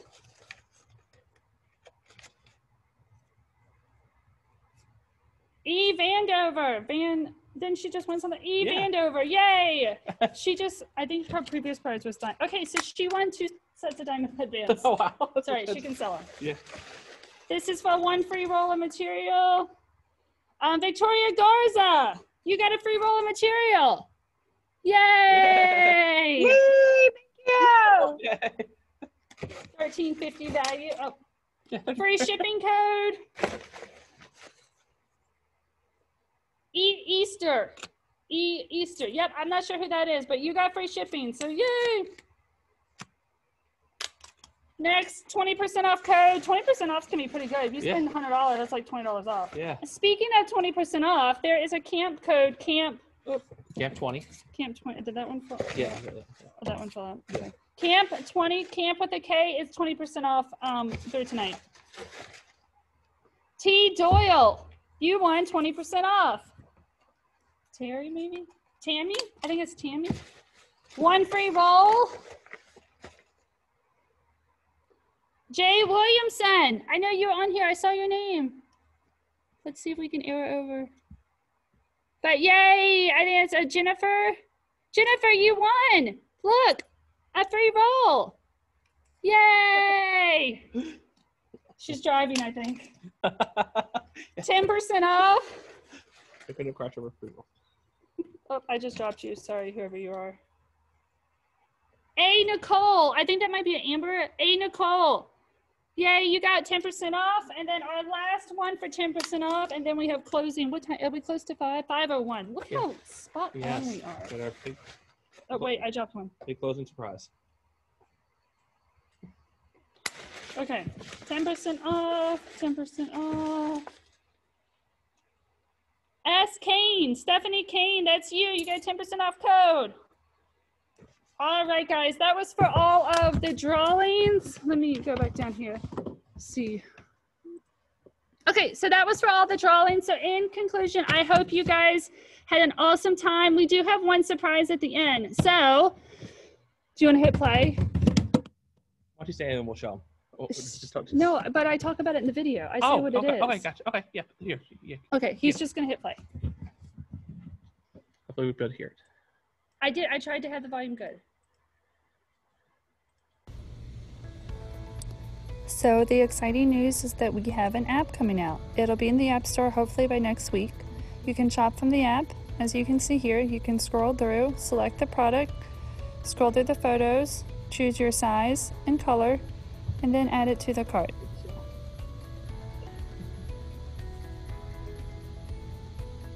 You can go back to the main page, select something else, add to the cart.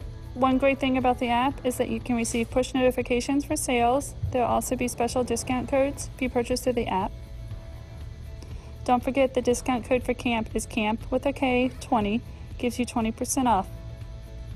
App should be in the Apple and Google App Store next week. We hope you love it too. Thanks. Yay! So hopefully you guys think that's exciting too. It looks like Victoria's excited. Yay. All right, guys.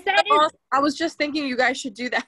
That's so funny. Yeah, I totally made that last week and I was like trying to rush it to get it published on the App Store, but apparently that takes 7 days. Who knew? Now we do.